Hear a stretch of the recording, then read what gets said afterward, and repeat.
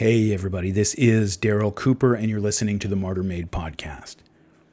You're about to hear the final episode of God's Socialist, the rise and fall of People's Temple, better known as the Jonestown suicide cult.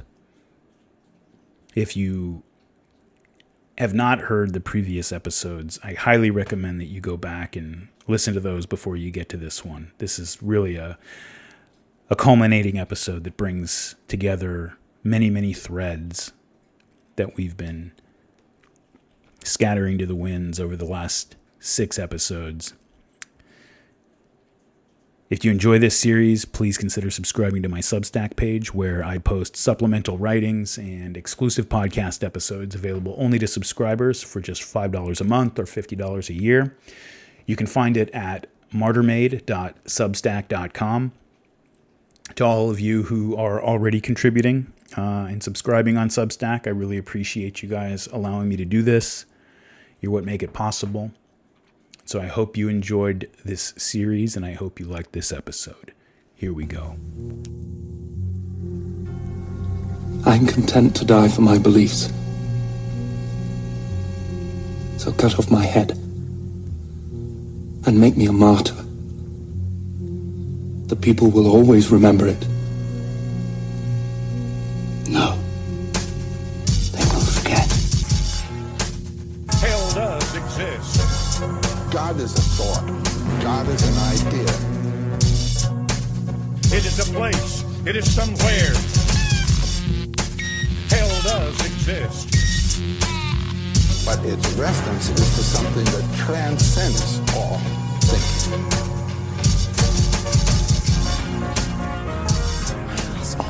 Why we must tear ourselves apart for this small question of religion.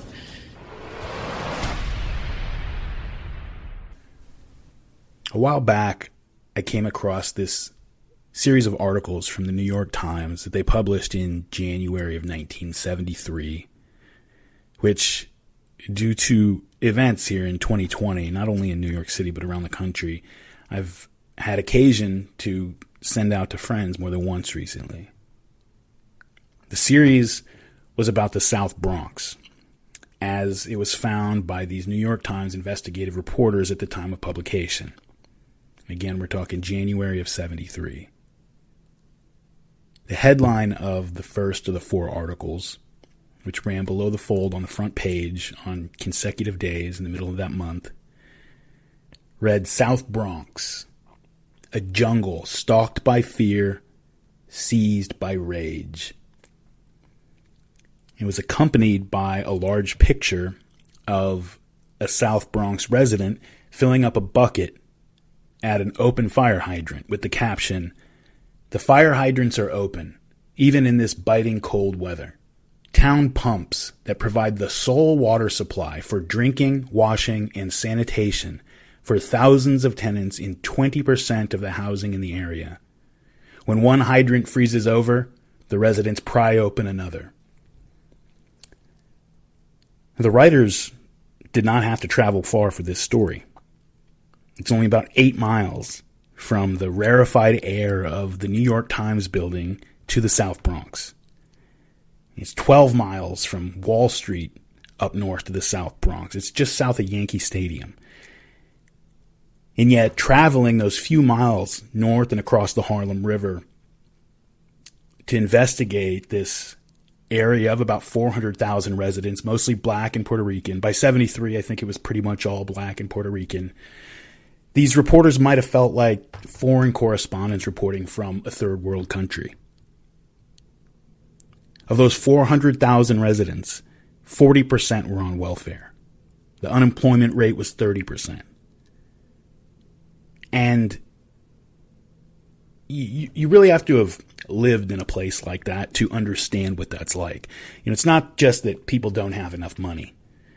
Things change in a community when 1 out of every 3 able-bodied working-age people have nothing to do and no income coming in. Especially in a slum like the South Bronx, where no one was expecting that to be a temporary situation. As the caption accompanying that picture in the Times mentioned, 20% of all residences in this area of 400,000 people had no running water. You really have to take that in. Don't let a statistic like that kind of hit you and be shocking, but just slide past without thinking about what that means and putting it in context. 1 out of every 5 homes and apartments in an area containing 400,000 people had no running water. Not way up in the mountains somewhere where infrastructure just hadn't quite been built out. They all had running water a decade before these articles were written. We're talking about New York City, a dozen miles north of Wall Street, in a neighborhood that the bankers passed through on their way to a Yankees game. 50% of all residences had no heat at least half the time. And again, this is in New York City, and this article was written in January. It's so cold that the fire hydrants are freezing over. 50% of the homes have no heat. This is from the article. Quote, "The number of public health nurses who visit schools and homes has been cut in half in the last 5 years, and health programs have been curtailed or eliminated. Fewer policemen patrol the streets, and reductions correspond with a matching rise in violent crime. Fewer firemen respond to fires. When they do, they are sometimes ambushed and pelted with debris. Last fall, youth started a rubbish fire at East 163rd and Kelly Streets and blocked off traffic. It was an out-and-out ambush," Lieutenant Riley says. "They came out of the doors, the side streets, carrying chains and knives and throwing bricks. They broke the windshields on the engine and the truck. One fireman was hit in the face. Fewer welfare workers provide services, resulting in pre-dawn lines at welfare centers. Fewer housing inspectors enforce the housing code, although 60,000 of the 80,000 units are substandard, dilapidated, and in violation of the city code. Of the 20,000 decent housing units, virtually all are public housing." End quote. The ruination of the South Bronx, as I mentioned, was a pretty recent phenomenon at the time. Until the 1950s, it was a middle-class borough, mostly lived in by Jews and some Greeks and Italians and some other European Catholic ethnics. And just a dozen years prior, in 1961, the South Bronx was still 40% white, and the schools and infrastructure and public services were decent. It was a working class borough, had an edge to it, but it was a livable area for families. The Times article in 73 says that by then you couldn't find a white person among the 400,000 South Bronx residents. In 12 years, you went from almost half the population being white to all of them being gone virtually. They had fled as African Americans and Puerto Ricans had moved in. It was just a classic case of white flight. Property values crashed. Landlords couldn't find buyers. They couldn't find renters a lot of the time. And so many of them just opted to strip the piping and electrical wiring and anything else that could be salvaged for value from the buildings and either just abandon the properties or burn them down for the insurance money. And since no one was around to buy the ruined properties, they would just stay that way. By the end of the 1970s, this is so crazy, by the end of the 70s, more than 40% of all the buildings in the South Bronx had been burned. People remember there being a constant smoky haze over the borough throughout the decade because buildings were burning there every night for years. There's that famous apocryphal story from the 77 World Series where there was an aerial shot over Yankee Stadium that showed fires burning uncontrollably all around it while the series is going on. And the announcer, Howard Cosell, was supposed to have said, "There it is, ladies and gentlemen, the Bronx is burning." And apparently it is an apocryphal story. He didn't actually say that. But, it got picked up and people believed that he said it and it became a thing. The Bronx is burning. It became a thing for a reason. Corresponded to something that was going on. There was a single hospital servicing the entire borough. I guess the Bronx is the borough. South Bronx is just part of it. But still a single hospital, a broken down, notorious butcher shop. That was what the residents called it, a butcher shop that we'll discuss a little later, for 400,000 people. Rates of, you name it, infant mortality, venereal disease, tuberculosis, malnutrition. Not only the worst in the city, they're developing world levels. They're often 50 to 100% higher than the citywide rates and double, triple, quadruple the nationwide rates. Quote, an epidemic of viral meningitis occurred about 2 years ago in the South Bronx. Some 500 residents were hospitalized and 5,000 others were treated at home. Residents were convinced it was traceable to the stagnant water of backed up sewers. It is not the only source of concern to residents. And they get down to the building and street level. Quote, packs of wild dogs pick through the rubble and roam the streets attacking residents. As protection, mailmen, health workers, and deliverers carry dog repellent. The residents, who have long been afraid to go out at night, are now afraid to go out during the day into streets menaced by 20,000 drug addicts and 9,500 gang members. There are 3,000 to 5,000 abandoned buildings in the South Bronx, many of which are claimed as headquarters by neighborhood gangs. A 37-year-old drug pusher is fatally struck by 6 bullets that shape a cross on his body. A bus is invaded and its driver held at gunpoint while passengers are relieved of wallets, watches, and other valuables, Wild West style. A runaway girl is crippled after being beaten with belts and chains.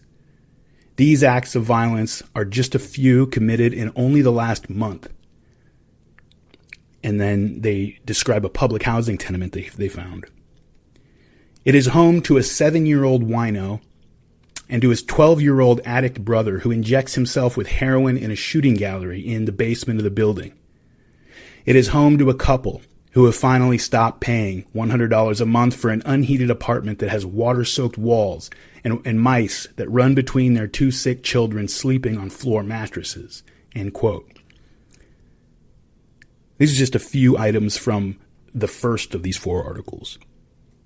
And, you know, the statistics and anecdotes dug up by these Times reporters who did a good job, while shocking, they're just examples meant to be representative of phenomena that stood out to the reporters or that came to mind when they quizzed the South Bronx residents.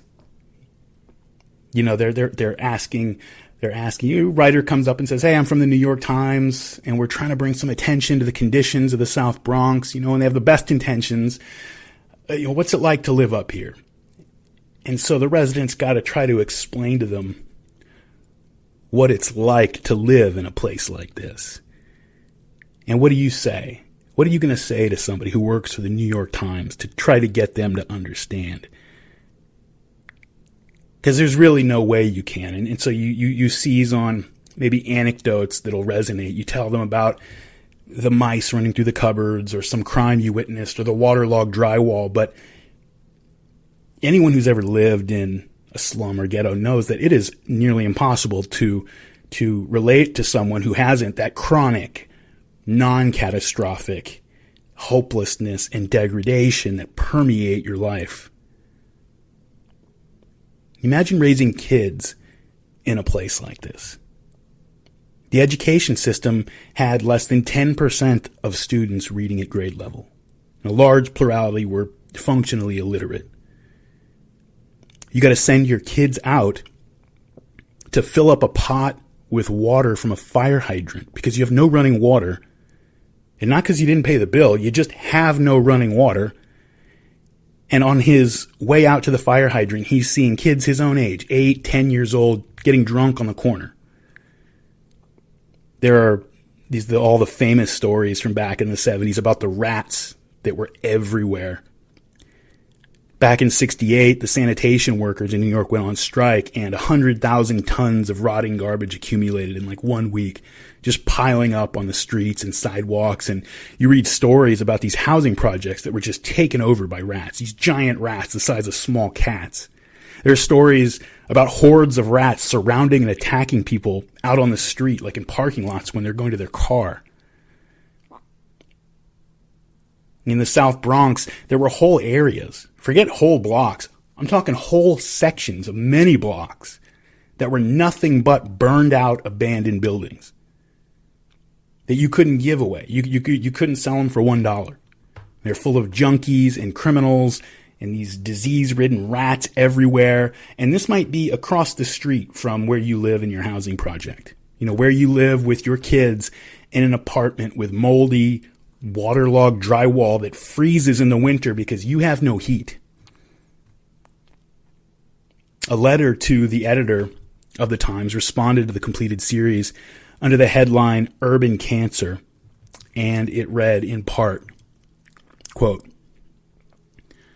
"Many people will regard the Times series on the South Bronx as a horror story to be quickly put out of their minds, if they don't happen to live in the South Bronx or anywhere near it. But this social cancer is spreading. Unless checked, it can destroy not just the rest of the Bronx, but the city itself. Some social therapists would get rid of the afflicted area by radical surgery. Knock it down, plow it up, leave it there. A wasteland, a modern Carthage, its people dispersed. Where? Who is to receive the 400,000 people of the South Bronx? The people of Queens? Of Westchester County? Of Newark? Should the dwellers of this slum be shifted to another? Will the suburbs open their hearts, pocketbooks, and zoning laws? Not very likely." End quote. And now the South Bronx was a particularly nasty example of urban decay, but by the early 1970s, it was not unique in American cities. And while the Time series did a good job describing the situation and pointing out some of the obstacles to improvement, it didn't really offer much in the way of explanation for how things had gotten so bad so quickly. Because it is the speed of the collapse that is really what's so shocking. It's the kind of collapse you might expect to see if your country had been ravaged by war, but no enemy had sacked the South Bronx. If you went back less than a decade from the publication of the Time series, go back 8 years and change, from January 73 to when Lyndon Johnson beat Barry Goldwater in November 64 of the presidential election that year, and listen to the way that people were talking about the future. You know, the certainty of their optimism. If you had gone back and told them that this was going to be the state of affairs in American cities less than 10 years later, I mean, they would have thought you were out of your mind. It just would have seemed completely impossible. This passage from Rick Perlstein's book, Nixonland, describes very well how people envision the immediate future just a short time before this, when Lyndon Johnson became president in the middle 1960s. Quote, "Lyndon Johnson spent the first year of his accidental presidency passing, with breathtaking aplomb, a liberal legislative agenda that had only known existence as wish during John F. Kennedy's lifetime. His Economic Opportunity Act of 1964, the War on Poverty, passed nearly 2-1. The beloved old general Dwight D. Eisenhower came out of retirement to campaign against the Kennedy-Johnson tax cut, but Lyndon Johnson passed that too. And then there was the issue of civil rights. Let this session of Congress be known as the session that did more for civil rights than the last 100 sessions combined," Johnson intoned on his first State of the Union address. It was just 5 weeks after John F. Kennedy's assassination, 7 months after Kennedy, alarmed by a wave of civil rights uprisings sparked in Birmingham, Alabama, had introduced the most sweeping civil rights bill since Reconstruction. It had been bogged down by Congress's recalcitrant conservative coalition of Northern Republicans and Southern Democrats. Even Martin Luther King's heroic hundreds of thousands of pilgrims marching on Washington couldn't unstick it. But President Johnson unstuck it. By June of 1964, the first session of the 88th Congress had indeed done more than the last 100 sessions combined. Segregation in the United States in public accommodations was now illegal. "Our Constitution, the foundation of our republic, forbids it. The principles of our freedom forbid it. Morality forbids it. And the law I sign tonight forbids it," Johnson said at a ceremony carried live on all 3 networks. What the ceremony marked was not merely a law, but a liberal apotheosis, an apparent liberal national consensus. Johnson's approval rating, even among Republicans, was 74%. Pundits and public opinion experts proclaimed him an exact match for the spirit of the age. So even did conservative businessmen. Speaking before the U.S. Chamber of Commerce, the president was interrupted for applause some 60 times. They had reason to cheer. So dynamic had the American economic engine become that it was fashionable to presume that prosperity could fix any social problem. I'm sick of all these people who talk about the things we can't do, Lyndon Johnson told an aide in one of his patented exhortations. Hell, we're the richest country in the world, the most powerful. We can do it all. The Great Society was the name Johnson gave his ambition. It rests on abundance and liberty for all, he said in a May 22nd speech. A society of success without squalor, beauty without barrenness, works of genius without the wretchedness of poverty. The rhetoric was incredible. Still more incredible, it seemed reasonable. Lyndon Johnson successfully framed his reformist agenda as something that was not ideological at all, conservative even. Simply a pragmatic response to pressing national problems, swept forward on ineluctable tides of material progress. I doubt there have ever been so many people seeing things alike on Decision Day, Lyndon Johnson said of his victory on November 5th. These are the most hopeful times since Christ was born in Bethlehem, he said while lighting the White House Christmas tree. And in his January 4th, 1965 State of the Union address, he said, "We have achieved a unity of interest among our people that is unmatched in the history of freedom." He continued, "I propose that we begin a massive attack on crippling and killing diseases. I propose that we launch a national effort to make the American city a better and more stimulating place to live. I propose that we increase the beauty of America and end the poisoning of our rivers and the air that we breathe.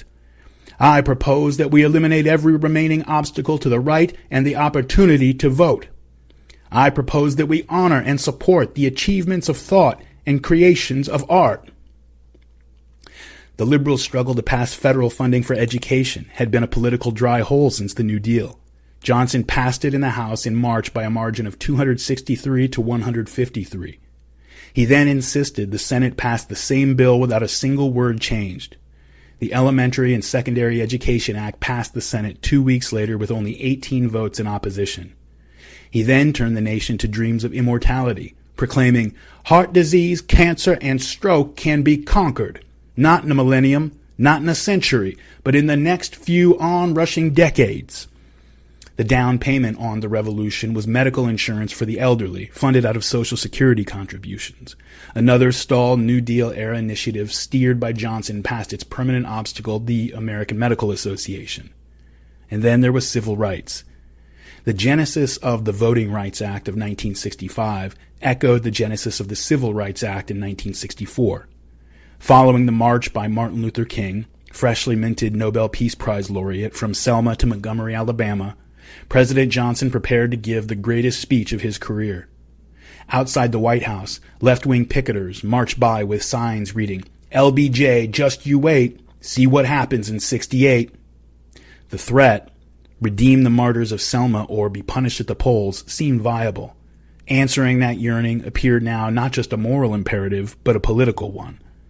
Yet no one was prepared for the moral force of the speech Lyndon Johnson gave to Congress and the nation on March 15th. He wrote it himself and delivered it over the objections of temporizing aides. "It is wrong, deadly wrong, to deny any of your fellow Americans the right to vote in this country.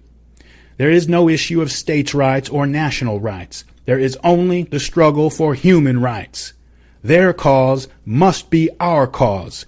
Because it is not just Negroes, really it is all of us who must overcome the crippling legacy of bigotry and injustice." Then, stunningly, he raised his arms in the air and invoked the slogan of a movement that was not too long ago perceived as the preeminent irritant to America's national unity. "And we shall overcome." There followed the silence of a reaction too stunned for mere applause. Martin Luther King cried. Senators cried. The next Selma procession on March 21st was celebratory. Thousands of singing marchers, ranks of glamorous celebrities in the floor, marching all the way through to Montgomery. That night, one of the marchers, a Detroit mother of five named Viola Liuzzo, while humming "We Shall Overcome" in her car, was shot to death by the Ku Klux Klan because she was sitting next to a black man. The martyr only seemed to intensify the nation's moral resolve. Should we defeat every enemy, should we double our wealth and conquer the stars and still be unequal to this issue, Lyndon Johnson had proclaimed, then we will have failed as a people and as a nation. He signed the Voting Rights Act of 1965 on August 6th under the Capitol Dome. He intoned about the slaves who came in darkness and they came in chains. Today we strike away the last major shackle of those fierce and ancient bonds. People cried. The Negro's cause was America's cause. Who could argue with that? End quote. Well, this story, the story of this podcast series, has told part of the narrative of how the rest of the decade went. Just 5 nights after Johnson signed the Voting Rights Act in 1965, following a DUI stop of a black man in Los Angeles that got physical, the LA neighborhood of Watts exploded into the worst urban violence since the draft riots of the Civil War.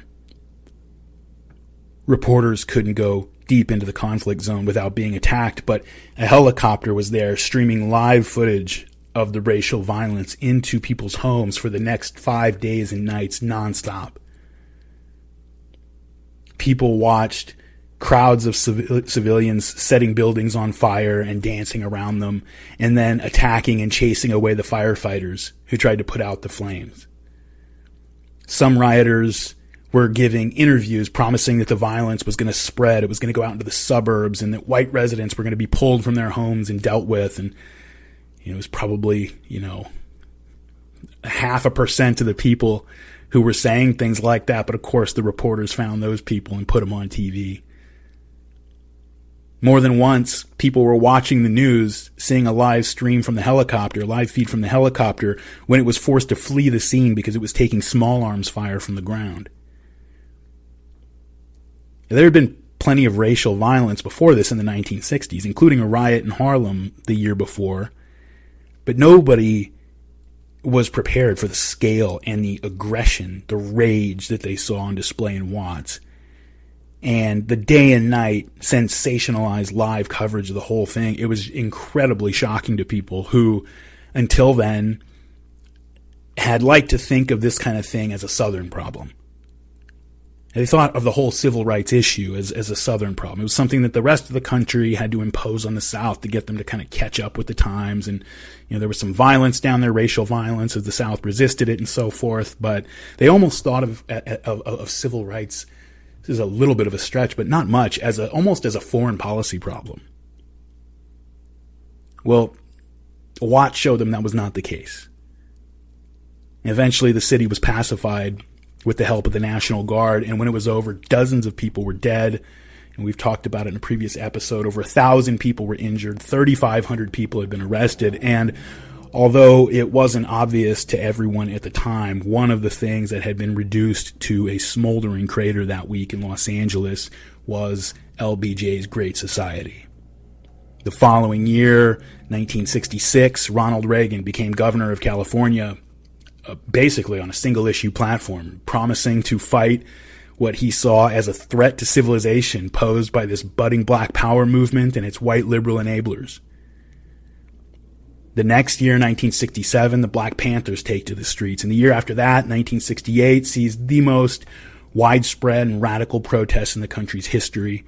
Martin Luther King is assassinated, and cities across America just burn. By 1968, and again, just compare this to the passage I was just reading, the attitude and the rhetoric of the passage I was reading. That was in 64 and 65. By 68, Lyndon Johnson is so boxed in by law and order Republicans and the radical insurgents in his own Democratic Party that just 4 years after that historic victory, one of the biggest landslides in American history, he withdrew from the race rather than seek re-election and have to defend, his record. His withdrawal from the presidential race in 68 brought about an unexpected primary election for the incumbent party, the Democrats, to see who was going to face Richard Nixon in the general election. And all the energy on the liberal left was with the youth movement in 68. And after Bobby Kennedy was assassinated in June, just after winning the California primary, that energy consolidated behind Eugene McCarthy, who was a senator, not a radical by any stretch of the imagination, but he was anti-war. He was against the war in Vietnam, at least. His opponent, the opponent that emerged for him, Hubert Humphrey, he was seen accurately as representing the same positions that had forced LBJ from the race in the first place, especially on the Vietnam War.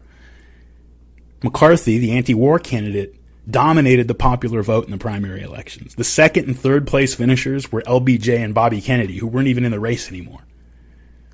But the party bosses used something called the favorite son strategy, where they arranged for several state politicians to put themselves on the ballot in their home states, win their home primaries, and then use their delegates to support Humphrey. None of these guys were actually even running for president. They were only on the ballot in their home states where they were very popular and could count on the local support. And they pulled this off in a bunch of major states like Ohio, California, Florida, and the Democratic Party establishment was able to drag Humphrey to the nomination despite the fact he didn't win a single primary. He only got 2% of the total primary votes, compared to McCarthy's almost 40%. The DNC convention in Chicago that year, it was in Chicago that year, and the young people showed up to protest, and some of them were rowdy, some of them were more than rowdy, and Chicago's Mayor Daley let his dogs off the leash, and the whole thing turned into a massive riot. And Richard Nixon, the ultimate law and order Republican, was elected president, promising to bring the hammer down on these people who were causing all this chaos. That's how rapidly things had changed. And the way that the Democratic primary and convention went down, it totally discredited the liberal establishment of the Democratic Party among the party's left wing. If the moderating voices who were urging these radicals to work within the system and, trust the process, if they had any influence before, they lost it after the 1968 election. I mean, you got to remember, this is the height of the Vietnam War. Guys are being drafted in droves and sent over there. If you pick up the papers, it does not seem to be going well. People are getting killed and wounded in huge numbers. And the war is so unpopular that the incumbent president decides to step down rather than defend it and run for re-election. And so in the primary, there's a legitimate anti-war candidate. So the people get behind him and he cleans up. He dominates the primaries. But the party establishment says, nope, sorry, we're going with a guy who's going to keep drafting you, keep sending you to Vietnam. Doesn't matter that he didn't win a single primary. Doesn't matter that only 2% of you voted for him. Too bad. So sad. And by the way, don't dodge the draft or we will throw you in prison. And when you protest at the party convention, we're going to turn the cops loose to straight up attack and savagely beat you in the streets. Now you can understand where the radicals were coming from when they concluded, I see now that we are playing a totally different game. I don't know what this game is called, but it's not democracy. And so people who are telling me that I have to keep playing by the rules of democracy, those people are just gaslighting me, because that's not what this is anymore. It's very easy to understand why 1968 radicalized both the anti-war movement and the movement for black civil rights. The assassination of Martin Luther King in the spring of that year, and then the way the Democratic primary went down, and remember that included the assassination of Bobby Kennedy. After those two events, the people in the anti-war and civil rights movements, especially the young people, said, look, okay, we tried to do it your way. Martin Luther King was the ultimate version of trying to do it your way. He spoke out against black power. He insisted that people stick to nonviolence and trust the process, and they shot him. College students who were supporting Eugene McCarthy, they were shaving their beards and cutting off their long hair. They called it the Clean for Gene campaign. And so they were really trying to do it the right way. They really were trying. And the response they got was violence. 2 months after the election, the Panther 21 were arrested in New York for plotting a mass assassination of NYPD officers. A few months after that, the Weathermen took over SDS. Those calling for reform, they just no longer had any ground to stand on against people calling for rebellion. What could you say to a black power militant when you call for nonviolence and working within the democratic process and he says, oh, you mean like Dr. King did, right? What do you say to a radical at an anti-war rally when you both agree, because everybody did, that the primary election was straight up stolen so that the people wouldn't even be allowed to vote in 1968 on whether or not they wanted to stay in Vietnam. And that was not an abstract issue. I mean, this was an issue of like, you got a good chance of being pulled off the street and sent over to this war.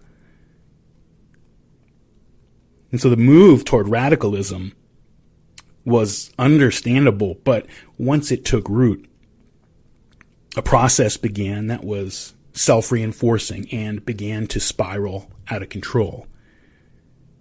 Because again, no one knew how to stand up to the radicals anymore. Is the most radical person today wouldn't be the most radical person tomorrow. Today's extreme view became tomorrow's consensus, and the next day another person would appear to take things to the next level, and nobody knew how. Nobody had the logical or moral language to say, okay, that's a little too far, maybe we should slow it down. The framework just didn't exist to put the brakes on it. And that's the thing about rebellion. Once a rebellion is initiated, it can take on a life of its own. And this is why so often revolutions end up turning into something that its original idealists never imagined or intended. The French Revolution, Russian Revolution, all the way up to the protest movements of the 60s. You see it time and again, whenever movements move on from making specific demands to a rejection of the system as a whole. In the American context of the 1960s, of course, the situation was complicated even more by race and the way class was intertwined with race, and the white and black sections of the protest movement began to interact in ways and feed into each other's worst impulses in ways that eventually became very destructive for both movements, for both groups, although more for the blacks than for the whites. Because in the African American side of the movement, you had an identifiable group of people with a shared history of oppression that had, that oppression had manifested into a degraded present condition, and whatever accessories their movement later acquired when people started reading Mao and incorporating other elements, the movement was always basically political. The goal was a rebalancing of the racial power structure in America and an improvement in the material conditions for these people. In other words, politics. Politics is about power, how it's distributed and used by people and on people in a society. The white protest movement was always coming from a somewhat different place. The base of that movement was white university students. In other words, people who were already part of America's ruling caste, taken in a broad sense. The root of their protest was not political, but cultural. They were rebelling very often against what they saw as the stifling conformity of the post-war society that their parents had built. And over time, they began to valorize rebellion against the system in whatever form they found it. Over the course of the 1960s, the white protest movement grew to fetishize black people as born revolutionaries. It was a tendency that you can identify at least as early as Sartre's preface to the 61 edition of Frantz Fanon's book, The Wretched of the Earth. Fanon was a black man. Frantz Fanon was a black man, a descendant of slaves, born in a French Caribbean colony. And so this book, The Wretched of the Earth, is written by a colonized person to other colonized people and provides a call and a rough blueprint of a strategy for the colonized to find their own voice and begin to create their own world. And part of that blueprint involved the legitimization of violence by the colonized against the colonizers. But if you only read Sartre's preface, you'd be forgiven for thinking that violence was all the book was about, rather than just the only thing about the book that really excited white radicals at the time. As the protest movements developed and coalesced, getting into the 1960s, the books that were being passed around and devoured by the white radicals were not sober calls for recognition of black dignity. They weren't passing around copies of Dr. King's letters from jail. They were reading books by violent men like Eldridge Cleaver, monsters like George Jackson. When Leonard Bernstein threw his radical chic party, he wanted Black Panthers at his penthouse, not a black preacher. Many of the white radicals very often, this is something that people like Malcolm would complain about a lot. The white radicals would very often tend to indulge in many of the same racial stereotypes that the white racists did. Seeing blacks as wild, untamable creatures who are prone to outbursts of violence and possessed of uncontrollable sexual impulses, except they fetishized these stereotypes. They thought that they represented the blacks' lack of repression and his closeness to nature, rather than fearing or hating these projections, like which is what the white racists did. But they indulge many of the same ideas. Many black writers, from Malcolm to Cleaver to James Baldwin, spoke on this tendency of many whites to project their own repressed desire to act out onto black people and encourage the black other to break boundaries that they themselves would never break for fear of the consequences, so that they could live out the transgression vicariously. There's a famous 1963 article in Commentary magazine, a neoconservative magazine, by a neoconservative writer Norman Podhoretz, who described this tendency, but from the opposite, from a reactionary perspective.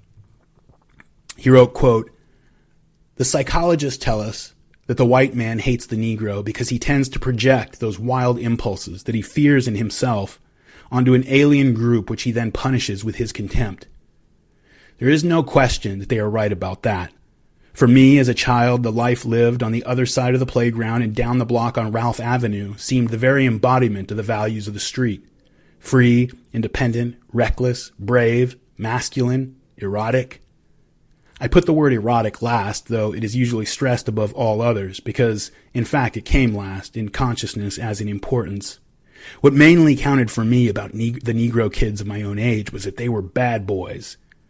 There were plenty of bad boys among the whites. This was, after all, a neighborhood with a long tradition of crime as a career path open to aspiring talents.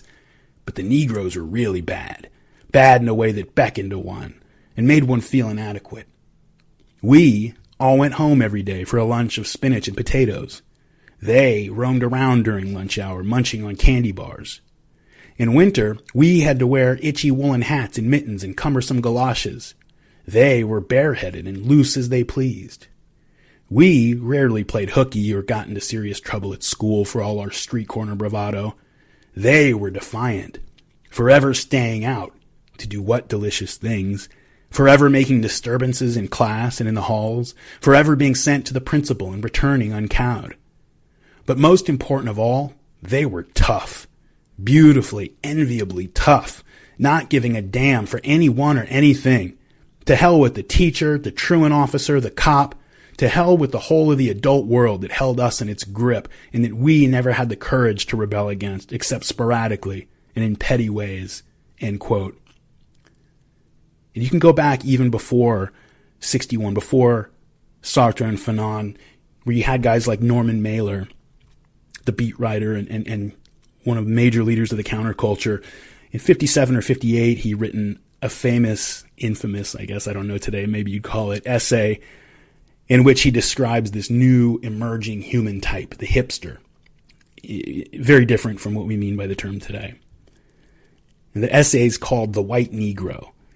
And it holds up every black stereotype and caricature that you can imagine as an imitative ideal for a liberated white person, which he compares in the essay favorably with the psychopathic personality. And for definition of a psychopathic personality, he draws on a book called Rebel Without a Cause by an author named Robert Linder. Quote, "The psychopath is a rebel without a cause, an agitator without a slogan, a revolutionary without a program.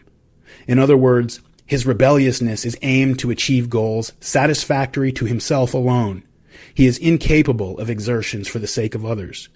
All his efforts, hidden under no matter what disguise, represent investments designed to satisfy his immediate wishes and desires. The psychopath, like the child, cannot delay the pleasures of gratification, and this trait is one of his underlying universal characteristics. He cannot wait upon erotic gratification, which convention demands should be preceded by the chase before the kill. He must rape.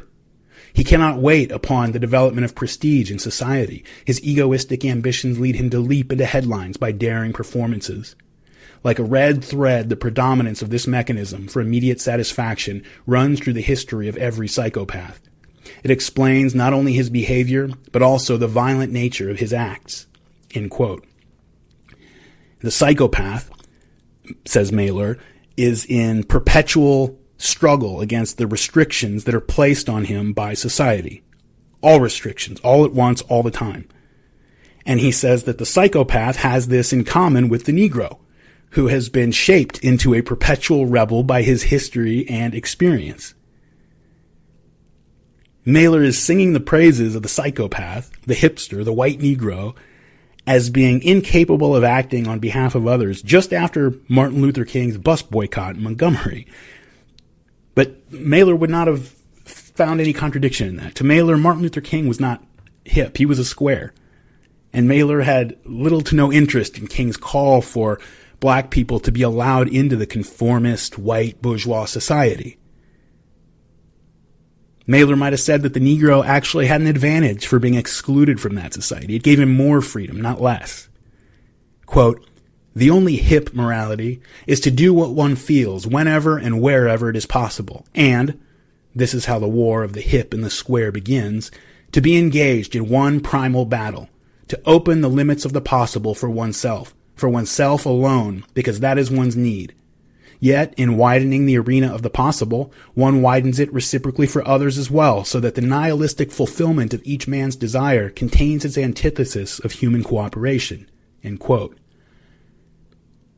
If you're asking yourself what this has to do with the black experience in America or the conditions of life for people with kids living in the ghetto, the answer is that except maybe in some very oblique, abstract sense, basically nothing. If you're not so familiar with the era, Sartre and Mailer, these aren't just random names I'm pulling out of a hat. These are two of the most influential radical intellectuals of the age. Sartre, arguably the most influential, certainly in Europe. Mailer wrote or said somewhere in 1959 that the sour truth is that I am imprisoned with a perception that will settle for nothing less than making a revolution in the consciousness of our time. And that's fine, okay, but this is not a man who is primarily concerned with civil rights or the material improvement of the lives of black people.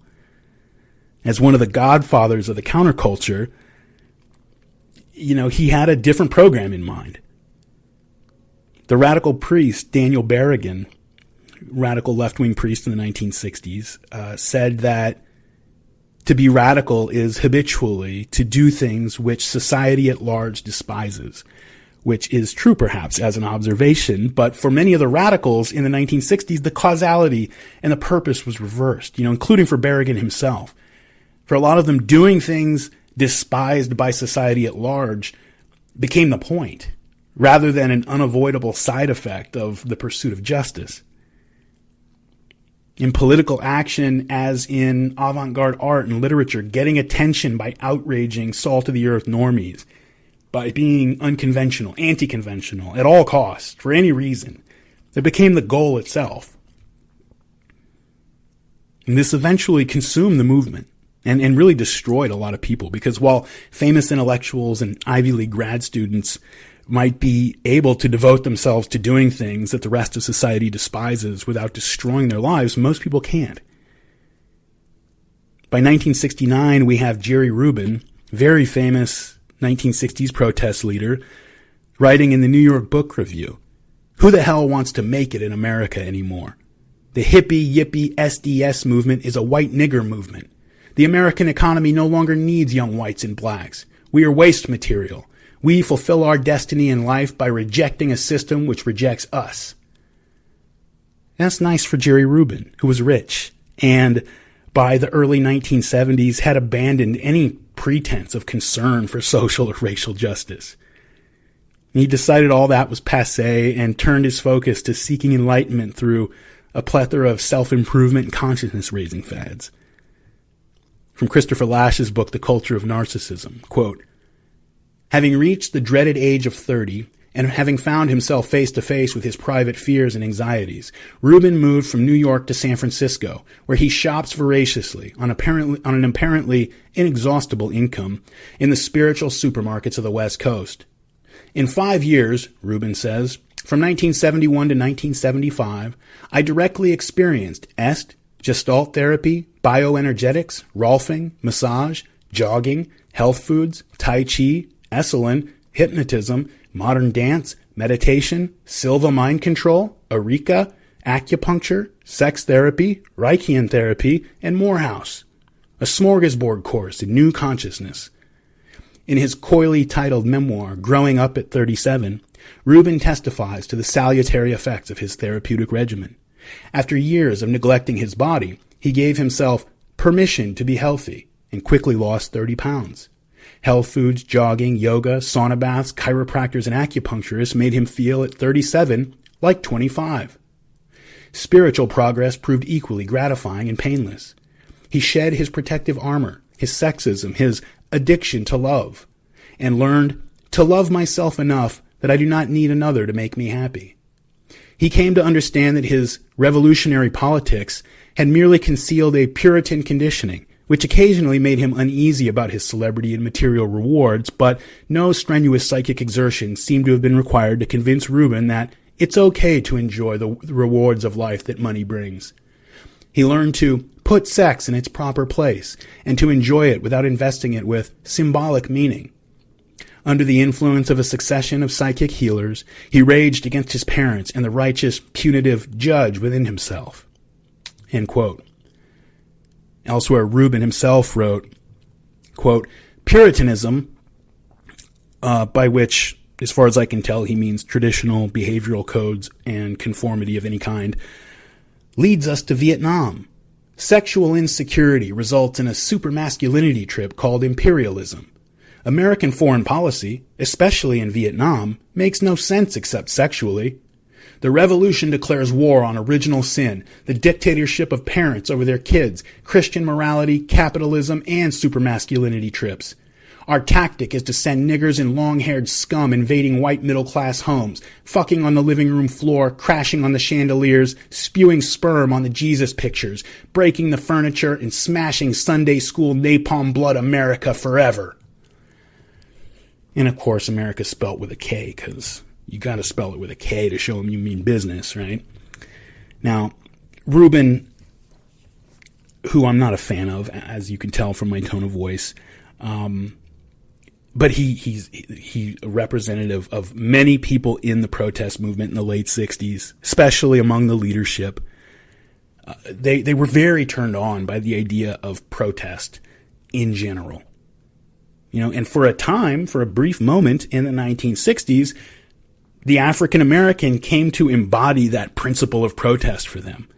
And, you know, to many of these people, to many of these people, that's really all that they were. You know, a black person wasn't really serving the function that had been assigned to them unless they were playing this role.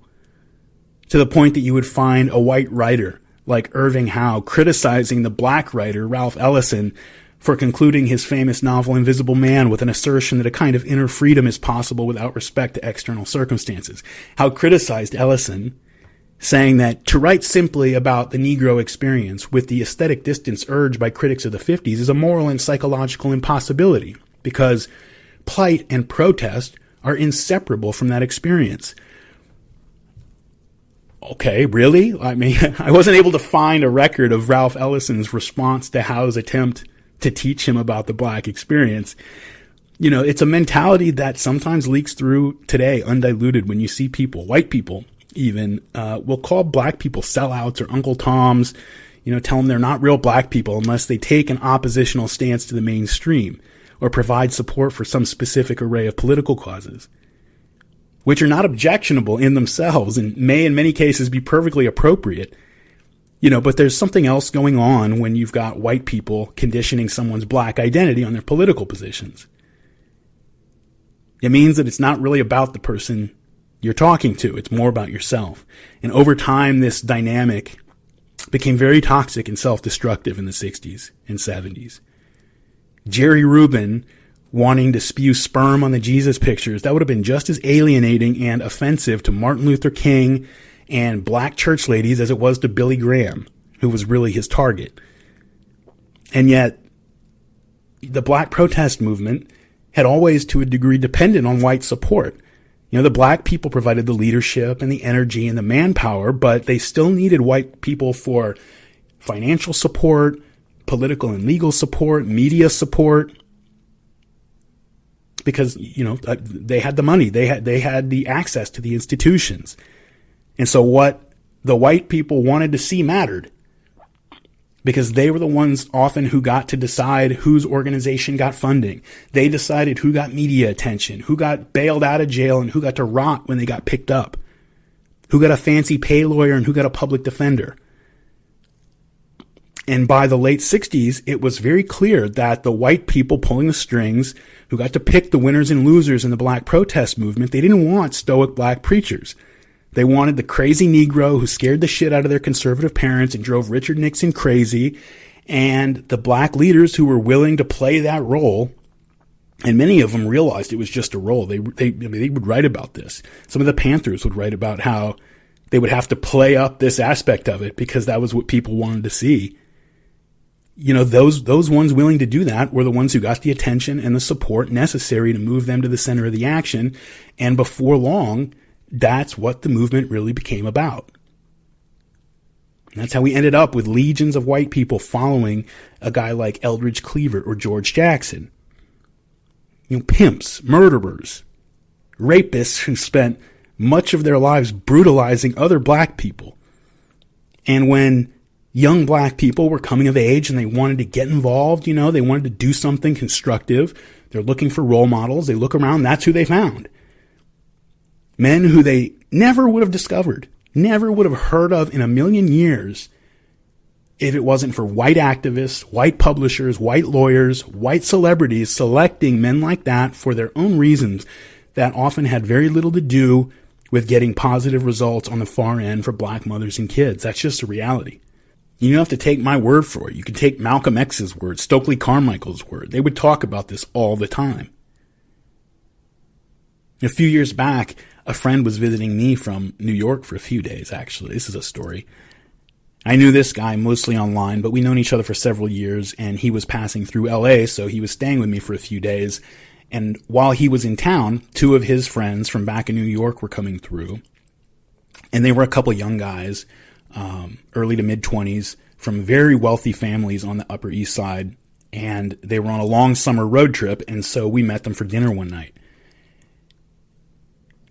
This is such a vivid memory for me. This was in summer of 2014. And so we're out to dinner and we're talking about politics, and I'm mostly just listening because these guys are all very politically active. Like, they did a lot of work on local campaigns back in New York, very into the nitty gritty, and I don't have any experience with that. So I'm just enjoying listening to them talk inside baseball.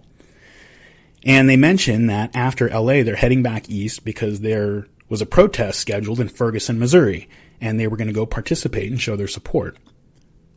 And this was after the Michael Brown shooting. And so after dinner, we're at their car, and one of them opens up the trunk to show us how prepared they are for this protest.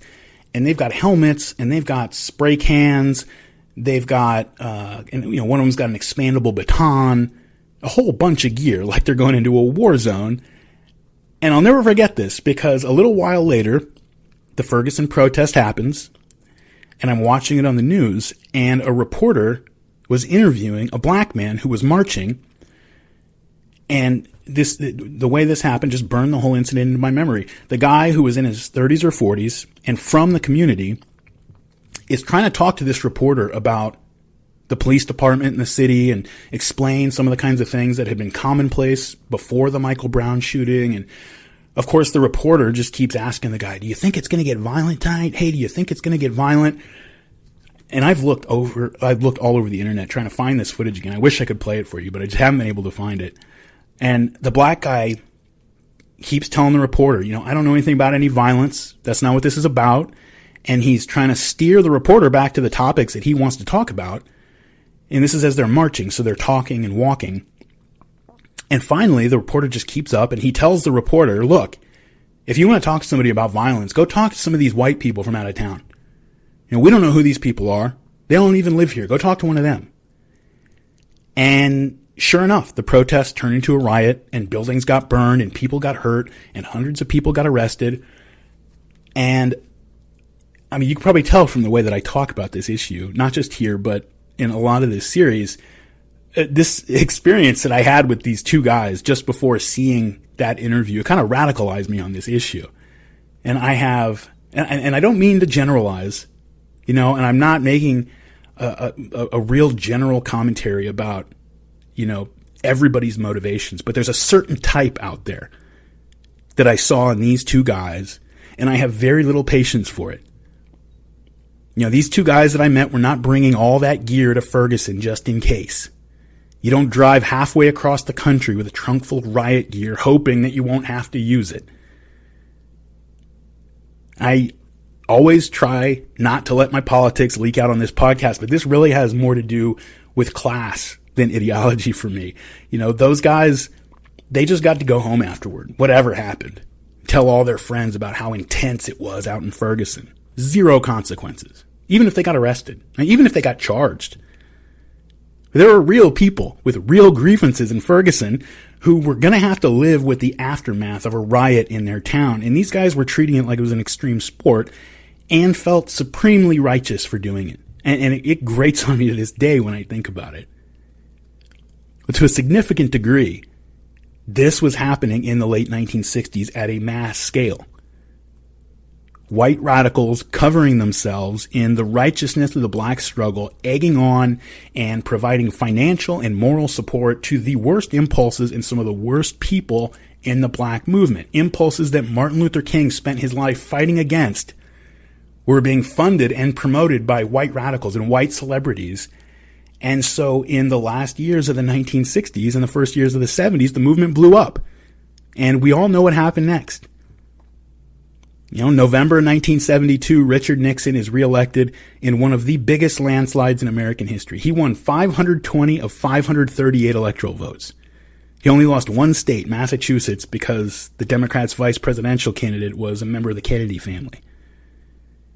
And you go back and read accounts of the campaign, like Hunter S. Thompson's Fear and Loathing and the 72 campaign trail.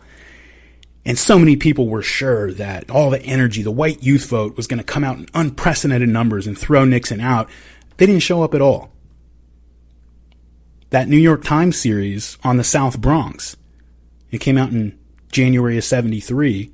And so it was being worked on while people went to the polls that November of 72. And people read it. It was a good story. But when it dropped, it landed with a thud. People were over it. By 1973, the movement was over. The people who had spent their late 60s college years protesting, they woke up in a fog and decided it was time to get their lives together, and they followed Jerry Rubin off into the smorgasbord of Enlightenment fads that swept the country in the 1970s. I mean, they just blew up. The white people did that anyway. You can go look at video after video of these S seminars and radical confrontation groups and yoga classes, and you almost never see a black face. They're still in the ghetto, which now is burned up from all the riots. The white people had moved on to the next thing after civil rights protests had stopped giving them the emotional and psychological rewards that they needed from it. They rationalized it, They said, you can't fix the world until you fix yourself. And yeah, okay, true enough. Or actually, it's not the world that's broken at all. It's our own perspective that makes it seem broken.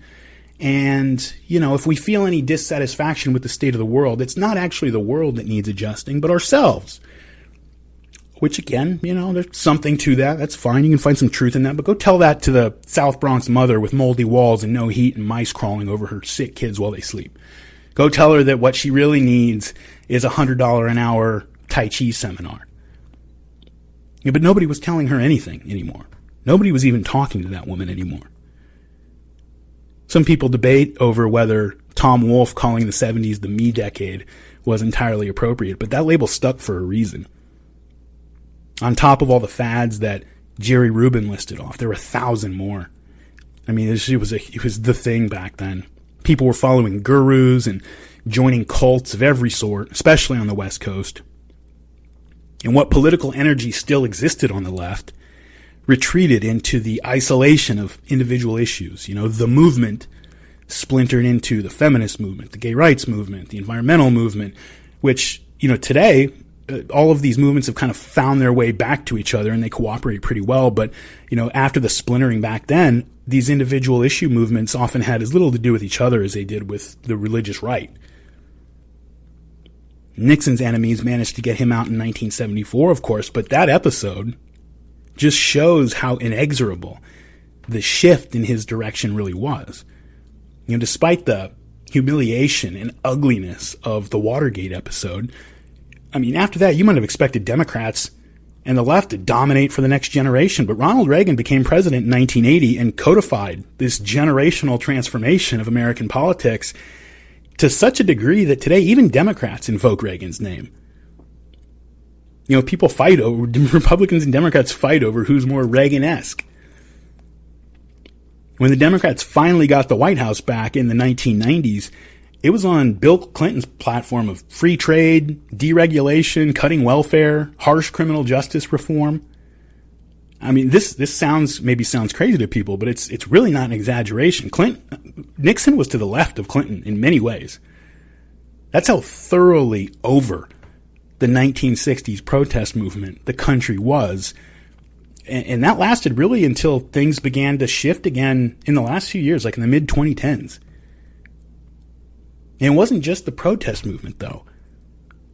The Reagan-Thatcher revolution of the 80s, it really marked the end of a whole way of approaching political and social questions that had begun with the early 20th century progressive movements tried to professionalize the government and came into its own during the Depression and Second World War, when the government took on roles and responsibilities that, that were of a scale and purpose nobody really envisioned before, and then reached its brief apotheosis when that World War II generation took the reins in the 1960s, the Great Society.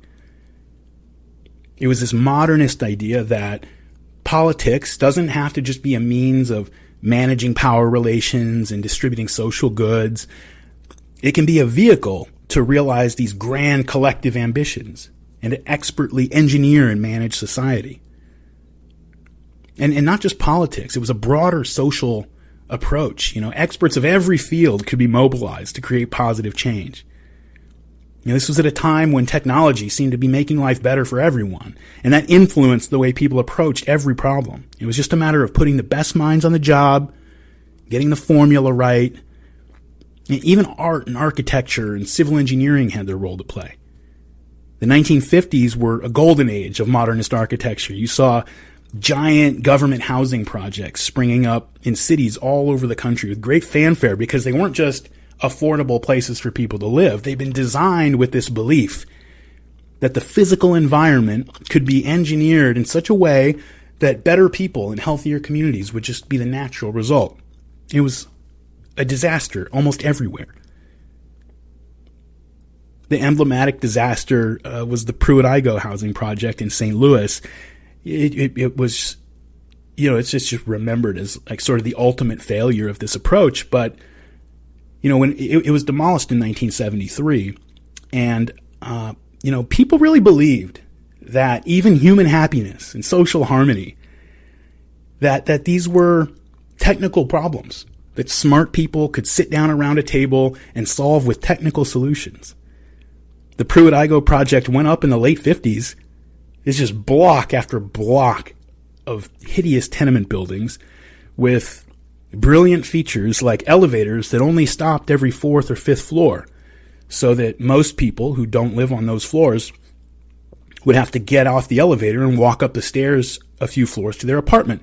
And this would make people physically healthier, but it would also encourage, those daily spontaneous meetings and interactions, neighbors bumping into each other, and that would build social bonds and knit the community together. I might have come up with that idea back then. It sounds great. It always sounds great.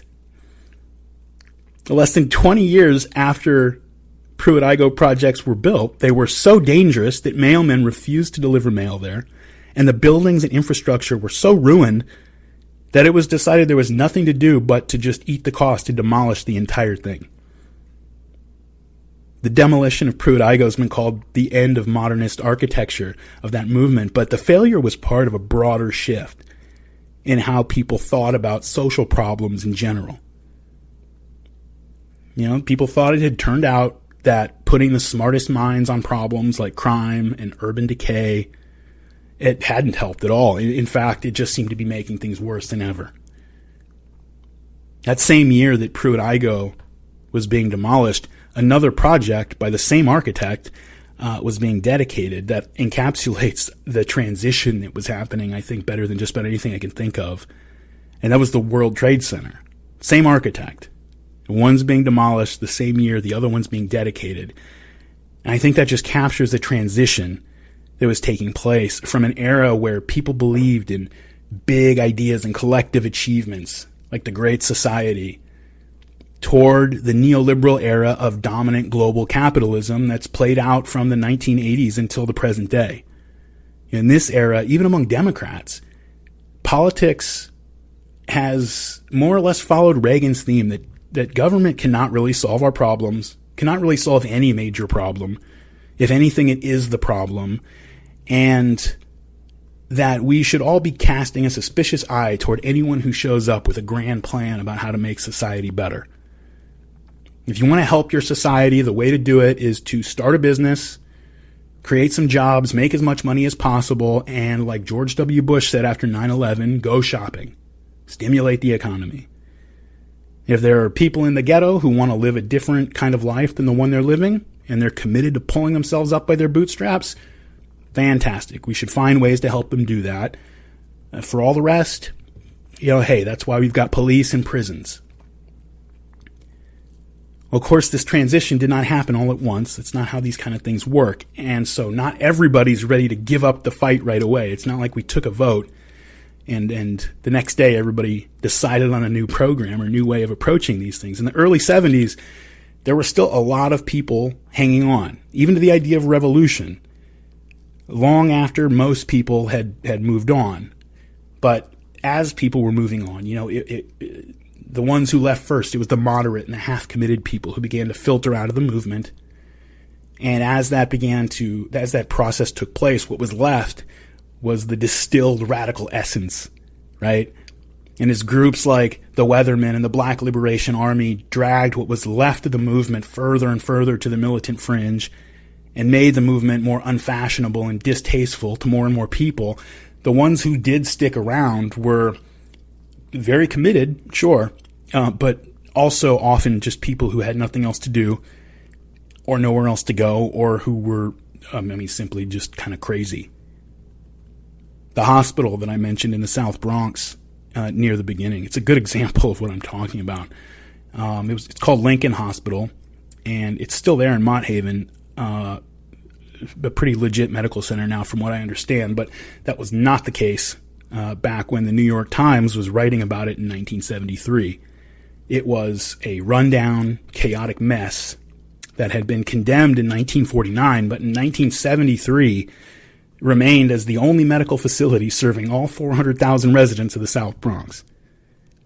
And people would wait all day hoping to be seen. Sometimes they wouldn't.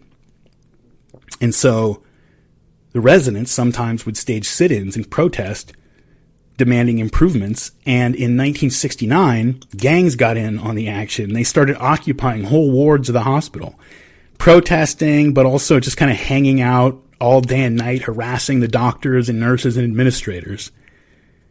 And one morning in July 1970, dozens of members of the Young Lords invaded Lincoln Hospital and barricaded themselves in the old nursing building and raised the Puerto Rican flag above the roof. The Young Lords were like this isn't exactly right, but they're like a Puerto Rican Black Panthers, kind of. And they presented a list of demands to the administration. House calls in the community had come to a halt because doctors would get harassed or attacked whenever they went out into the neighborhoods. The Young Lords wanted those resumed. Okay, cool. They wanted a daycare center to be established for the community and a 24-hour grievance table that would be manned by members of the community. But they also wanted the hospital administration purged and replaced with people from the community and from the hospital staff who were approved by the Young Lords. And so the Young Lords held the nursing building, but they start moving out into the rest of the hospital, and they're dominating the corridors of Lincoln Hospital, harassing and intimidating the staff, especially the Korean and Filipino American doctors and nurses that they wanted replaced by Puerto Rican doctors and nurses. And so the staff, they were staging walkouts in protest. Many of them resigned. And so, the manning became worse than it was before.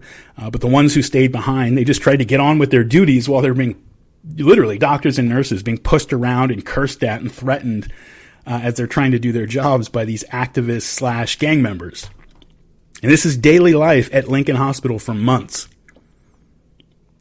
And so in November, the Young Lords barged in with a few dozen drug addicts, and they took over an upper floor auditorium, and they demanded that the administration give them, the Young Lords, the space and the resources to open up their own drug treatment center in the hospital. The hospital already had a methadone clinic, but it was small and nowhere near what was needed to serve the needs of the South Bronx. Several more hospitals would have been needed for that. But the administration didn't know what to do. And so they felt like they had no choice but to give in to the Young Lords' demands. So they let them keep the auditorium. They gave that to them to set up their clinic. They gave them some office space in the hospital, and they diverted $1 million in state and city funding to the project, which became known as Lincoln Detox. It's from the author Brian Burrow. Quote, "From the beginning, it was like no other clinic in New York. Run by radicals who established a socialist collective to administer it, Lincoln Detox drew many of its volunteers and paid staff from the ranks of New York's militant leftists. They adorned its walls with photos of Che Guevara, Malcolm X, and, in time, Joanne Chesimard. She's better known as Assata Shakur. Its volunteers included Michael Setoweo Tabor and Afeni Shakur of the Panther 21, Brian Flanagan from the Weather Underground, as well as Bernadine Dorn's sister, Jennifer, who fell for a Young Lords leader, Mickey Melendez, with whom she had 3 children. Practically overnight, Lincoln Detox became a kind of clubhouse for New York's radical elite. When the Black Liberation Army needed medical supplies in 1971, the radicals at Lincoln turned them over by the truckload. But it was the treatment Lincoln Detox offered that was truly radical, in every sense of the word. It was an article of faith among many militants that the plague of drugs was a scheme concocted by a white government to oppress blacks. This theory had been popularized by Malcolm X, who preached that drug addiction could be cured by freeing blacks of the self-hatred indoctrinated by whites. At Lincoln, this meant augmenting methadone with a regimen of political education classes that included Marxist literature and lectures, all paid for with city funding. Every addict was given an 86-page pamphlet called The Opium Trail, Heroin and Imperialism, which claimed, among other eye-opening assertions, that a commitment to armed revolution could cure heroin addiction better than methadone alone. By providing an alternative explanation and another focus for anger, its authors wrote, as well as collective support and some sense of direction, the movement can be the best form of therapy. Lincoln administrators, many of whom appeared intimidated by detox staffers, tolerated most of it, only occasionally attempting to rein in the radicals, as when one acting director, new to the job, switched off the power when a group of 150 staffers and junkies commandeered the chapel to screen a documentary about a Mozambican revolutionary group. When the detox crowd refused to leave, police and security guards were called, leading to the predictable melee. 23 people were arrested. An interesting side story having to do with Lincoln Detox. One of the people who came to volunteer was a young black radical named Gerald Williams, who would later become a Muslim and change his name to Mutulu Shakur. In the past, he had been part of a hardcore black nationalist group with designs on carving out several southern U.S. states as a black homeland. They even elected a provisional black government to run the new country. And it fell apart for the usual reasons, infighting, pressure from law enforcement. And eventually, Shakur makes his way up to the Bronx and Lincoln Detox. He starts out as a volunteer, but he's very dedicated, very hardworking, and soon has a full-time paying gig as a drug counselor. In 1974, he hooks up with a doctor who had introduced acupuncture to the clinic as a drug treatment, and Mutulu Shakur takes it up with religious dedication. And then a little bit later, he's put in charge of the acupuncture program when the doctor who introduced it to Lincoln Detox and tutored him was found dead in a hospital closet with a heroin needle in his arm.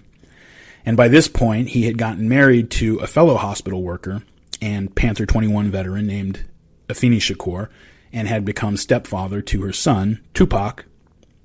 Perhaps you've heard of him. Mutulu Shakur was ever only in charge of acupuncture, but he was very charismatic, very energetic, and somehow he managed to become so influential that people called him the deputy director of Lincoln Detox, and more often than not, they would go through him for any major decisions.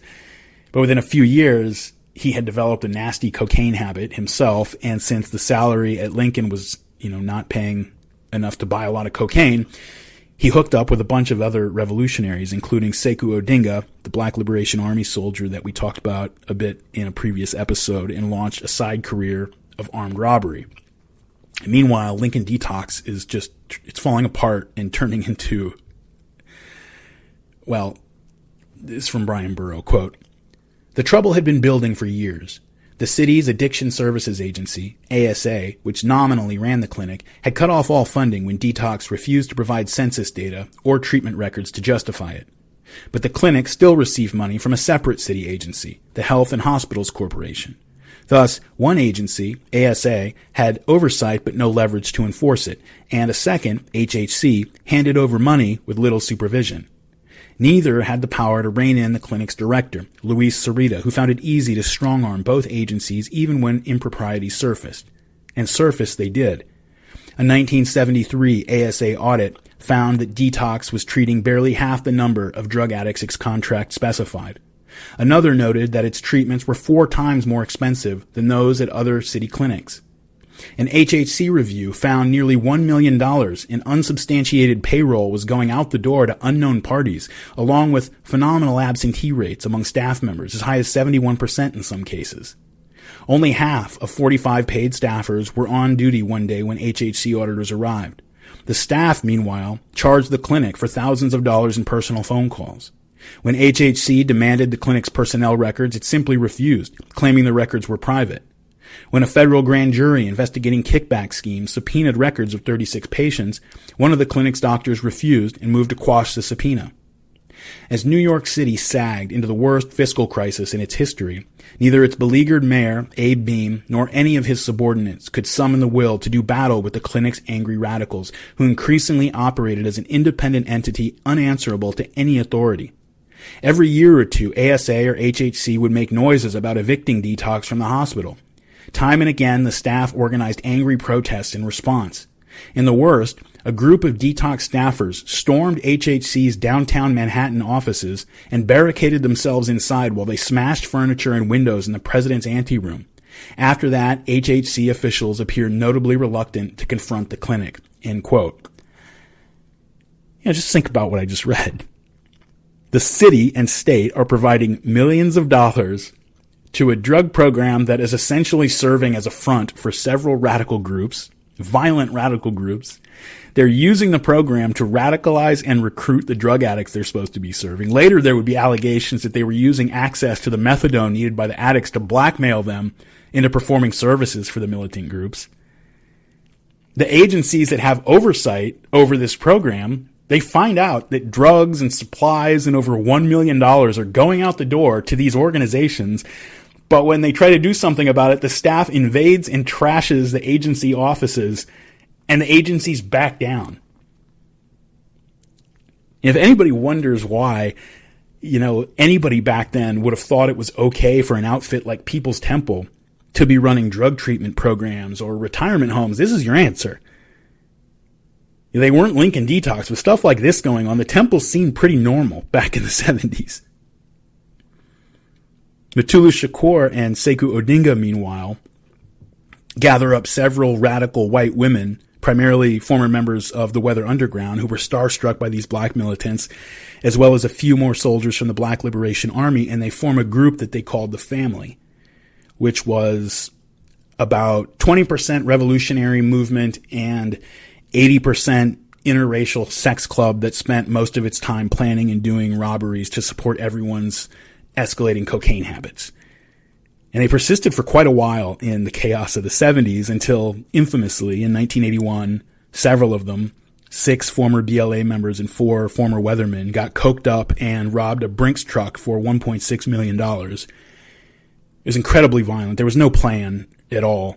They just sped up to the truck in broad daylight when it was open and the guards were outside, and without warning, just opened fire on the guys with shotguns and automatic weapons, killed 2 guards, severely wounded another, as they made their getaway in a U-Haul truck driven by Kathy Bowden, a former weatherwoman that we talked about in a previous episode. She was one of the 2 women who survived the Greenwich Village townhouse explosion.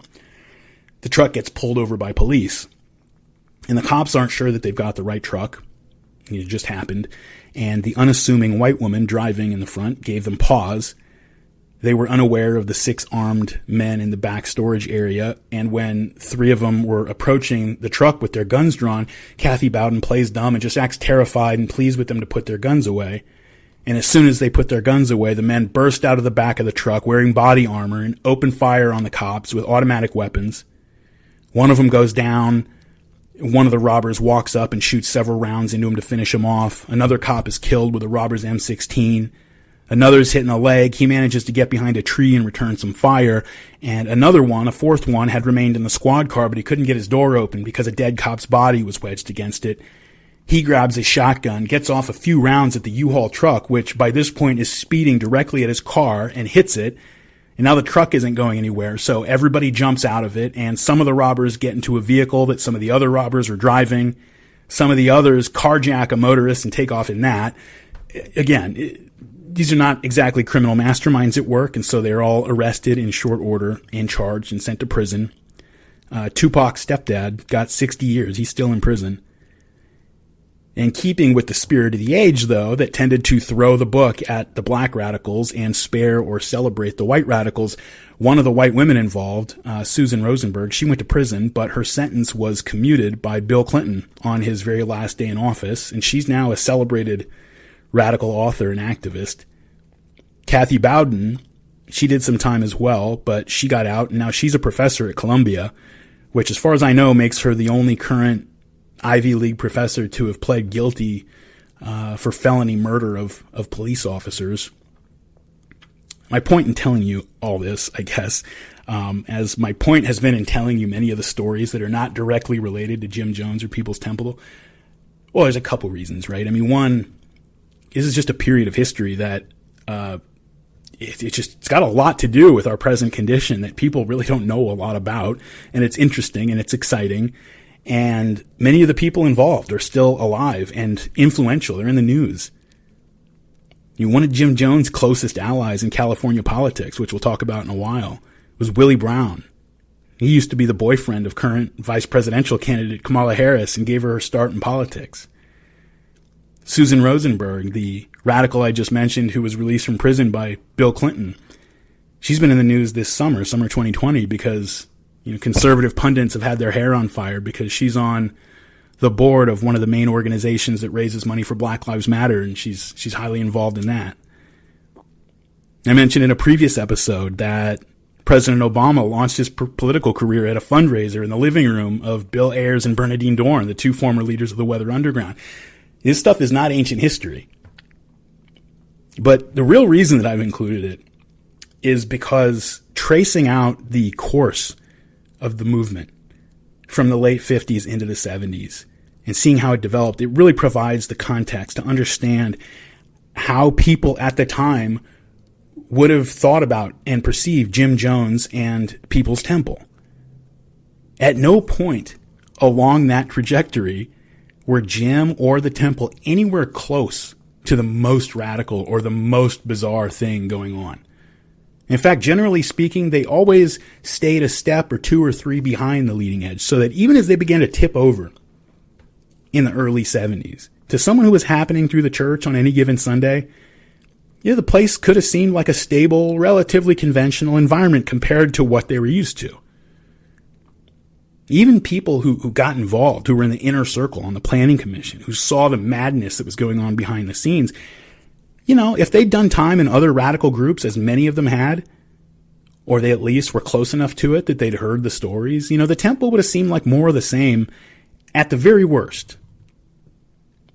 And it's also worth pointing out critical points in the Temple's timeline and comparing it to the overall timeline of the development of the movement. Jim Jones moved the Temple headquarters from rural Northern California into San Francisco permanently in 1972. That's pretty late in the game. Their focus had been there for a while, and they'd been building a presence in Los Angeles as well, but By 1972, the field had been cleared for Jim to move into those two cities and really try to make a claim for leadership. Remember, this is 4 years after the near revolution of 68. 3 years after the Panther 21 were arrested and Weather disbanded SDS. 2 years after Kent State. This is the year of Nixon's landslide victory, and people living in the ghettos were looking around and realizing that the movement was over and people had moved on with their lives. So that when Jim Jones rolled into their neighborhoods offering himself as a savior, he didn't have a lot of competition. People's Temple straddled the beginning and end points of the movement. As the author Shiva Naipaul observed, quote, Jim Jones built his movement on the debris of the 60s, on its frustrations, failures, and apostasies. When, with his small band of followers, he made his hijra from Indiana to California in 1965, the era was still getting into its stride. Its climactic moments lay ahead. People's Park was yet to be battled over and Berkeley placed under martial law. San Francisco's Summer of Love was still 2 years away. The Black Panthers did not exist. Angela Davis had not been charged with conspiracy and gun running. The feminist onslaught had not yet begun to make its impact. The Woodstock Festival was 4 years away. Vietnam was only starting to fester.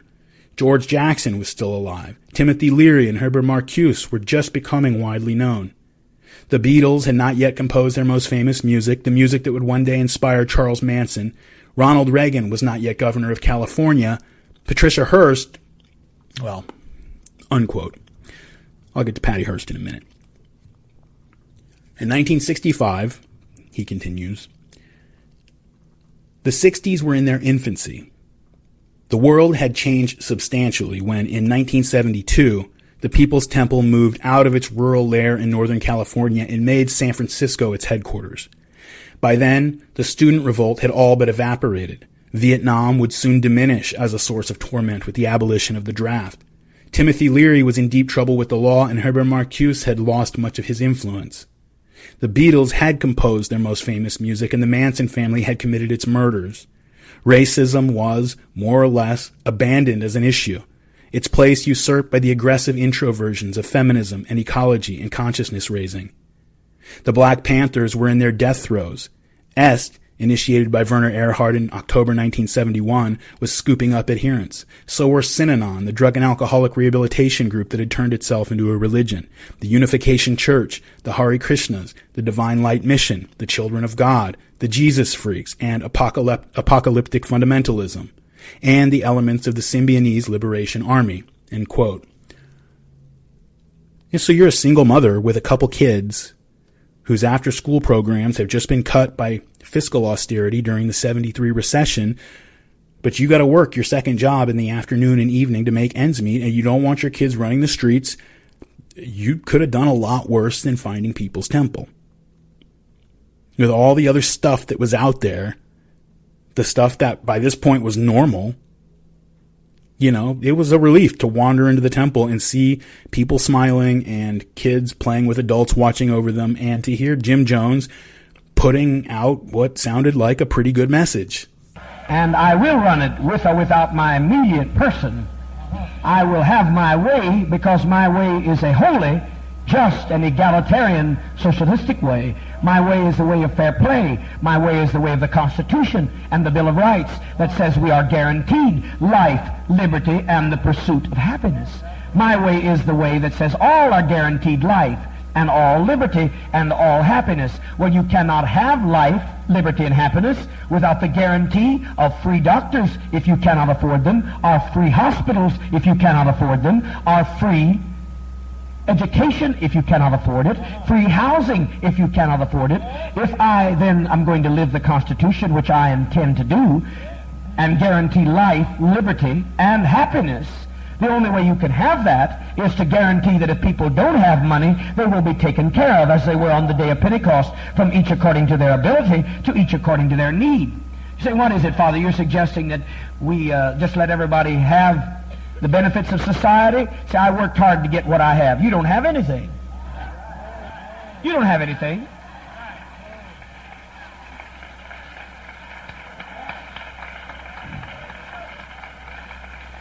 The man has you. Now, I intend to do something about that. And if I don't, I will shake creation. I will cause this country to be thrown in a disarray. I will turn this country upside down.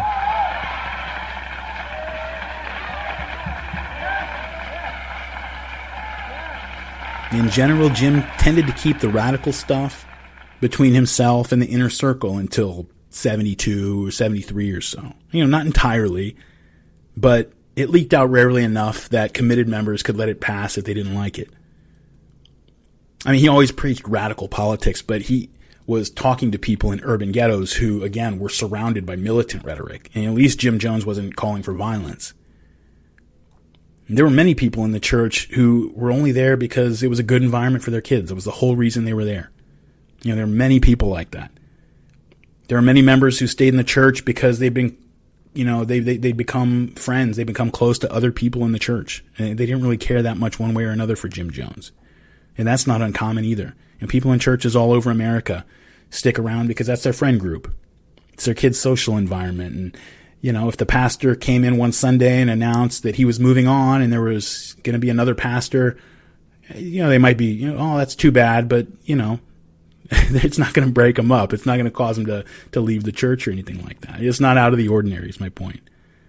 Of course, Jim Jones was a preacher out of the ordinary. Many people were uncommonly attached to him, but even among those people, they were attached to him very often for different reasons. And Jim would talk to his people on subjects that he knew appealed to only a slice of the congregation, either puzzled or turned off the rest. He always wanted to be all things to all people, so he would jump around, give this group over here a bit of what they needed, and then give this other group what they needed. For a little while, Scientology was catching on in the mid-'70s in the Bay Area in L.A., and he knew that some of his people had been looking into that. And so one day, Jim just appropriates basically the whole Scientology myth for his own use, as if he'd had some kind of revelation or something, even though a lot of the people listening to it thought he was either, nuts or just goofing around. Meantime, I'd like to ask... She was trying to make me God, I think, too publicly. Meantime, I'd like to ask this. Is there, like 60-fold and 30-fold? That's 30-fold, 60-fold, 60%, 30%, 100%. 100% love, 100% sensitivity. Yeah, that's me. And then everybody else falls in some line down there somewhere. Well, and that's what I'm trying to find out. Where? Well, you want me to pull out a percentage for you? No, not in that sense. I don't think so, or I wouldn't want to do so. No, I mean, not fair. to say that in this and It'd the be other. a class system. Your mind, the mind, we have, like, from what I understand, you have the mind of God, perfect mind of God. I have a perfect, loving mind. Well, loving mind. Loving mind. God is a word that I'd like to get away from because it's something that has been used so much by the church age and it represents a false concept. I'm 100% sensitive to get you to the only heaven there is, a planet out there. Now, there is nothing in this universe except, like, we have first grade, second grade, third grade, fourth grade, high school and college, PhDs. Well, on up in the other planets, there's higher planets. They cannot intrude here. Only I was the greatest on that planet. Only I could get down here. They can't do it. They can't make a contact or communicate to get into your body to help you. And they have no way, if they had it, they'd do it. They have no way to bring all their knowledge here. If you raise in a mental consciousness, you can raise out. You could go out and go on that plane. I could leave this body in 10 or 15 seconds. I could leave this body. Just a will, and I'd be gone. I have to fight it hard because the easiest thing... Now, you try very hard to stay awake because I'm noticing extremely closely all of you that are sleeping. You will get out of this earthbound state when you rise to the sensitivity of that next planet. You go on. How you got down here, I don't want to get into it. You thought you were on a good mission, I guess. And you came here, and I came here to get you. And it's too limited a thing, and it's too... It's a form of deviation. It can get us away from the fundamental of socialism. But it's a fact that I know that down deep intrinsically inside me. I had to come down here to get you. You start to see, as time goes on, more and more of this kind of thing mixing in with the political message. You know, Jim's message centering more on himself and his divinity. And sometimes he would qualify it, bring it back to the message that God was not a being in the sky, but a principle, and the spirit of love and brotherhood, of which Jim himself was merely a vehicle, and, you know, which was embodied politically by socialism. But as time wore on and his mind continued to slip and the drugs drove his megalomania higher and higher into the stratosphere, those qualifiers came with less frequency. You demand that they only speak of one God, God Jim. You let them speak of only one God, the Savior that's here talking to you. Don't let them talk about any other God. I will have no gods before me. For your salvation, for your own welfare, for you, it's because I love you. Don't let anyone else be before me, because I'm the one that will marshal our resources together. I will marshal our strength. It's me that will unite us if we have our whole attention undivided upon me. But if someone is here able to sow discord amongst the brethren, it will hinder our exodus through Babylon. It will hinder us and cause us to die in the wilderness. So don't let any traitor name any other God. I am God, and there is no other God before me. When you're talking like this, you know, you're going to attract all kinds, especially when you're drawing from a pool of potential members that included disproportionate numbers from society's margins. You know, people were coming in off the streets. They were coming in after getting out of prison. They came in through the temple's drug rehab programs. In the 1960s, California's psychiatric hospitals started emptying out and shutting down when it became illegal to commit people against their will or hold them indefinitely. And so tens of thousands of former mental patients spilled out from the hospitals into the streets, and the temple took in as many of them as it could get. And then you just had people who had come in as joiners, you know, people who were lost or who had spent the last several years strung out and flitting from one protest group or cult to another and had finally found some kind of stability in the temple. We're going to get interesting results when you take that cross-section of humanity and throw them into an environment that encourages extreme loyalty to a charismatic leader and steeps them in radical and increasingly paranoid political messaging. Think on that. I come down here every now and then, but I evolved. And I've got to bring you up to a vibratory level. I've got to bring your electronic field up. You can't go to where I've been from until I get you up. You came down here out of your own willfulness. Now I want to get you back up. Oh, there's little truths in that Bible. But you left another planet, another heaven. You left it. And I've got to raise your vibrations to be sensitive and loving and kind and sacrificial as I am, as socialistic as I am. Then when I get your vibrations up, you will leave the earthbound state. And unless you do overcome, you'll keep going back through matter.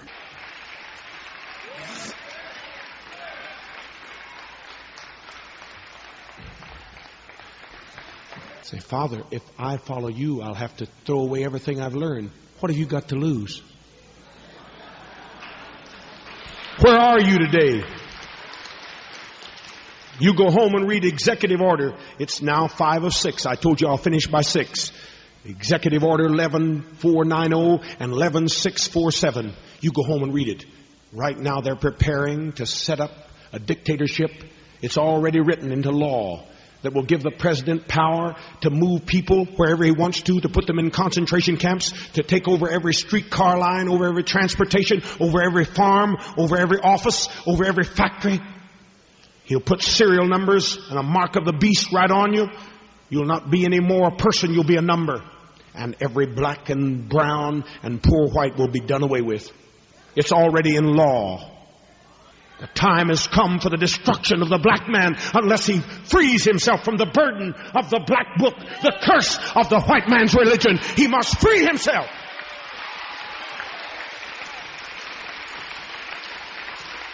Peace. What will you do? I've never lied to you. Your Bible is full of lies. Your sky God makes no sense. You say, we couldn't give up what we know. What we know has brought us to this place. People telling us to think about heaven, the furniture of heaven and the temperature of hell. That's why we're so careless today, so godless, so heartless.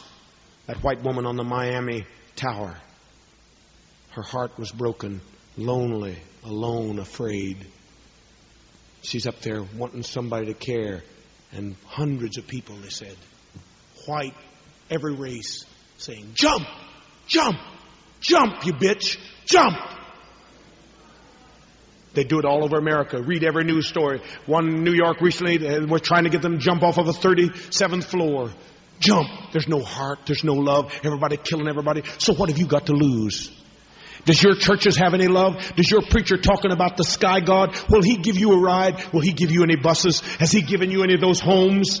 Has he given you help? Does he go into the court and the jails and set you free? Does his sky Jesus do you any good? No! I'm the only one that'll help you. I'm the only one that cares about you. I'm the only one that loves you.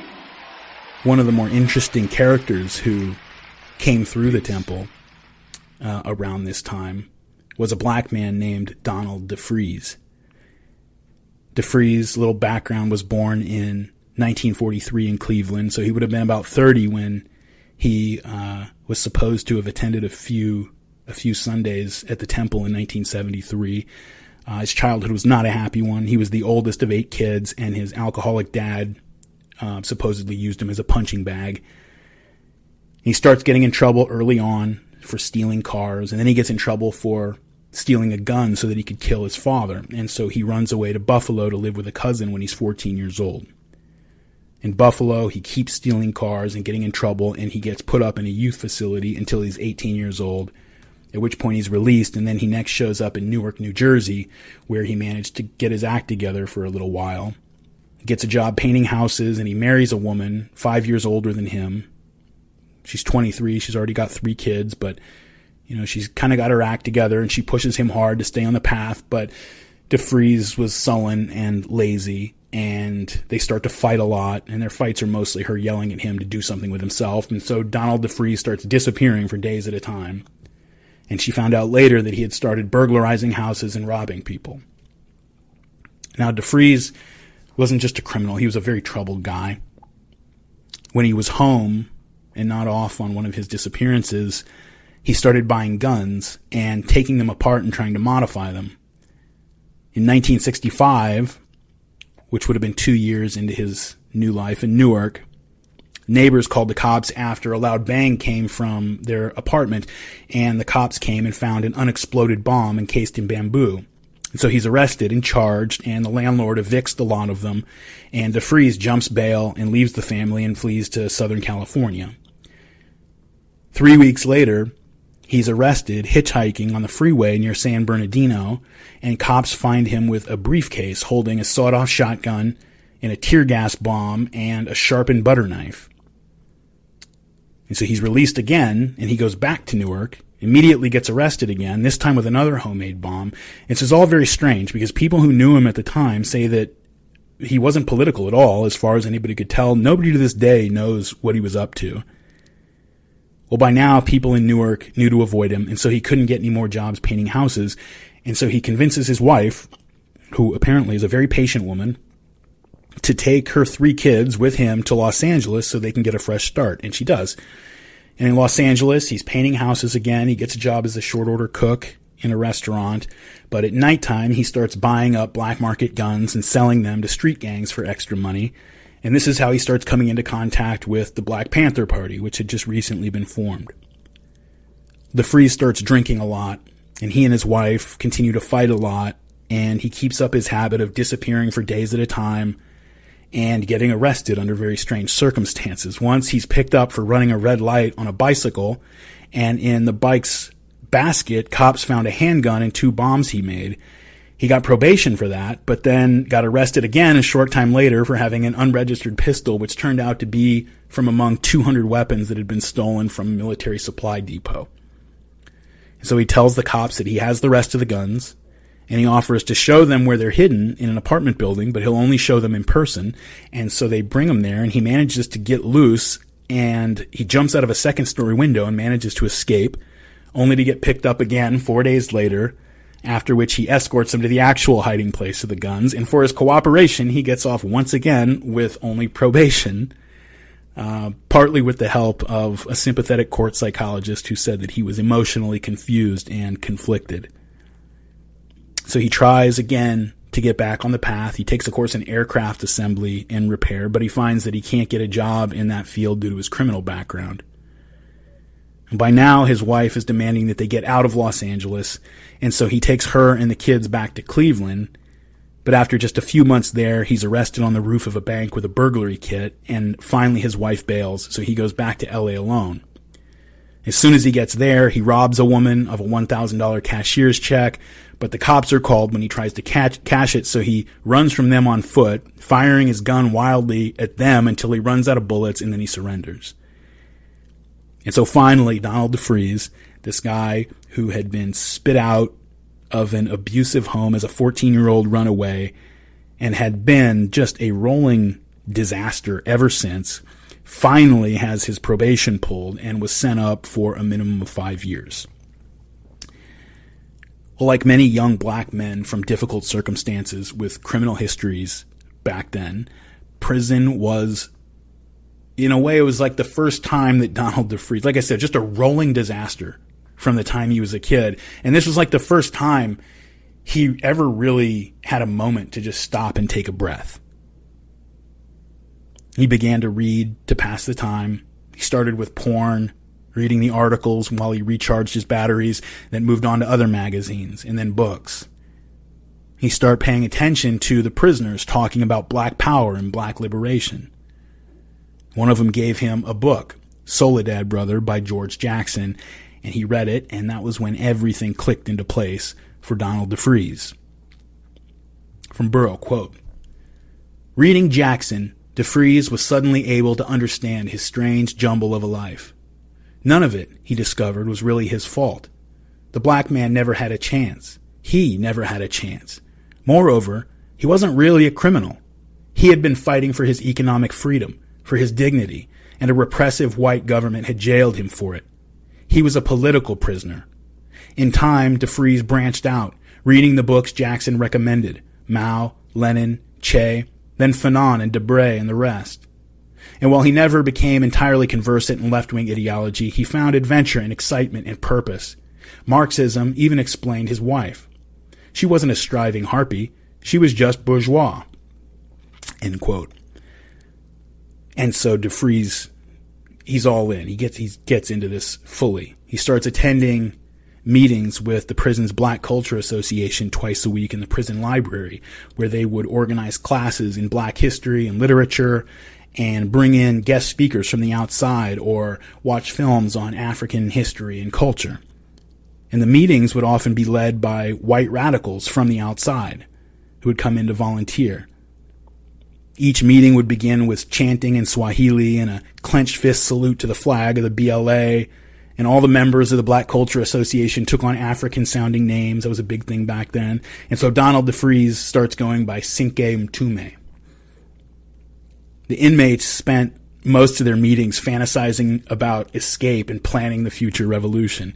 One of the radical white tutors who were coming in to lead some of the meetings remembered how, quote, "There were inmates at Vacaville who had mapped out the revolution from beginning to end, leaving out nothing in between.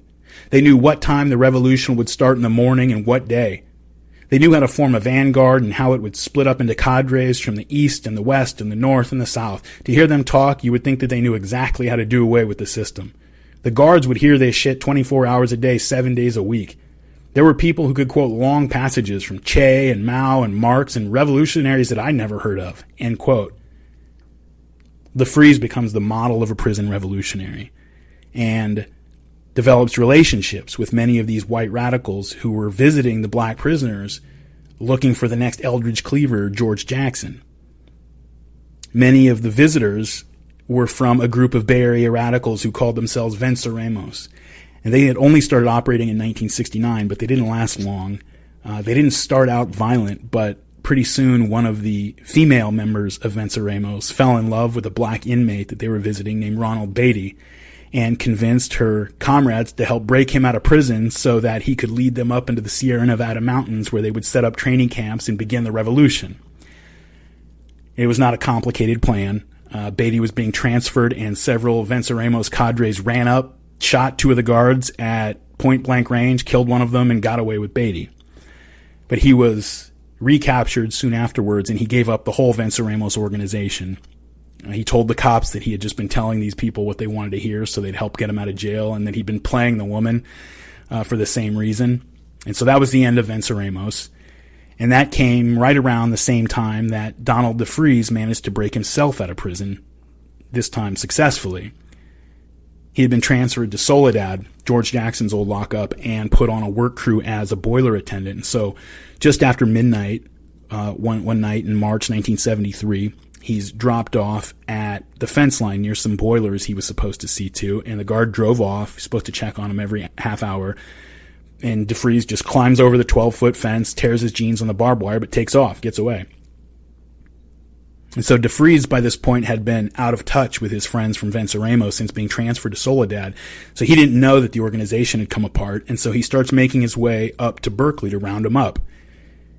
He's hitchhiking up the 101. He manages to get somebody to lend him a telephone, and he gets in touch with somebody that he knows who drives down with a change of clothes and picks him up to bring him up north. And on the drive up, DeFreeze explains to him that with George Jackson gone, Jackson had been killed by now, the revolution needed a new leader, and so that's why he had to break himself out of prison. He gets dropped off at a commune in Berkeley, and as crazy as DeFreeze is, he had a way about him. This is from Burrow, quote, "When the door opened, DeFreeze's first words were, 'Look a here, I'm here. Let's start the revolution.' A friend of a friend allowed DeFreeze to sleep in her apartment that first night. It was on the second night that Donald DeFreeze, soon to anoint himself General Field Marshal Cinque of the Symbionese Liberation Army, found his way into the bed of his first recruit, an attractive 22-year-old pharmacist daughter named Patricia Soltisic. Her family called her Pat. She preferred Ms. Moon. She was a sometime Berkeley student, a sometime lesbian, and a self-avowed revolutionary feminist. She was also a janitor. When she wasn't mopping floors, Soltisic would become DeFreeze's partner in their revolutionary assault on America. In those early days, when no one was looking that hard for DeFreeze, the two were free to drift through the bizarre bazaar that was 1973 Berkeley, a college town deep in a post-1960s intellectual hangover, a haven for aging radicals who could still talk eagerly about the coming revolution, but no longer had the energy to do much about it. Berkeley's free speech movement had helped launch the movement in 1964, but its best and brightest had long since moved on to other causes. In their absence, the calls for revolution had fallen to the wayward souls who still flocked to Berkeley from across the country, the street preachers, the deluded, the lost. The Bay Area left remained as vital as ever, still teeming with radicals devoted to every conceivable cause. But those who clung to the idea of armed struggle and the viability of an underground now ran less to the brainy Ivy Leaguers of the weather underground than to the escaped convicts, janitors, runaways, and angry lesbians who would eventually, under DeFreeze's leadership, become the Symbionese Liberation Army. America had changed that much in 3 short years. In 1970, those who called for violent revolution were viewed by many as an intellectual vanguard. In 1973, they were widely dismissed as lunatics, end quote.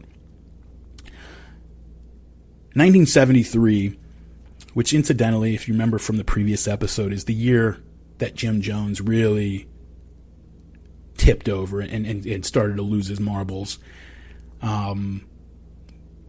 It's often called the real end of the 1960s. I guess technically December 31st, 1969 is that, but 73, is really often looked at as the real end of that era. Nixon's blowout victory in November the year before was followed shortly after by the announcement of our withdrawal from Vietnam. And for the first time in several years, the forces of reaction seemed to have more energy than the forces of revolution and more focus. The country as a whole seemed to be waking up from something. And, like many people felt like we had survived a brush with madness. People were looking back and trying to figure out what had happened. It was a theme that came through even in pop culture. One of the big movies of the year, 1973, was George Lucas's Nostalgia Fest about being a kid in the 1950s, American Graffiti. Before the counterculture, before the movement, before the protests and the burning buildings and the war in Vietnam. Lucas was very direct about what it was he was trying to accomplish. I mean, he was a counterculture director at first. Part of that new director's set with Dennis Hopper and Francis Ford Coppola and everything. But you can tell from this movie and from the rest that he really went in another direction. And he describes why. He's very direct. Quote, "We all know, as every movie in the last 10 years has pointed out, how terrible we are, how wrong we were in Vietnam, how we've ruined the world, what schmucks we are, and how rotten everything is. It had become depressing to go to the movies. I decided it was time to make a movie where people felt better coming out of the theater than when they went in. I became really aware of the fact that the kids were really lost. The sort of heritage we built up since the war had been wiped out by the 60s, and it wasn't so groovy to act that way anymore. Now you just sort of sat there and got stoned. I wanted to preserve what a certain generation of Americans thought being a teenager was really about, from about 1945 to 1962, end quote.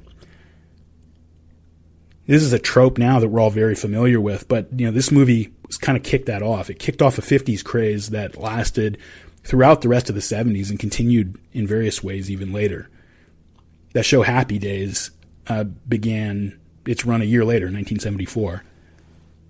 And people loved the 50s in the 1970s. They wanted to forget the 60s, the bad parts and complicated parts anyway. People looked back at what happened, and in some corners, in different ways, was still happening, trying to figure out just what it was that had been going on. One of the emerging explanations that was becoming popular, people were coming up with, was that the culture had been hijacked and the youth had been brainwashed. And they really meant that.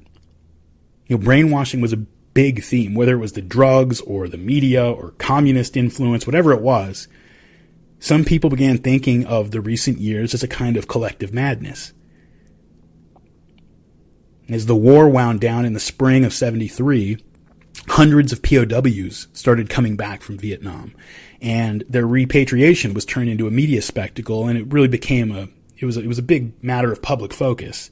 The Nixon administration kind of made it that way. They wanted to use the returning POWs to try to salvage some kind of a happy narrative out of the war's end. But there were hundreds of these guys, and they came in all flavors, and some of them came back spouting anti-war rhetoric and denouncing Nixon, denouncing the U.S. military, denouncing the war. Some of them even said that they'd become communists. The military officers who had been put out front by the Pentagon to be the public face of the POWs, these were all officers who had gone to the academy. Many of them were pilots who had been kept up at the Hanoi Hilton, tortured brutally. Guys like John McCain, for example, they reacted very negatively to seeing these other POWs taking the side of the Vietnamese. And so they accused the dissidents of collaborating with the enemy, and echoing the aftermath of Korea, they accused them of being brainwashed by the Vietnamese. But this is a very different country in 1973 than it was in the early 50s after Korea, obviously. And so the dissidents didn't back down. They accused the gung-ho officers of having been brainwashed. They said they were brainwashed by the U.S. military into mindless obedience. They said far from being brainwashed, the Vietnamese had just freed them from the hate programming that they'd been subjected to in boot camp and in military training. And it just went back and forth. And these two groups, the different groups of POWs kind of got taken up into the culture war that had already been going on, while these people were away. I mean, you have to imagine, there were POWs who had been captured in 1964, pilots who'd been shot down in 1964, and, they got released in the spring of 1973. And you just try to imagine what they missed. I mean, goodness gracious. The 60s hadn't really even gotten started in 64, what we think of as the 60s. And you come back in 1973 when it's basically all over. And I mean, I can hardly think of a period of time in U.S. history where if you missed that number of years, it would be harder to explain to you what had gone on. I mean, even the Civil War or something like that. If you got If you went to sleep Rip Van Winkle style in, 1855 or 56 and woke up in 1865, the Civil War is a big deal, but I could explain to you what happened. The whole slavery issue, the North and the South were arguing about the Western states and what was going to happen. Well, finally came to a head. The South tried to secede. North said no. We had a fight. Now it's over. Try to explain the differences in culture. To somebody who'd been gone since 64, it was a huge shock. And anyway, the whole thing got very ugly, the dispute, like everything was ugly in the early 1970s. And that wasn't all. At the same time that this is going on, and you've got, two groups of POWs and their supporters, each accusing the other of having been brainwashed, the country is caught up in a panic over cults. In the early 1970s, the Reverend Sun Myung Moon brought his Holy Spirit Association for the Unification of World Christianity, which is better known as the Unification Church, to the United States. And in 1973, he embarked on a 21-city speaking tour, filling up Yankee Stadium, Madison Square Garden, wraps up at Carnegie Hall. A couple years later, he speaks to over 300,000 people at the Washington Monument. And if you weren't a part of that, 300,000 is a lot of people, but most people obviously weren't a part of it. It's all very strange, especially considering that it is far, far, far from the only heterodox new religious movement in town. There's an explosion of cults in the early 1970s, especially on the West Coast. And with so many new religions cropping up and pulling in young people by the thousands, just as their parents were sighing with relief that the 60s political madness was coming to an end, an anti-cult movement got started to counter the cults. If the anti-cult movement was not as fanatical or dogmatic as the cults it opposed, it was pretty close in a lot of ways, because it wasn't just a movement dedicated to identifying and monitoring groups that it considered cults. It came with a full package of concepts and beliefs about what cults were and how they worked, and they especially focused on the idea of brainwashing. And I told you this is a theme in 1973. And they took it, and when you say brainwashing, this is, you think, well, what is brainwashing? They meant it in a very literal way. The idea of brainwashing had emerged after the Korean War, when Americans were trying to come up with an explanation for how so many American POWs, the heroic GIs who had just defeated Hitler and Tojo and, held such an honored place in America's collective identity in the 1950s, how so many of them could have succumbed to coercion or inducement to collaborate with the enemy, because many of them made videos or signed statements, denouncing the war, denouncing the American effort. And so the answer people came up with was brainwashing, sophisticated communist brainwashing techniques that bypassed the rational mind and thus rendered the patriotism and the courage of the POWs, irrelevant. It seized control of them through unconscious manipulation.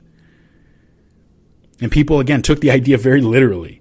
The movie The Manchurian Candidate, which was released in 1962, it sort of helped firm up the public's idea about brainwashing and what it was to a degree, but mostly it was just portraying the process the way people already more or less understood it.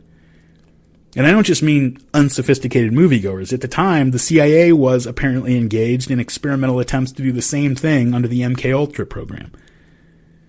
A few years later, Israeli intelligence turned a Palestinian prisoner over to a psychiatrist who claimed that he could use hypnosis and other brainwashing techniques to turn the man into a robotic killer that they would then return to the PLO to assassinate Yasser Arafat. And this is really how people thought that it worked. They tried that. They did this with this guy, and they released him thinking it was going to work, but it didn't work. He went back to the PLO and told them all about it. But they really believe this is how brainwashing worked.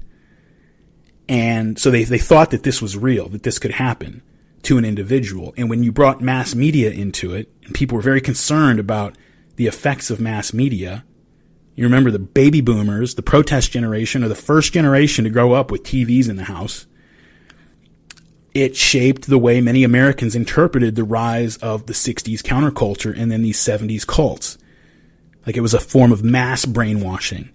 These two phenomena which, like the Korean War POW scandal, involved people behaving in ways that mainstream normies couldn't explain in terms of rational motivations that made any kind of sense in their view of the world. One of the anti-cult movement's most famous activists was a guy named Ted Patrick, and he told an interviewer, "There's an energy from the brainwaves that comes down through the eyes. This is what ESP is. They're teaching this in all the universities." And this is the anti-cult movement saying this. Ted Patrick was a self-described deprogrammer who had become a legend in the anti-cult movement after his son was approached by the Children of God, which was a Southern California movement that actually had the families of Joaquin Phoenix and Rose McGowan as members at one point. Well, by 1973, Ted Patrick told Newsweek that he had conducted over 600 cult member interventions across the country. Patrick was an unassuming, very ordinary-looking black man, but his methods were not ordinary, and he got the nickname in the movement Black Lightning. The way it worked was a friend or a relative, usually a parent, of a cult member would come to Patrick for help, and he would arrange to take the member away to an isolated location, usually a home or a motel room, keeping them there for days. He would force them, do whatever he had to do, keep them there for days, sometimes longer, however long it took for his psychological and emotional bombardment to break them. And this is a word that he used. And they would be forced to admit the inconsistencies of their beliefs and recognize the pain that they were causing their loved ones and, denounce the cult. Ted Patrick and his supporters in the anti-cult movement, they would describe the process as deprogramming or defreaking or simply as breaking the cult member. And Patrick became famous in January 1973 when he was arrested and charged with assault and unlawful imprisonment for attempting to force a 20-year-old Yale student and cult member into a car. Some cops saw him when the guy started yelling, and Patrick was arrested and charged. He decided to fight the charges, and he used the media attention on the case to feed into a growing national hysteria about cults, and it became a huge story. I mean, the whole country was paying attention to it. He told one reporter, "I have reason to believe that some of these groups are subversive. They are worse than the Manson sect because he had only a small number of followers. If authorities don't do something about this, our nation is going to be controlled by a handful of people."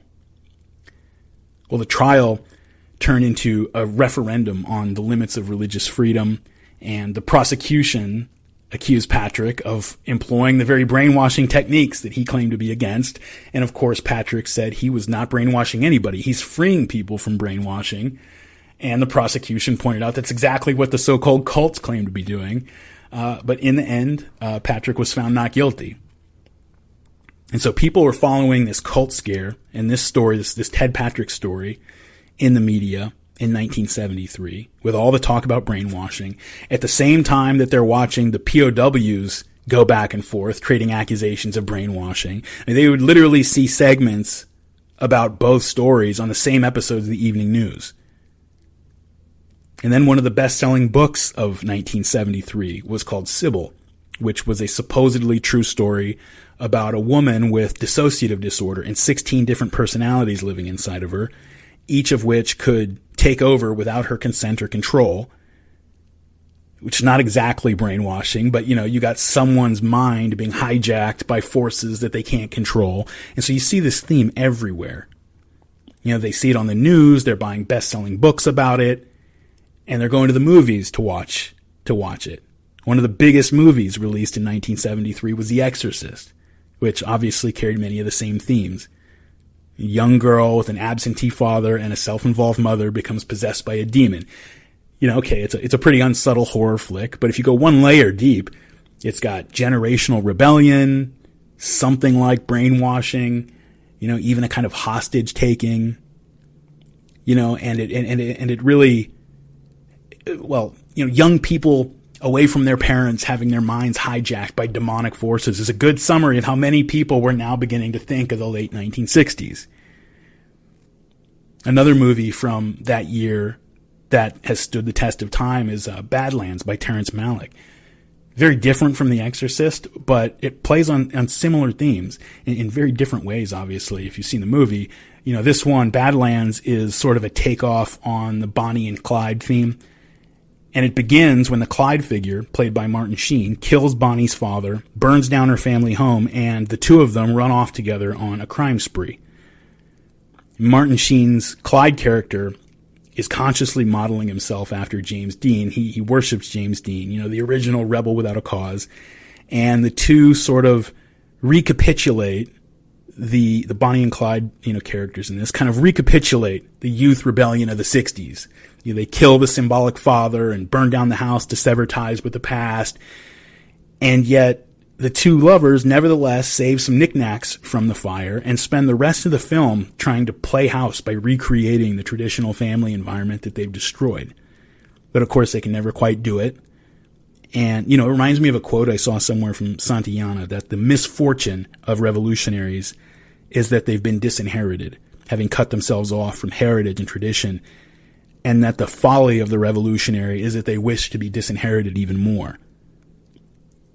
What's interesting is that The Badlands and The Exorcist, which are such totally different films, they both center around a young girl who's been taken over by a dark force, and both contain the subtext that moving her father out of the picture was the prerequisite for that to happen. Once she was possessed, whether by the demon or the criminal maniac, or the implication was by the cult leaders or wannabe revolutionaries who had led so many daughters down a bad road in recent years, once that happened, Daddy's little girl was capable of just about anything. 1973 was also the year of the Roe versus Wade abortion decision. And so when people went to the movies and saw The Exorcist, the decision to include the scene of the demon-possessed young girl jabbing a crucifix into her vagina, that was not without ideological content. Nor was the story's conclusion that only the arrival on scene of a traditional father, a priest no less, in place of the absentee father could save the girl. And so people, society wrestles with things that it's dealing with unconsciously through pop culture. I really believe that.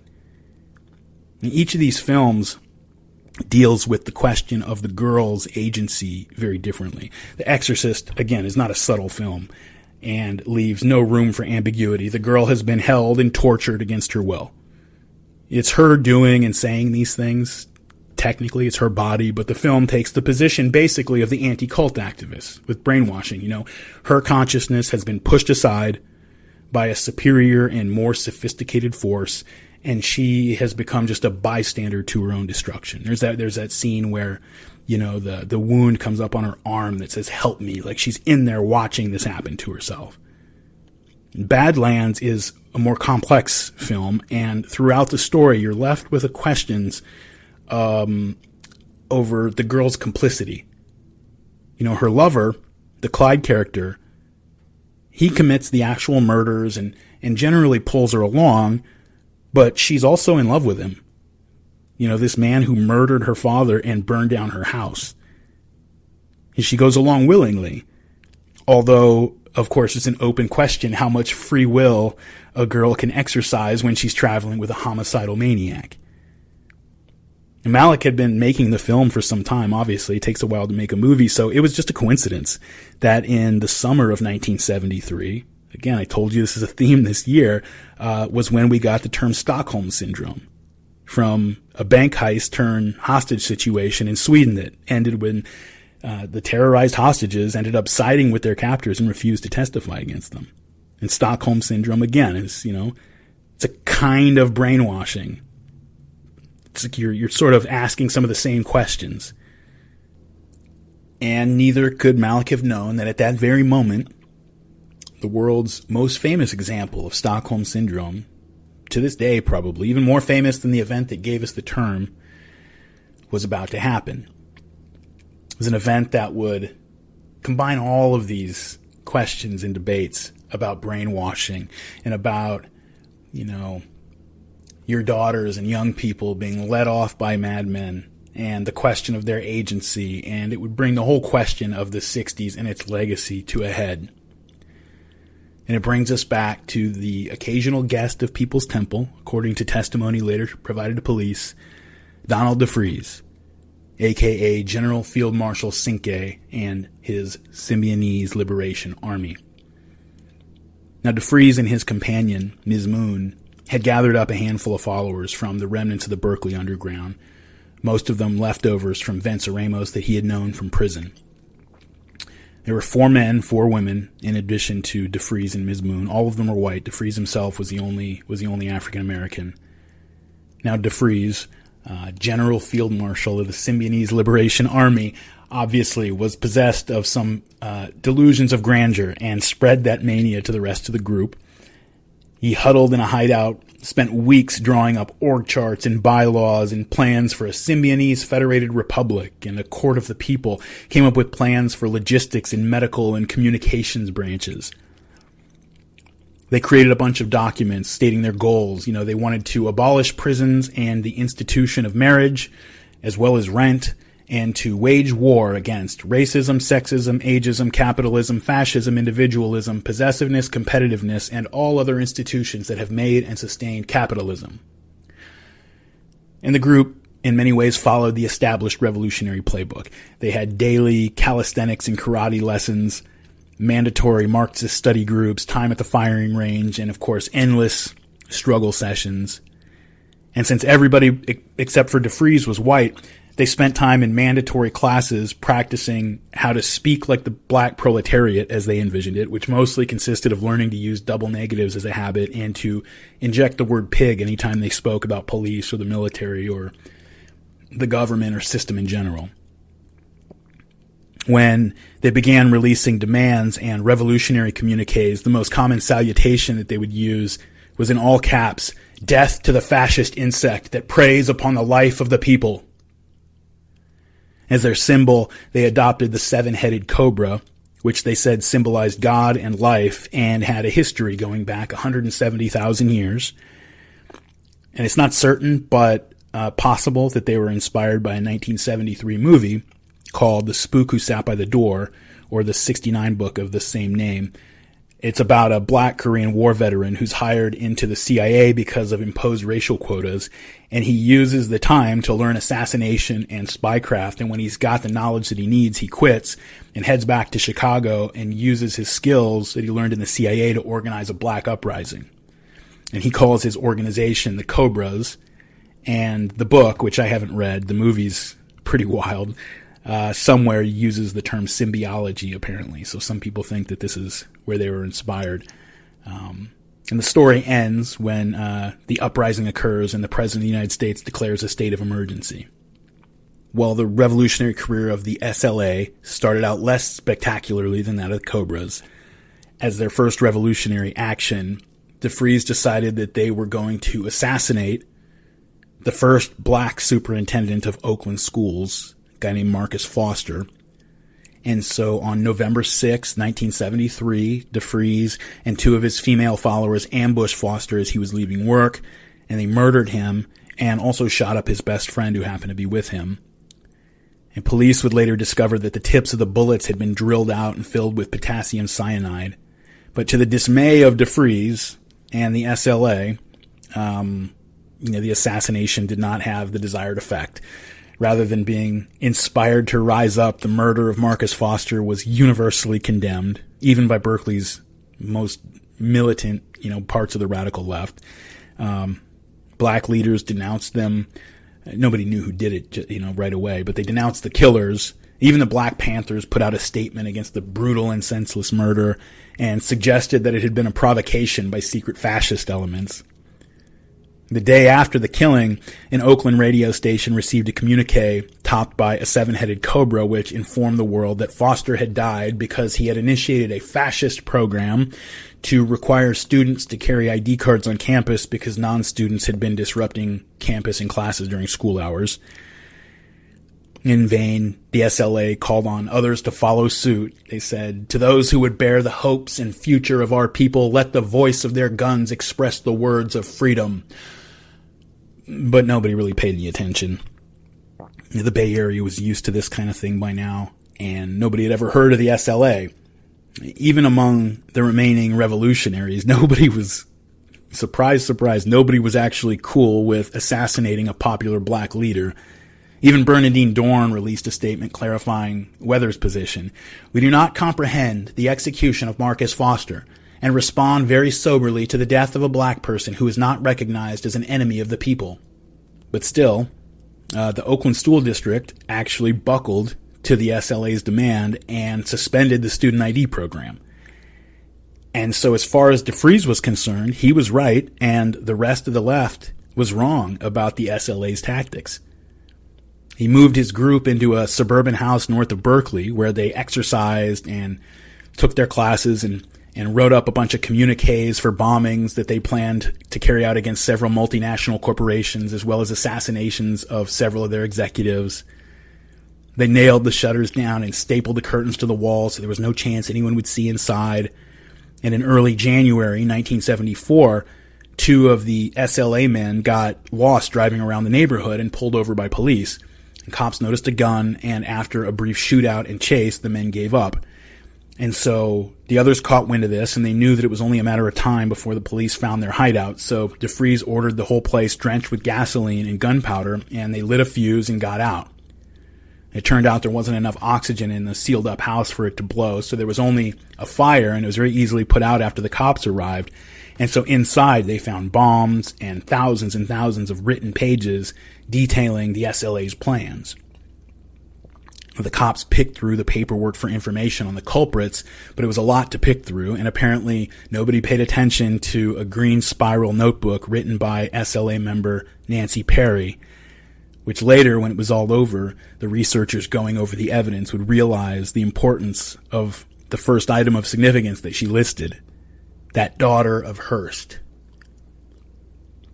In the evening on February 4th, 1974, Patty Hearst was cleaning her kitchen when she and her boyfriend heard a knock at the door. Her boyfriend answered, and Donald DeFries and 2 of his SLA comrades burst into the apartment, 2 of them driving the boyfriend to the ground while the third rushed Patty and tackled her. DeFries beat her boyfriend with a rifle butt and rushed Patty outside, shoving her down the stairs and firing several rounds over the heads of some neighbors that were checking on the commotion. They blinded and gagged Patty Hearst and threw her into the trunk of a stolen car whose owner was still tied up in the back seat. And they sped off, stopped a little bit later, transferred Patty to another car, and left the owner of the first one tied up on the side of the road. 30 minutes later, they were back in their own apartment with Patty Hearst, daughter of Randolph Hearst, owner of the global Hearst media empire and one of the richest and most powerful men in the world, tied up in a closet.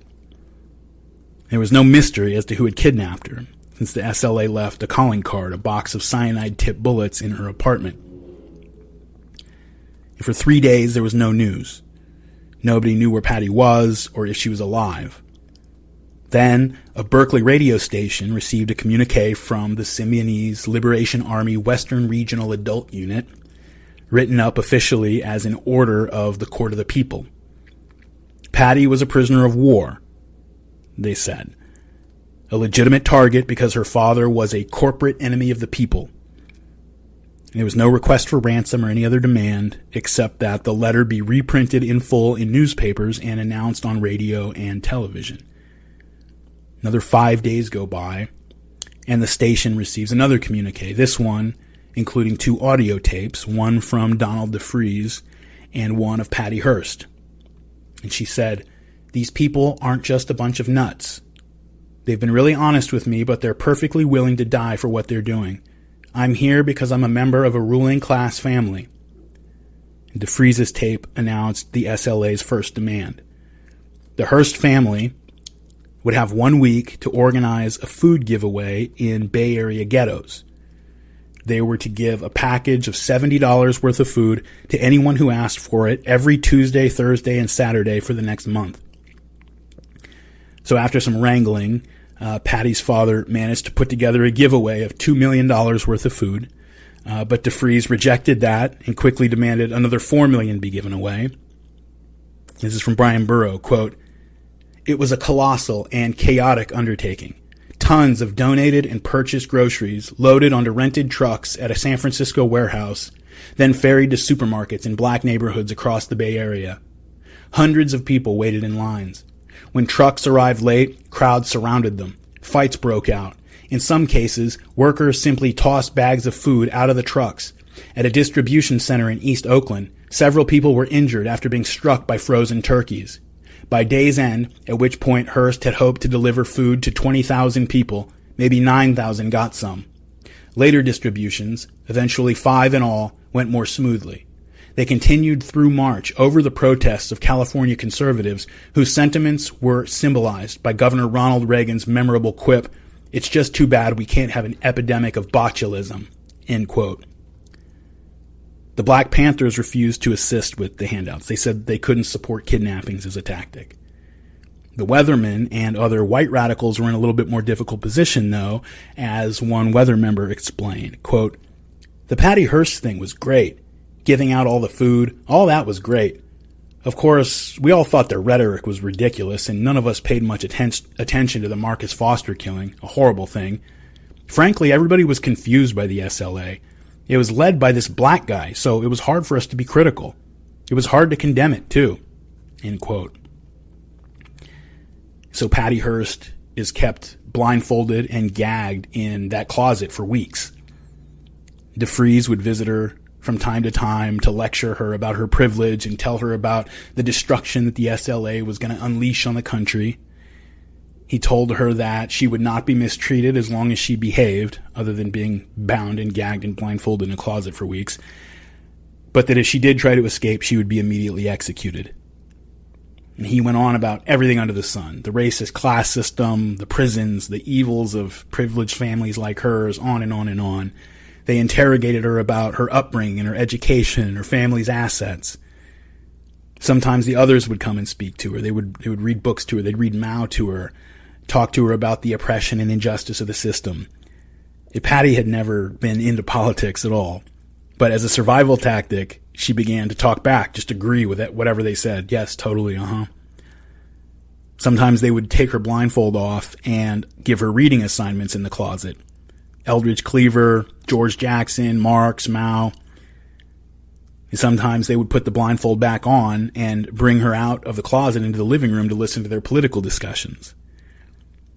And one day, Donald DeFreeze told her that there may be no way to safely release her now that she spent so much time with them, and that she may be faced with the choice between either joining the SLA or being killed.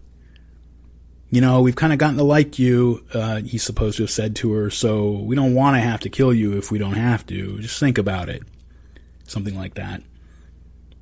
And one night, after she had been confined to this closet and subjected to this treatment for almost 2 months, she was led out of the living room to learn about revolutionary sex. And she was told that she didn't have to participate, of course, but it was considered comradely, and it would really go a long way to helping them trust her if she did. And so from that night on, the men of the SLA began raping Patty Hearst regularly while she lied there, in her words, like a rag doll waiting for it to be over. And this went on for some time. DeFreeze told Patty that the SLA had made a decision regarding her fate after a while. She could join them as a full and free member or else be released and go home. A little while later, on the sunny morning of April 15th, 1974, the SLA executed a bank robbery in San Francisco that resulted in 2 customers being shot. They got away with just over 10 grand, and that night, and for a long time after, the public stared slack-jawed at pictures and footage, surveillance footage from the holdup, which showed the unmistakable image of Patty Hearst holding an M1 carbine and assisting with the robbery. And it is hard to even describe how shocking this was for people. I mean, other than Watergate, the Patty Hearst saga was probably like the biggest media event of the 1970s. Everybody was plugged into this. And so when everybody wants to know, where's Patty Hearst? What's going to happen? It's just the biggest story. And then this footage hits the news that night. You have to imagine somebody like Paris Hilton being kidnapped by a violent, radical offshoot of Black Lives Matter. And as the Hilton family is scrambling to meet their ransom demands, one day Paris shows up on TV with her kidnappers, toting a machine gun and screaming revolutionary slogans at bank tellers during a robbery. It's not a perfect comparison because Patty Hearst wasn't as famous as Paris Hilton before she was kidnapped, but she was by the time the bank robbery took place. Again, other than Watergate, as far as public obsession and media coverage went, it was the biggest story. It was just a massive story that held the attention of the entire country, and people were talking about it, debating it. Was it Stockholm Syndrome? Was she brainwashed? And again, this is in the context of everything else that same time that we've been talking about. Was she just another criminal revolutionary caught up in a mad cause running on the fumes of the 60s? And more than anything, it brought, I told you people had wanted to forget about the 60s, and this made it impossible. It brought the full attention of society onto the question of the 60s. And the debate over what had happened to Patty Hearst drew everyone in and expanded into a referendum on the legacy of that whole era. And given the nature of the event that kicked that debate off, the general mood of the society at the time as well, the verdict was coming in very negative. And Jim Jones was able to put himself right in the middle of all this. Again, this is right in the Bay Area. This is where Jim's at. And he's getting to be a big deal in the community already. Since moving to San Francisco permanently, he'd been able to curry favor with, local political and community leaders, as well as prominent leaders on the radical left. He had relatives of Huey Newton, the founder of the Black Panthers, as members of his church, and he became personal friends with Huey over the years. He was close friends and business partners with Dr. Carlton Goodlett, he owned several prominent black newspapers in the Bay Area, very respected community leader. He was also the Jones family's personal physician. Jim was a major supporter of Angela Davis when she was up on charges for her role in the Jonathan Jackson courthouse hostage murders. And Angela Davis and Jim Jones became very close allies over the years. She visited him frequently. She would often show up to speak at temple services. The temple provided financial and other support to Dennis Banks, a leader of the American Indian movement who was on the run after participating in the 1973 standoff at Wounded Knee, South Dakota.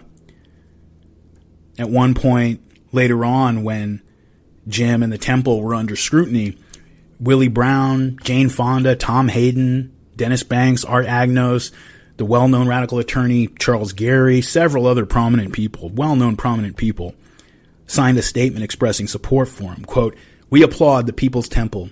We are familiar with the work of Reverend Jones and People's Temple and have no hesitancy in commending them for their example in setting a high standard of ethics and morality in the community, and also for providing enormous material assistance to the poor, minority, and disadvantaged people in every area of human need." End quote. He was also allied up with figures in the mainstream Democratic political machine in California and in the Bay Area. He was very good at playing both sides of the line, of the radical mainstream line, especially at a time and in a place, the Bay Area, when politics had, really blurred that line. And it made that balance easier than it might have been elsewhere at another time. Tim Reiterman, in his book Raven, talks about this, although with his typical editorializing on Jim's motives, which, I don't begrudge him. They did shoot him in the arm later. Quote, "Winning the goodwill of elected officials like George Moscone was just the means to an end for the People's Temple, a safeguard against attack. Their first sympathies were with those who shared the revolutionary vision. These they cultivated with flattery, political support, and often a great deal of money.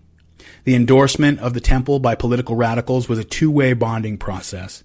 Figures such as the communist Angela Davis and Laura Allende, sister of the late Chilean leader, validated the temple as a social movement to those on the left, while their presence and support validated the temple to its own members.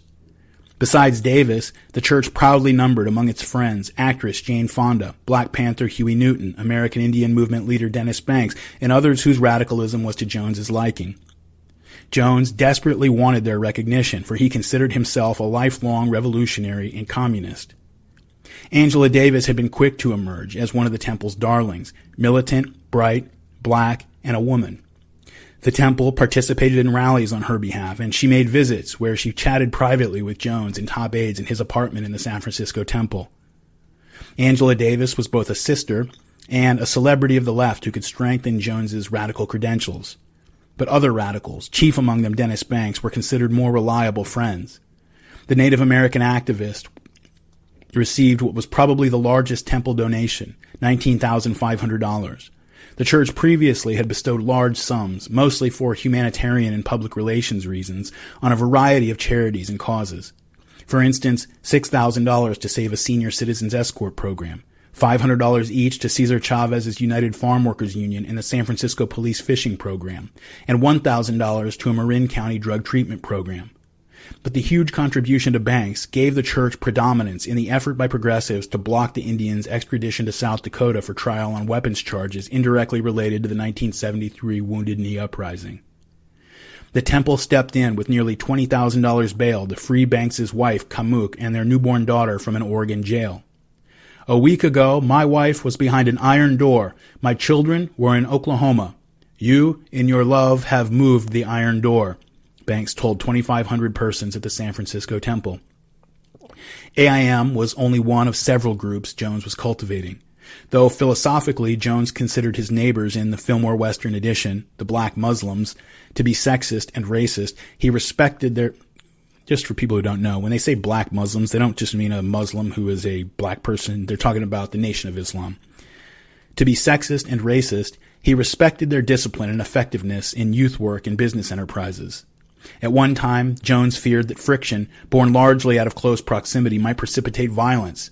He contributed to the superheated climate by speculating without cause that the Muslims were responsible for an arson fire at the San Francisco temple. Once, after temple photographer Al Mills allegedly was hassled by Muslims for taking photos of them, Jones became furious and sent out his biggest young black men, including the feared gangster Chris Lewis, to the nearby mosque to issue a warning. The temple wanted no trouble, but would take no abuse. Gradually, however, relations with the black Muslims improved. The temple bought fish from Muslim fish stores. They even exchanged visitors at some services, which must have been particularly gratifying to Jones in light of the Muslims' rebuff of him in Chicago years earlier. They even put together a joint event at the Los Angeles Convention Center, inviting political figures and billing it a spiritual jubilee and demonstration of spiritual brotherhood. Among those converging on the convention center were some of the temple's most treasured friends and political contacts, Dr. Goodlett, Angela Davis, San Francisco District Attorney Joe Freitas, Lieutenant Governor Mervyn Dimely, and Los Angeles Mayor Tom Bradley. End quote. Okay. Reverend Jim Jones is one of the most unique and effective religious leaders on the scene today.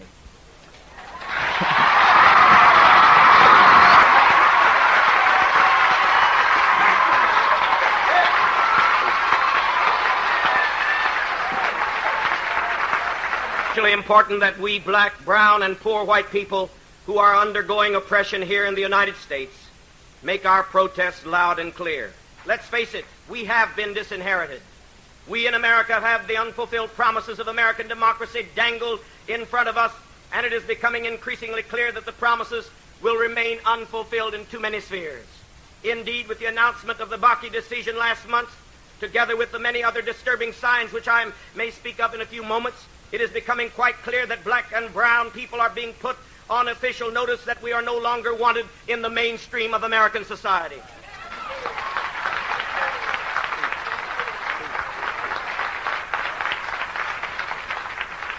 In recent years, we are seeing racism rise again across the land with upsurges of the Klan that almost took over the prison of New York and today brought division and riot in the leading prison in Georgia.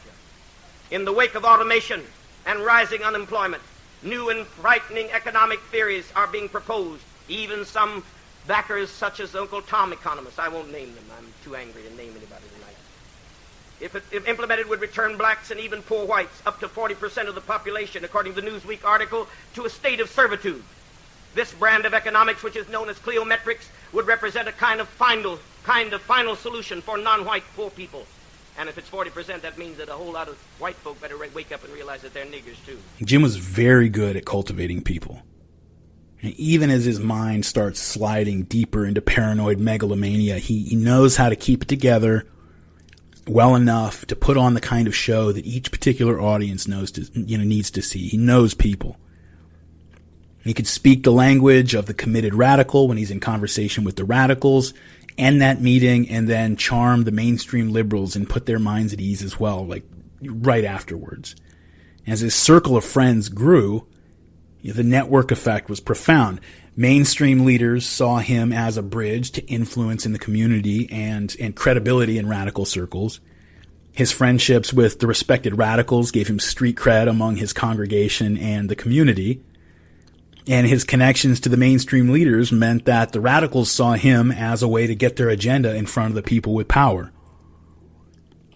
Word spread of his defeat of the San Francisco Examiner back in 1972 when they tried to run that series critical of him that we described in an earlier episode. And after that, no news outlet took him on. And anybody who had a problem with him, when they tried to bring it to somebody of influence, their criticism fell on deaf ears. They'd bring it to a community leader that they would think had, ought to know better, and nobody wanted to mess with Jones. Through the mid-1970s, Jim's profile would grow and grow until he was becoming one of the more powerful and respected men in the Bay Area political scene. And there's no question that Tim Reiterman is correct that at least part of the reason Jim was doing all this was to build a shield around himself and his movement in case the chickens ever came home to roost. He was incredibly paranoid, and he expected that would happen. He was put at ease somewhat by the impeachment of Nixon and the death of J. Edgar Hoover. That proved, or at least indicated, somewhat that the fascist powers pursuing him were not all powerful. But the defection of the 8 revolutionaries in 1973, which we discussed earlier in another episode, it really flipped a switch in Jim's head that never went back to the off position. He never fully trusted almost anybody in his church again. Anybody could betray him at any time, and by now, too many people knew too much, so they could do too much damage. The 8 defectors themselves knew too much, and it preoccupied. He opened the newspaper every day fearing that he'd read a story that they had leaked to the press, or that there would be a knock at the door from police, either because the 8 revolutionaries had gone to the cops voluntarily, or that they'd been picked up and gave Jim up to save themselves. He was consumed with worry that the defectors were going to engage in some kind of act of terrorism that would bounce back on him in the temple. And this fear was amplified when it came out that Donald DeFreeze, leader of the Symbionese Liberation Army, had attended a few temple services. Shortly after the Patty Hearst kidnapping, Jim tried to sort of head the possibility of that coming out off. He had a $2,000 check hand-delivered to Randolph Hearst's mansion to help as a donation with the food giveaway. One temple member was a photographer for the Associated Press, and so he made sure that news of the temple's donation went out over the wire. I'm telling you, Jim's good at this. But still, a few weeks later, the temple's contacts within the San Francisco Police Department informed them that the department had opened an investigation into the church after a woman, identified only as a 51-year-old black housekeeper who was a member of the church, reported that she had seen both Donald DeFreeze and SLA member Nancy Ling Perry at some temple meetings. She also reported to the cops seeing armed guards at the Ukiah location, and told the cops that she had heard Jim Jones advocate the overthrow of the U.S. government, and that 1 year earlier, Jim had mentioned that Randolph Hearst would be a legitimate target as a capitalist enemy. Well, within a month, the San Francisco PD's intelligence division, which was investigating Jim, begins receiving a bunch of letters from temple lawyer Tim Stone, which must have been surprising to them because they hadn't said anything to the church about the investigation, so they probably knew they had a leak. The letters were praising the San Francisco police and insisting that Jim Jones took a strong stand against violence, and in private meetings had always denounced both the SLA and the Black Liberation Army. Nothing concrete ever came of the investigation. It was left just with that testimony of the woman, but it actually wasn't the last brush that the temple would have with the SLA. After that infamous bank robbery involving Patty Hearst, DeFreeze figured that the FBI was literally going door to door searching every house in San Francisco to hunt them down, and so he ordered everyone to stay inside the apartment, but after 2 days the group was out of food. And so DeFreeze makes an executive decision in the midst of this unprecedented heat to go out and try to recruit new members because they would be unknown to the authorities. And his great plan to do this everybody knew who these people were by this point. They're on every TV channel, right? Everybody's looking for them. And his plan is to go out and recruit new members. And the way he's going to do this is that him and another SLA member are just going to go door to door in the apartment building that they're in, introducing themselves as the leaders of the Symbionese Liberation Army and asking people to join. And so at first, the first few times they try it, they get hostile reactions. The door's slammed in their face. And so DeFries realizes that doing this in the same apartment where they're all staying is probably not a good idea. And so they take their recruiting drive to the surrounding neighborhood. And amazingly, after being shut down a few more times, they happen to the door of a black Muslim woman who agrees to help them. She brings them food and finds them a new apartment. But it was in a black neighborhood in Oakland, and since all of the SLA except for DeFries were white, they had a problem since people were going to notice, 8 or 9 white people all moving into a house at once in an all-black neighborhood. And so joined by 3 more Nation of Islam recruits, they all put on blackface. The women put on Afro wigs, and before they leave the apartment, they destroy the place and dissolve all the evidence in acid in the bathtub and put anti-government graffiti all over the inside walls. DeFries tells the team that the robbery of the bank had given them the money that they needed to begin combat operations. Patty Hearst was just a means to an end. That wasn't the end itself. It was time to get going. And so they were going to start driving around San Francisco looking for opportunities to kill police. They're driving around, keeping their heads low for a few days, but pretty soon it's announced that Patty's father is now offering a $50,000 reward for the return of his daughter. And so DeFries gets paranoid that their new Muslim friends might turn on them for the money, so he announces that they're picking up stakes and taking their show to Los Angeles. From Burrow, quote, "They drove south in 3 vans the Muslim men had rented for them, arriving in Los Angeles on May 10th. The first day, they cruised the black neighborhoods of South Central until they spotted a house on West 84th Street with a for rent sign. By this point, Patty wrote later, she was losing her grip on her old identity. After 3 months of intermittent death threats, then untold hours of political indoctrination, she had grown numb and was increasingly willing to do whatever DeFries and the others told her to do. A cynic might deride her intellectual weakness, and many later did. A supporter might say this was a 19-year-old's way of coping. Whatever it was, by the time the SLA moved to Los Angeles, Patty came to believe that her safety depended solely on her obedience. If she ever mulled an actual escape attempt, much less insubordination, she didn't mention it later. She simply did what she was told. It took all of 6 days in Los Angeles for trouble to start. On May 16th, Patty and the Harrises, a couple in the SLA, went shopping at Mel's Sporting Goods in neighboring Inglewood. When the Harrises went inside, Patty remained outside in a Volkswagen van.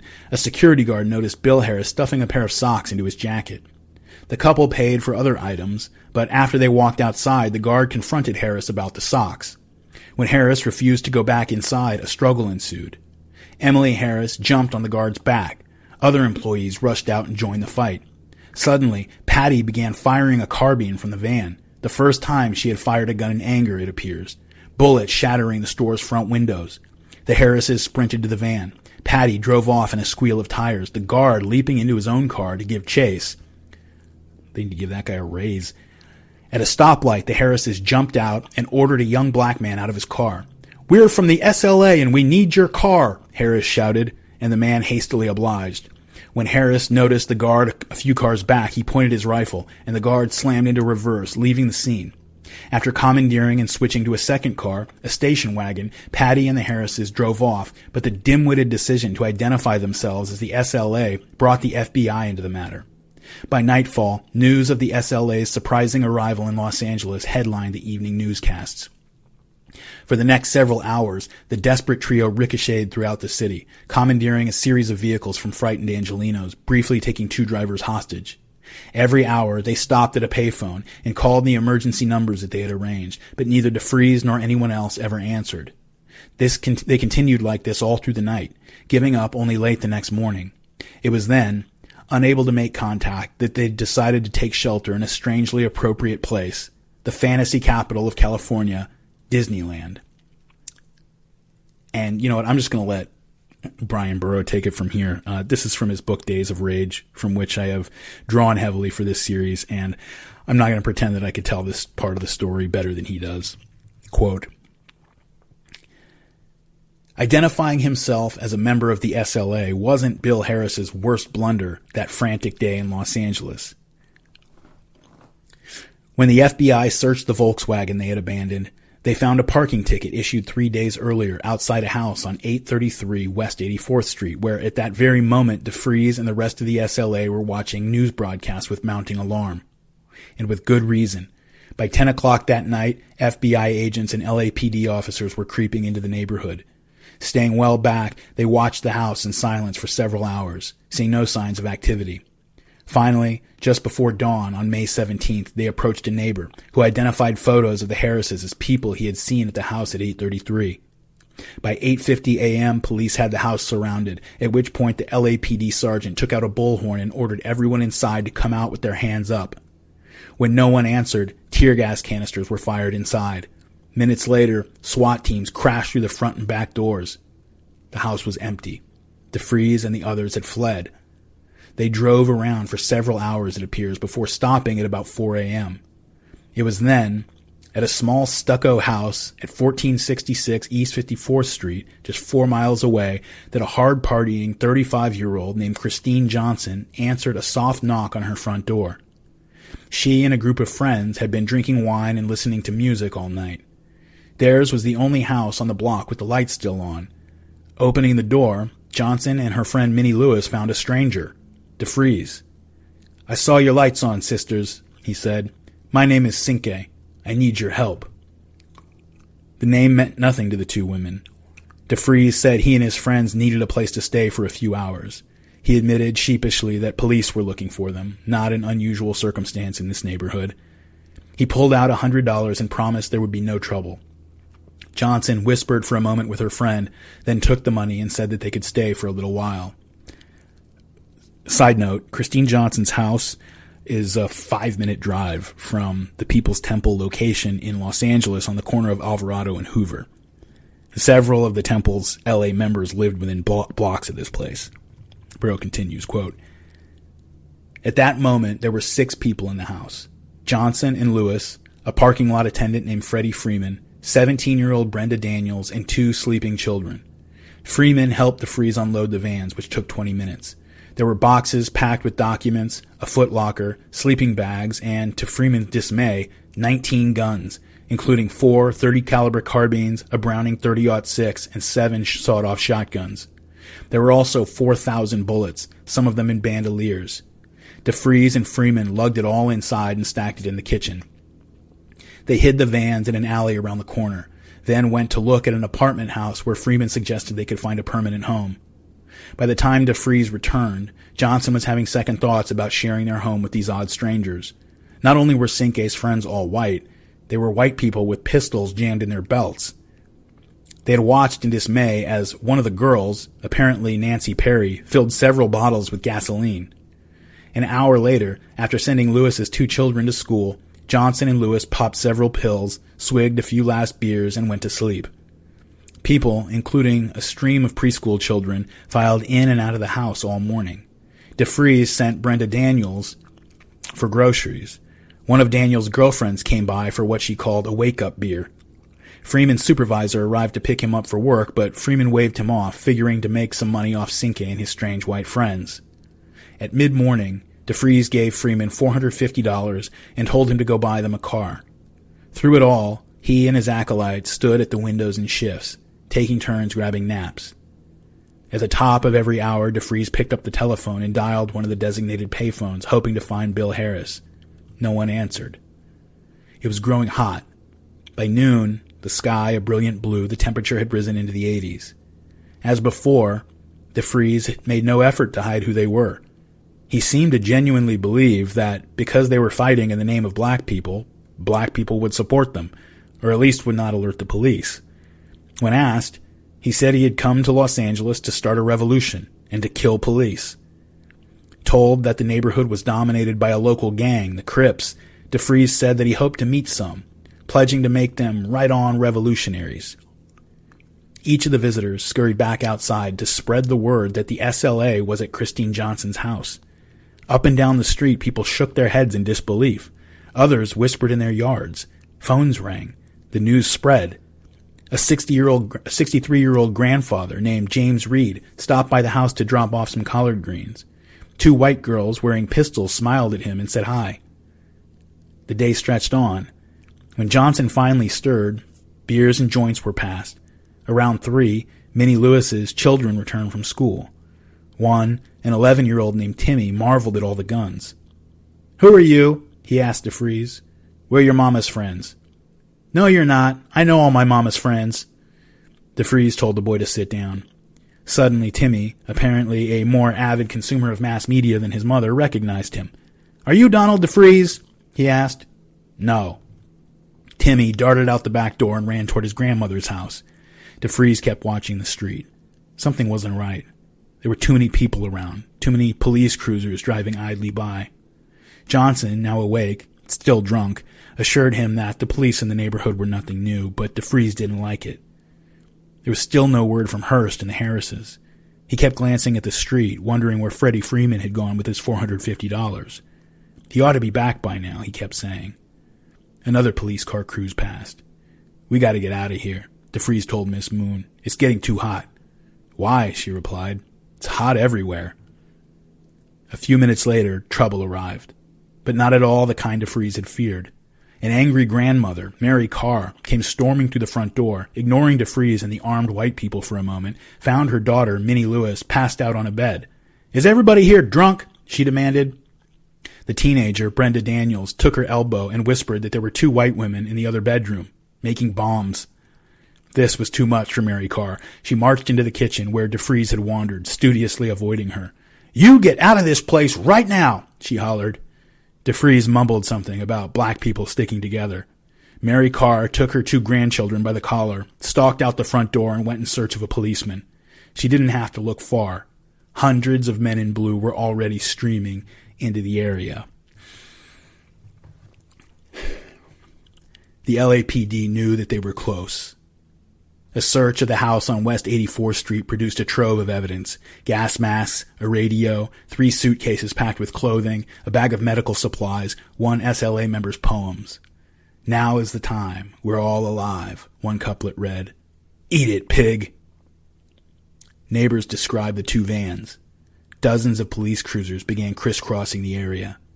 And at 12:20 p.m., a pair of Metro Squad cops spotted the vans in an alley on East 53rd.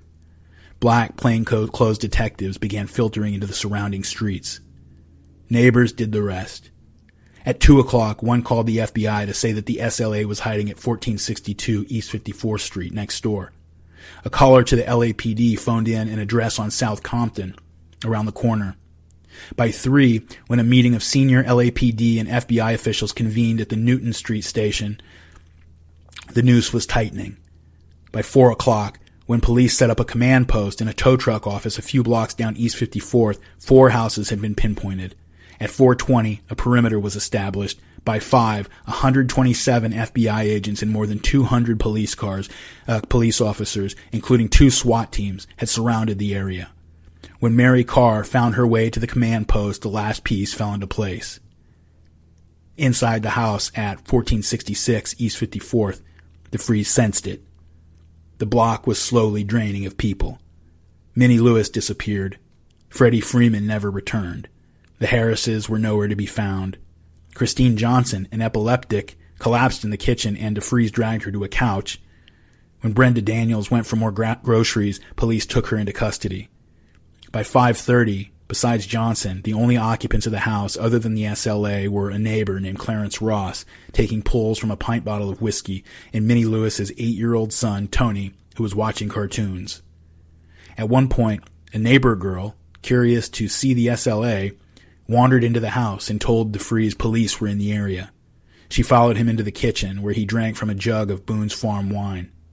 The end was near, DeFreeze said. He was ready. "But we're going to take a lot of motherfucking pigs with us," he promised. Everyone knew what was coming. Even news reporters had arrived on the scene. One tried to interview a next-door neighbor, Mattie Morrison, who told him to get lost. Detectives crept up the houses, up and down the block, warning residents to leave or remain inside. Most ignored them, peering from their porches, waiting. By 5:40 p.m., the SWAT teams, 18 men in all, had hustled into place. One team splayed behind cars and bungalows in front of the house, and another on the block behind. At 5:54, their leader raised his bullhorn. "Occupants of 1466 East 54th Street, this is the Los Angeles Police Department speaking. Come out with your hands up. Comply immediately and you will not be harmed." The house was still. After a pause, the announcement was repeated. Down the block, television crews raised their cameras, correspondents their microphones. The evening news was just minutes away. All three networks went to the scene live. The house remained silent. Behind it, a SWAT marksman could see a refrigerator being moved to blockade the back door. People in the yellow frame house with the stone porch, address 1466 East 54th Street. This is the Los Angeles Police Department. Suddenly there was movement on the front porch. "The front door!" one of the police walkie-talkies squawked. "Somebody's coming out!" It was the 8-year-old, Tony, curious what all the noise was about. He hopped down the front steps, drifted toward the sidewalk, and froze, wide-eyed. Everywhere he looked were men with guns. "Come this way, over here," a SWAT team member called. Tony was a statue. A policeman scurried up, grabbed the boy, and carried him away in his arms. Tony began screaming, "Mama! Mama!" A minute later, Clarence Ross stepped out onto the front porch, hands clasped behind his head. He and Tony were led around the corner where SWAT leaders fired questions at them. Ross said little, but Tony gave a good description of DeFreeze, his people, and their weapons. As he did, the SWAT team in front of the house endlessly repeated its bullhorn announcements, eventually 18 times in all. With nightfall barely 2 hours away, the LAPD wanted to avoid an all-night siege in a tough neighborhood. They decided to bring matters to a head. At 5:53, 9 minutes after the first warning, a pair of flight-right rockets streaked from across the street, shattering a front window and exploding in Christine Johnson's living room. Wisps of tear gas could be seen wafting through the windows. From inside came the SLA's reply, a burst of machine gun fire from an M1. Bullets chattered against the side of an apartment house across the street. Up and down the block, officers rose and fired their weapons into the house. The entire neighborhood seemed to explode in gunfire. For 5 full minutes, bullets whizzed and ricocheted everywhere, all of it broadcast on live television. You can still go watch this video, by the way. Policemen ran to and fro. Everywhere residents ducked, climbed out windows, and sprinted for cover. Dozens more tear gas canisters were fired into the house, 100 in all. Clouds of gas enveloped the house and the front yard. Then, at 6:40, after almost an hour of confusing gunfire, black smoke could be seen pouring from a rear window. Police would later theorize that one of their tear gas canisters had ignited the gasoline Nancy Perry had been pouring into bottles. Then, Christine Johnson wobbled into the front yard where police whisked her away. By then, the first flames could be seen. "Cease fire!" a SWAT leader barked. "Cease fire!" Another officer lifted his bullhorn. "Come on out! The house is on fire!" he announced. "You will not be harmed!" The only reply was a sustained burst of automatic weapon fire. The police opened fire again. Then, at 6:47, came a lull in the shooting. Police would later discover that DeFreeze and his soldiers had chopped a hole in the kitchen floor and wriggled into the 18-inch crawl space beneath the house. It was then, as the firing continued, that officers behind the house saw a tiny woman in combat fatigues emerge from a hole in the crawl space. It was Nancy Ling Perry, SLA nom de guerre Fajiza. She took a step forward and, spying SWAT officers in the alley, raised a pistol and fired. Police fired back. 2 bullets struck her in the back, severing her spinal cord, and she fell dead. Camilla Hall, SLA nom de guerre Gabby, emerged from the crawl space firing a pistol. A bullet struck her flush in the forehead, killing her. Officers watched as a pair of hands grabbed her ankles and dragged her back inside. By then, the house was engulfed in flames. Even then, the SLA kept firing from the crawl space. Finally, at 6:58, the roof began to collapse. The walls caved in. All that was left was an inferno, black smoke billowing into the early evening sky, visible for miles. 3 neighboring houses caught fire as well. All around, the police, the reporters, all of Los Angeles were spellbound. For several minutes, bullets and a pipe bomb or two could be heard exploding inside. A few minutes later, the first fire engines began to move in. The deadliest single day in the short history of America's radical underground was over. 6 people were dead. Not a single lawman had been hurt. Later that night, when police began sifting through the rubble, they found DeFries, Ms. Moon, Soltisic, and Willie Wolfe in a rear corner of the crawl space, burned to cinders, crushed, gas masks melted to their faces. Another female member lay nearby. Nancy Perry had been buried beneath a falling wall. Camilla Hall's body wasn't found for 2 days. But that was it. The one person the LAPD and all of America most wanted to find, Patty Hearst, was nowhere to be found, end quote. Now, during the same period that the SLA is operating, and everybody's fixated on this, San Francisco is also gripped by widespread panic over what's come down as were called the zebra killings, which were a series of brutal, targeted, racially motivated murders by 4 black Muslims of at least 9 men and 6 women. This is in 73 and 74. The killers turned their murders into a game. They would earn points for each person they killed. Another 10 people were wounded in attacks, including Art Agnos, a public official who would later become the mayor of San Francisco. Some researchers believe that the zebra killers had been operating since at least 1970 and may have actually killed over 70 people. When the men were finally captured in May 1974, the same month as this shootout that put an end to the Symbionese Liberation Army, the Nation of Islam stepped up and defended them and paid for their lawyers. In 1973, just before this, the Algerian government had thrown the Black Panthers out of their embassy. The Black Power leader H. Rap Brown was in prison. The counterculture leader Timothy Leary was giving testimony against the Weather Underground. Eldridge Cleaver showed up in Paris and gave an interview to a reporter, and he told him that the revolution was over and that his side had lost. Huey Newton, the co-founder of the Black Panthers, he was a coke-addled shell of his former self by now, was arrested right at this time on murder charges for allegedly shooting to death a 17-year-old prostitute for calling him baby, which, unbeknownst to her, was a childhood nickname that he hated. Prosecutors brought a trial twice that both ended up with deadlocked juries. Newton was just too popular of a public figure for the state to put together a straight jury, and so prosecutors dropped the case, but they arrested him again later after more evidence emerged. And this time, after Huey posted his $80,000 bail, he fled the country to live in Cuba, where he was put up by Fidel Castro. He was bored and lonely in Cuba, though, and so he decided to return and face trial in 1977. And in the lead-up to the trial, 3 Panthers tried to assassinate the star witness, a woman named Crystal Gray, but they had gone to the wrong house, and the person who lived in that house opened fire on them and killed one of the Panther assassins. The other 2 ran away, fled to Las Vegas with the help of a Panther named Nelson Malloy, and later that year, Malloy was found shot and paralyzed from the waist down in a shallow grave in the desert after Panther higher-ups had ordered his death because he might be a witness to the attempted murder of Crystal Gray. The attempt put the scare into Gray, though, and from then on she refused to testify against Huey Newton for the murder of the 17-year-old prostitute, and the prosecutors did their best, and they got 2 more deadlocked juries without her testimony, but in the end couldn't secure a conviction. This is how the Black Power movement ended. And it really was the end of anybody wanting to talk or hear about racial issues for a generation. I mean, really. Through the 80s and the 90s, you know, people did not respond well when the 92 LA riots happened. And despite the outrage over what happened to Rodney King, you compare the way people responded then to the way, you know, much more responsive way that people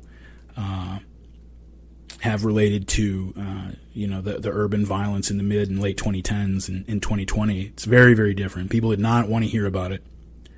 By the time the 70s ended, you know, the Black Panthers had become a t-shirt. Bobby Seale, the other co-founder of the Panthers, he was selling Panther-themed barbecue sauce called Burn Baby Burn. And a prematurely aged Huey Newton was presiding as figurehead over a Panther-founded grade school in Oakland, which was dependent for its existence on funding from the fascist government that he'd spent so many years denouncing. The school itself, it's called the Oakland Community School. It's actually a real achievement. Continues to serve the community well today with a free food program and medical clinic that's named after George Jackson.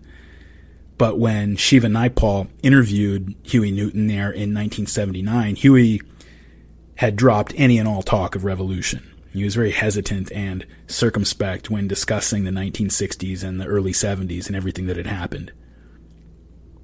Over one window at the school, there was a large photograph of Huey from the good old days. He's dressed in the panther beret and leather jacket, and he's sitting erect on a cane throne holding a spear and staring at the camera like a man at war. But when Naipaul interviewed him, he insisted that the Panthers' problems had all been mostly the result of misunderstandings and agents provocateurs, and he said that all he wanted were some basic social democratic reforms that honestly could have been lifted from the moderate left of the Democratic Party platform. The revolution had been left behind. Huey Newton was murdered in 1989 by a member of a group called the Black Guerrilla Family, which was a prison gang that mixed drug dealing with revolutionary rhetoric and had been started at San Quentin years earlier by George Jackson. The SLA story would lead to even more madness before it was over. Patty and the remaining members of the group checked into a motel room just in time to turn on the TV and see footage of police officers creeping toward the house in South Central. At first they thought it was a recording from an earlier failed attempt to capture their friends, but it soon dawned on them that this was a live feed, and they just sat there on the couch and watched in horror as their friends were shot and burned to death.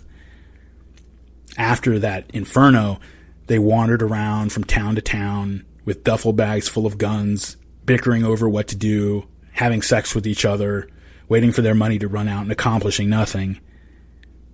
One of them said that she had an old friend that she thought could be trusted to help them out, and the friend, who turned out to be a fangirl of the SLA, agreed to be their above-ground helper. And so she helped them find some cover, some new cover, and the group starts releasing more revolutionary communiques. And they put one out announcing that the Symbionese Liberation Army lived on, but that it had been renamed the New World Liberation Front, or NWLF.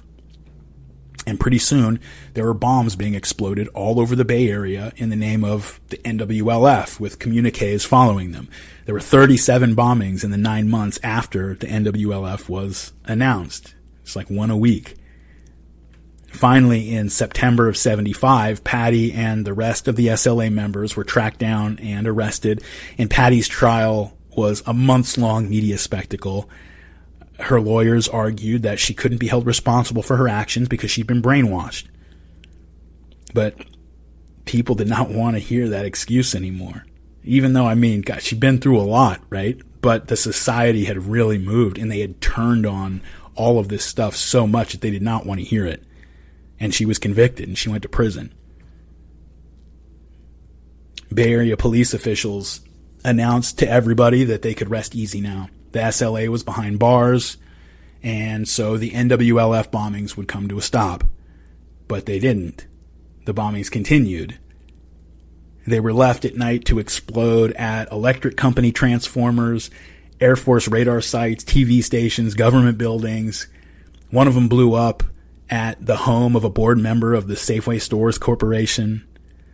And the communiques that followed them were all over the map. They attacked slumlords, talked about conditions in jails, announced support for unions during labor disputes. And these things came so often that an FBI agent called San Francisco the Belfast of North America. Although these bombings were obviously much less deadly. The authorities had no idea what's going on or who's behind these bombings. They came to believe that there were several teams working independently with nothing to do with one another who were just inspired by the SLA and using the name of the NWLF to do this bombing. In November of 75, the NWLF introduced a new tactic, pouring liquid steel into the locks of some 500 parking meters in San Francisco. They began delivering their communiques in person through a 37-year-old weed dealer calling himself Jacques Rogiers, but whose name was just Jack Rogers. He would pick up the communiques and deliver them, And he was uninvolved with the bombings. He was at least one person separated from the people who were doing the bombings and vandalism. And so following him didn't get the police anywhere. And this went on for several years. There were at least 70 bombings in San Francisco, Oakland, and Berkeley. And one of them was left in a window box at the house of Senator Dianne Feinstein, who was a San Francisco city supervisor at the time. More transformers were targeted.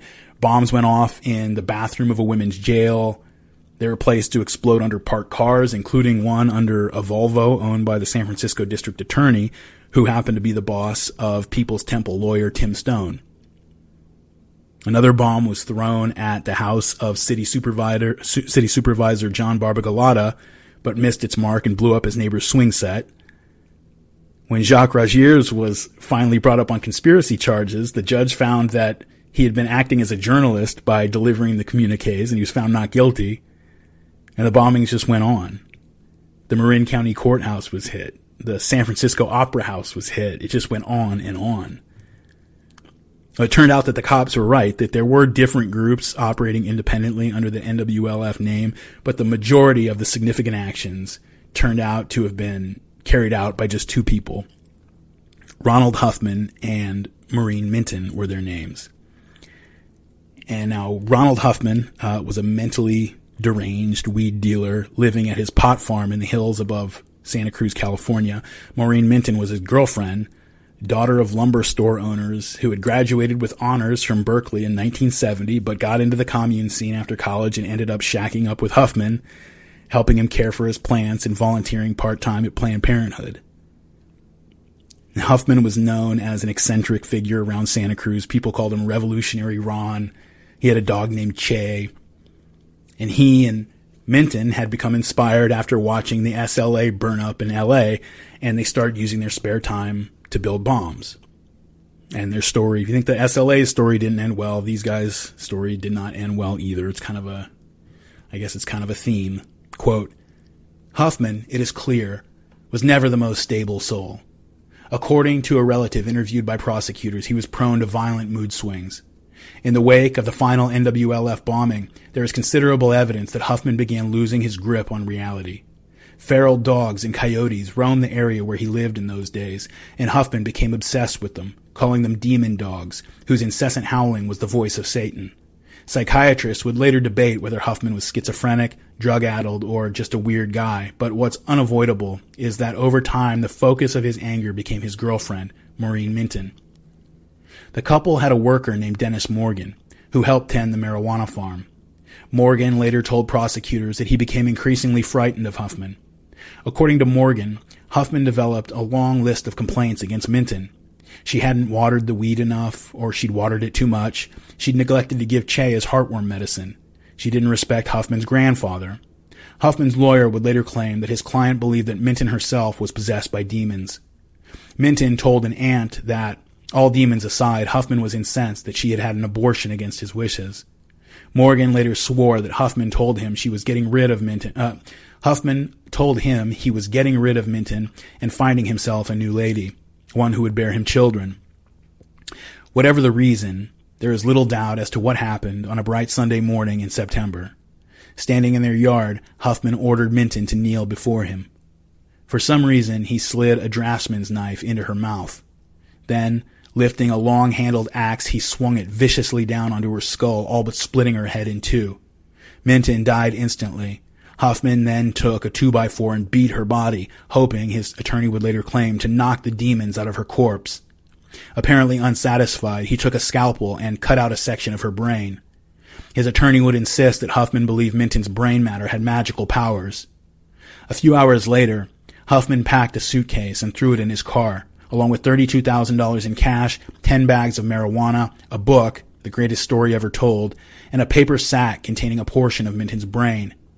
He drove down to the Pacific Coast Highway and turned north toward San Francisco. A few miles up the road, just past the beach at Greyhound Rock, he picked up a German hitchhiker, driving off so quickly that he left the young man's girlfriend in the road. Huffman, who appeared highly agitated, was talking a mile a minute, and the poor German couldn't understand what he was saying. He pleaded with Huffman to stop the car, at which point Huffman produced a knife and started slashing at him. A struggle ensued, during which the car skidded to a stop outside the Shortstop Market in Half Moon Bay. The hitchhiker leaped from the car and raced toward a young man named Corey Baker, who was standing in the parking lot. Huffman emerged and began yelling something unintelligible. Baker approached him, noticing a strange whitish-gray substance on his hands. He thought it was fish guts. It wasn't. He told Huffman to calm down and go wash his hands. Huffman responded by punching him, grabbing a fountain pen, and attempting to poke out his eyes. Baker ran. Huffman drove off. An hour later, a police car managed to force him off the road near the town of Pacifica. Huffman got out of the car, swearing and spitting, his eyes rolling back in his head. When an officer pulled his gun, Huffman held up his book and the bag of brains as if to shield himself. Officers wrestled him to the ground. Later, when they visited the cottage, they found Minton's body, and Huffman was tossed into jail. End quote. So this is how things turn out. This is how the long story that started with brave marchers in Birmingham and the Berkeley free speech movement and progressed through the near revolution of 68, through the Panthers and Weather Underground, to the Black Liberation Army and the worship of black convicts by the white radicals, to the SLA and the NWLF. This is how that story goes as the 70s drag on. And by the end, the scene is just hollowed out and gone and finished. Except for Jim Jones and People's Temple. They're still there. And not just there, they're bigger and richer and more influential than ever. Sort of the last man standing on the radical left. And for the black people in the ghettos of the cities where the temple operated, the old ladies and kids and single moms and guys who were the other 99% of black people who had had nothing to do with any of the violence and craziness of the last several years and were just trying to get through the day and build a normal life, the temple became more significant than ever as everything else that had risen up claiming to stand for them over the last decade fell down around their heads. But of course, unbeknownst to the people watching Jim preach and heal on Sundays, Jim Jones himself was speeding at 100 miles an hour toward the same cliff that the rest of the radical left had barreled over. And underneath all the idiosyncrasies of the temple and of Jim himself, he was heading toward that cliff for much the same reason.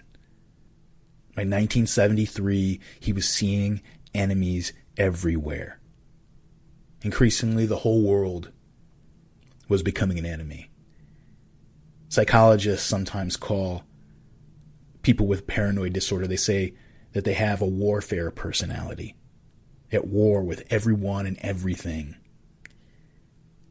Well, after the 8 revolutionaries defected from the temple in 1973, more of them followed in 1974, including a married couple, Al and Jeannie Mills, who had left the temple after temple officials beat their daughter savagely at a meeting in front of dozens, maybe 100 people cheering on, screaming as it went on, hitting her over 70 times for allegedly becoming too close to a girl who was supposed to have been a lesbian.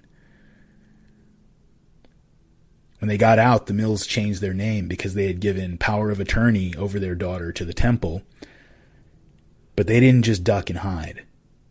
After the Mills left, they got in contact with other people who had left, and they tried to get in touch with people who were still in the temple that they thought might be persuadable.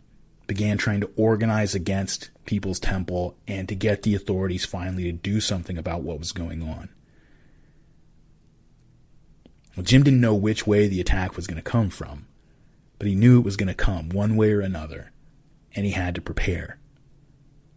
Well, Jim had money, lots of it by now, millions and millions of dollars put away by now, and he had people at his disposal who would do whatever he said, which meant that he had options. But as first a few and then a few more members began to leak out of the temple, Jim wondered when the whole thing was going to come crashing down, when it would just accelerate and the spell would break and fall apart and those options might evaporate.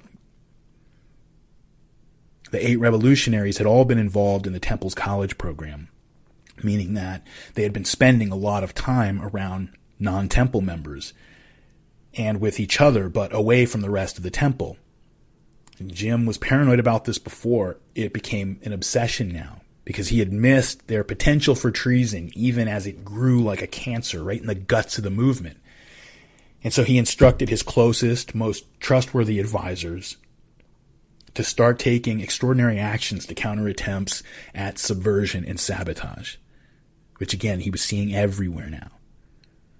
They were expected to spy on people, use blackmail, harassment, even assault in defense of the church.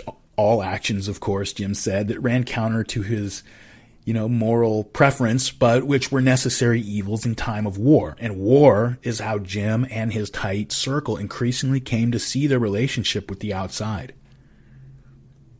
And when they were a ragtag community group, they imagined themselves with enemies that were fit for a ragtag community group. They were beset by racist hoodlums and maybe a local politician or two, but the scope of their enemies grew with their own ambition and self-regard until eventually they are imagining that the small but growing number of defectors and former temple members were allied with the FBI, the CIA, Interpol, all the forces arrayed against the global revolution, which more and more, as the others went down, People's Temple imagined themselves to be the last remaining vestige, the last ones manning the barricades as the forces of fascism had knocked down the others one by one.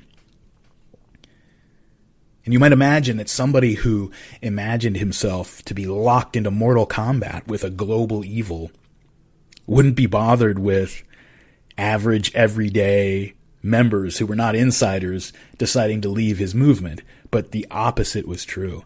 Jim could not tolerate it. He could not tolerate the idea of anybody abandoning him.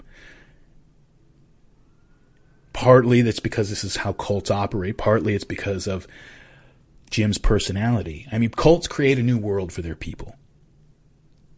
If you ask what's the difference between a cult and a religion, there's probably a lot of different answers that you could give, but one of them is that cults isolate their members. They cut them off from the people and the world that they knew before and isolate them. And for the fanatics, fear of outsiders and a rigid, emotionally charged us versus them dynamic is enough to make that happen. But for the rest of the people who are something less than a fanatic, enforcement is required. Enforcement by the fanatics. Members should be afraid to leave. And ideally, they're afraid of the outsiders. But if they're not, then they should be afraid of us.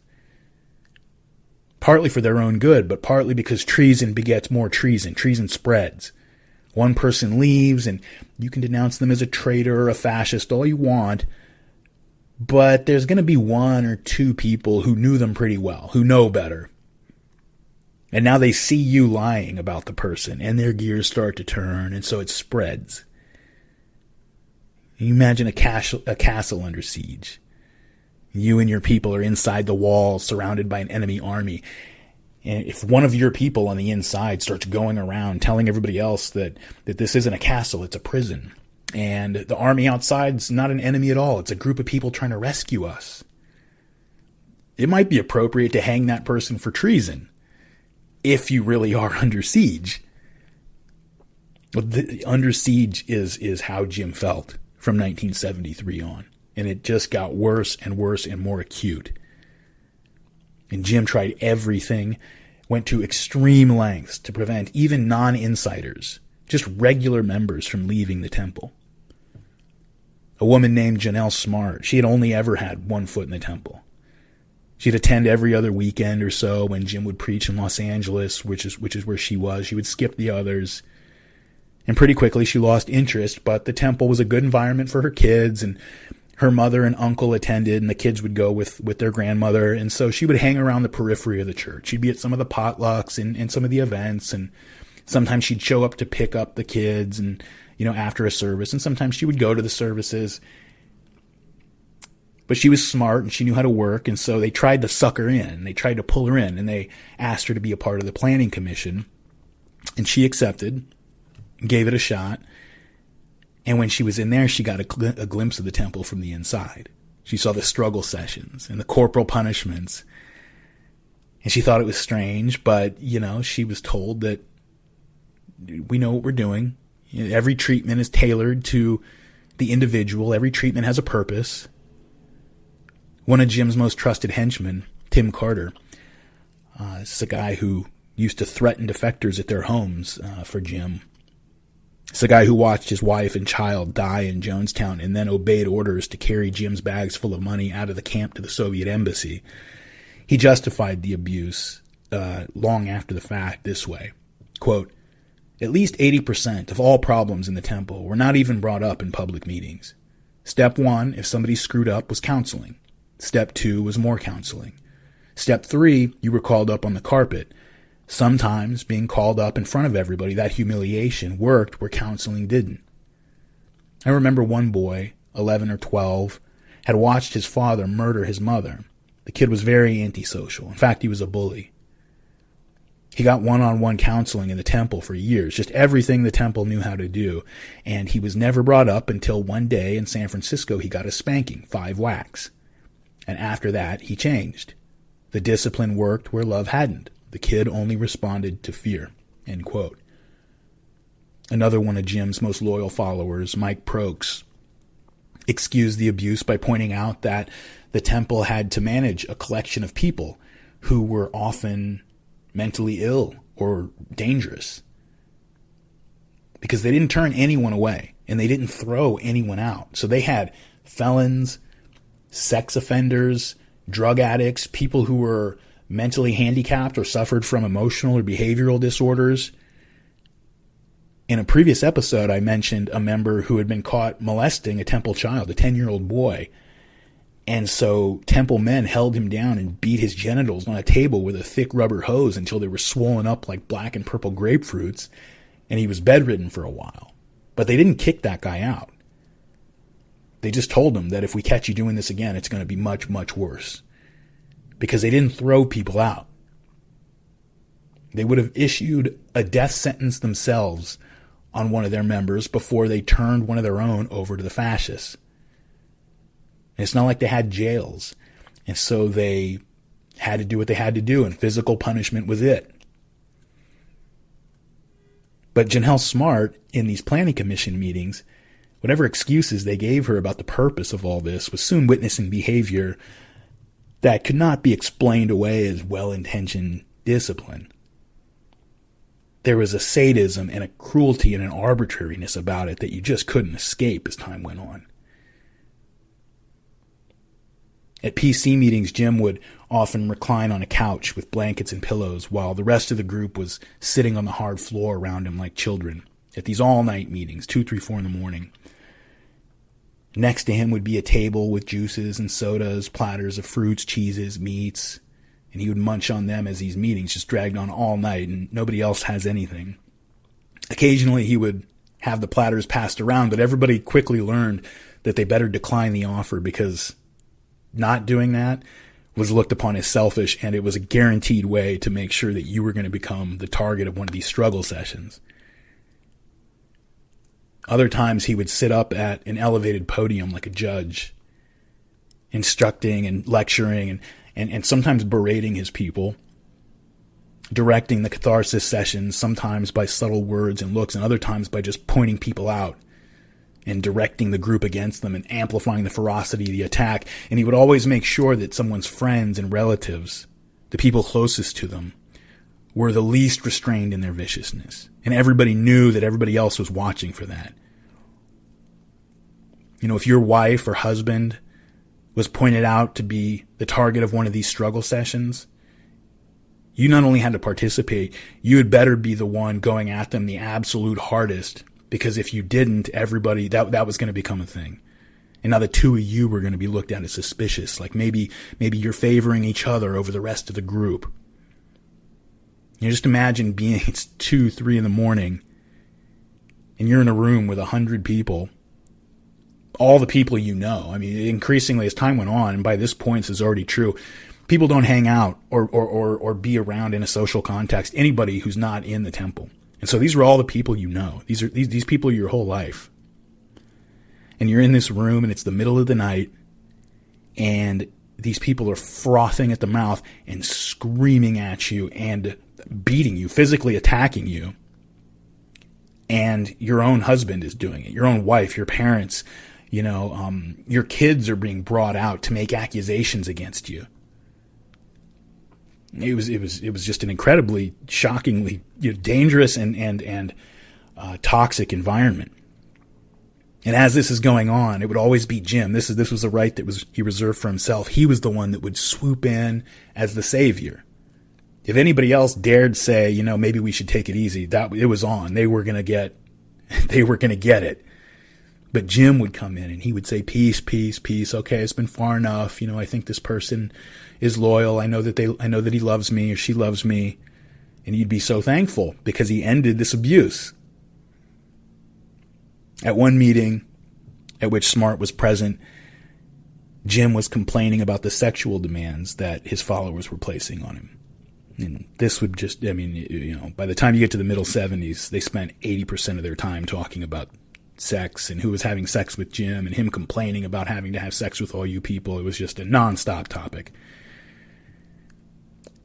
And so he orders everybody in the room that he had to sleep with recently to stand up. And out of about 100 people, at least 30 people get to their feet. And everybody else starts shouting at them and yelling at them for being so selfish with Jim's energy. And how dare they? Don't they know that Father has to save his energy to serve the people? And everybody's looking all sheepish. And then the attention of the crowd turns to this young woman who hadn't stood up. She had not had sex with Jim. And they start accusing her of wanting to have sex with Jim. And they start attacking her for being so selfish. And so Jim orders this 23-year-old woman to stand up. And she stands up. And he orders her to tell him and everybody in the room what it is that she thinks she has to offer him sexually. And she starts stuttering. She's incredibly embarrassed, of course. And he interrupts her and says, take off all your clothes. And so she takes off all her clothes. And she's standing before the crowd, completely naked. He makes her keep her hands at her side. She can't cover herself. She's turning beet red. And Jim starts telling the crowd how she's been coming on to him. And they all start laughing at her and insulting her and pointing out all the deficiencies in her body, all her blemishes, talking about how ugly and disgusting she is, laughing at her. And she's just beet red, exposed with her arms at her sides. And Jim just is piling on, mocking her. He says, if there's a list of people that I wouldn't touch in this place, you'd be on top of that list. And the crowd laughs at her and launches again, insulting her body and her looks and her selfishness. And Jim calls for silence. And he demands that the woman admit that she wants him to die. You want me to die, don't you? And so she denies that. And he verbally abuses her some more. And then he sits back and watches over the top of his sunglasses, chuckling as the crowd carries on abusing this woman for a while. And when she's been sufficiently humiliated and broken, Jim moves on to the next order of business, but he forces her to remain standing naked in the middle of the room as there are kids in this place. A lot of times at these planning commission meetings, people's little kids would attend these meetings. So you've got this is happening to this woman in front of everybody she knows, all of her friends, family, little kids, all these people just screaming, frothing at the mouth, wide-eyed, abusing this woman like this. It got this sadistic.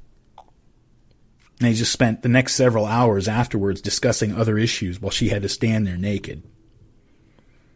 And the young woman remained loyal to People's Temple and Jim Jones. Janelle Smart was there. She was disgusted by the incident, but she stuck around. She stuck around until the day when the crowd turned on her. Her husband had been a member of the church, but had stopped attending, and so naturally was looked upon with suspicion. And at this PC meeting, somebody alleged that he, Smart's husband, had tapped Jim Jones' phone, and that she, Janelle Smart, must have known about it. I mean, utter absurdity. These are regular people. They're not tapping Jim Jones' phone. But the crowd turns its focus on her and starts screaming and going insane. And she breaks down crying, and she says, I've had enough of this. I want out.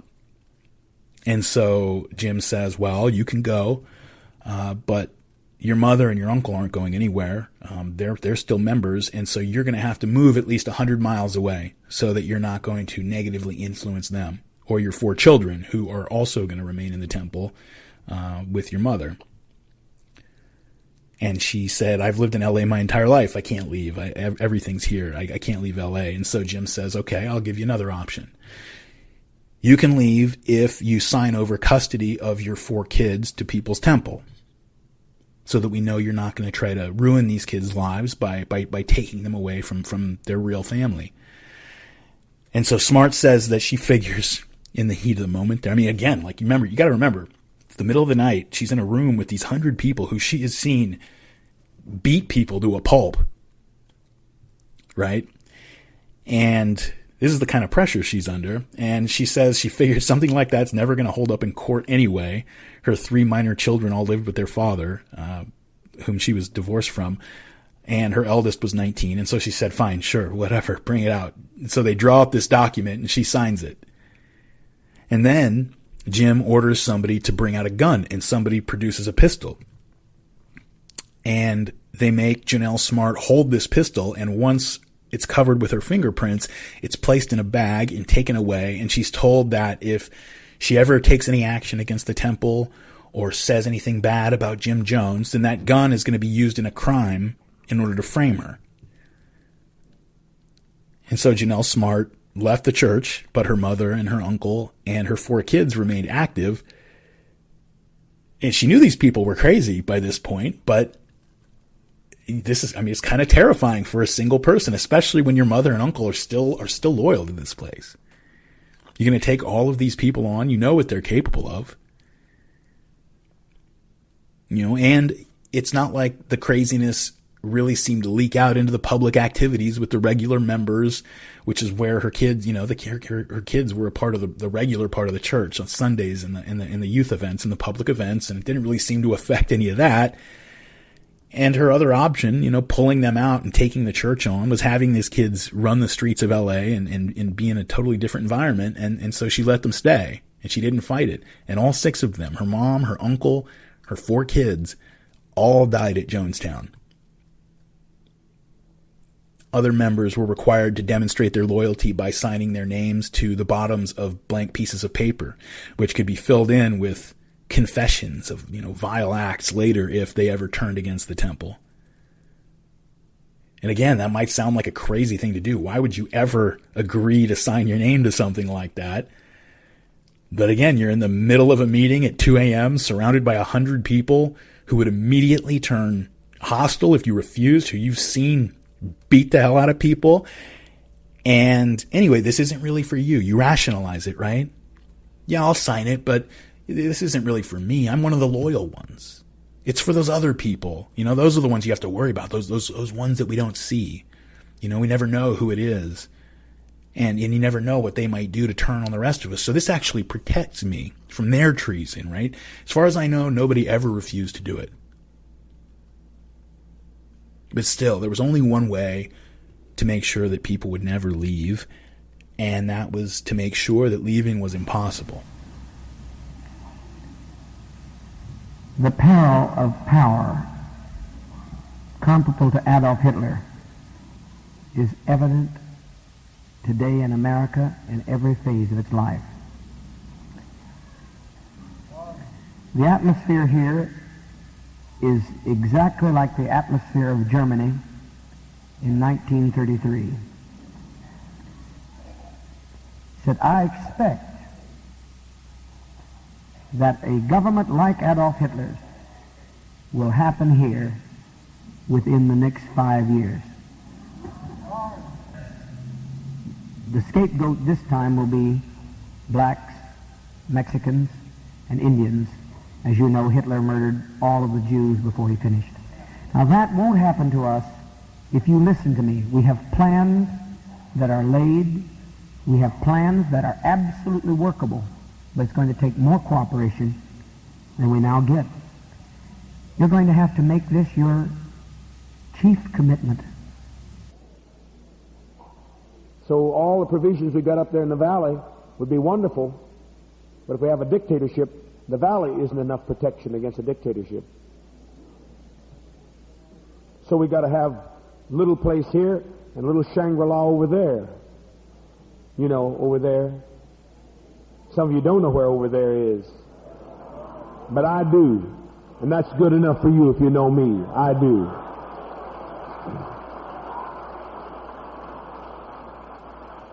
I know a place where I can take you where there'll be no more racism, where there'll be no more division, where there'll be no more class exploitation. I know just the place. Oh, yes, I do.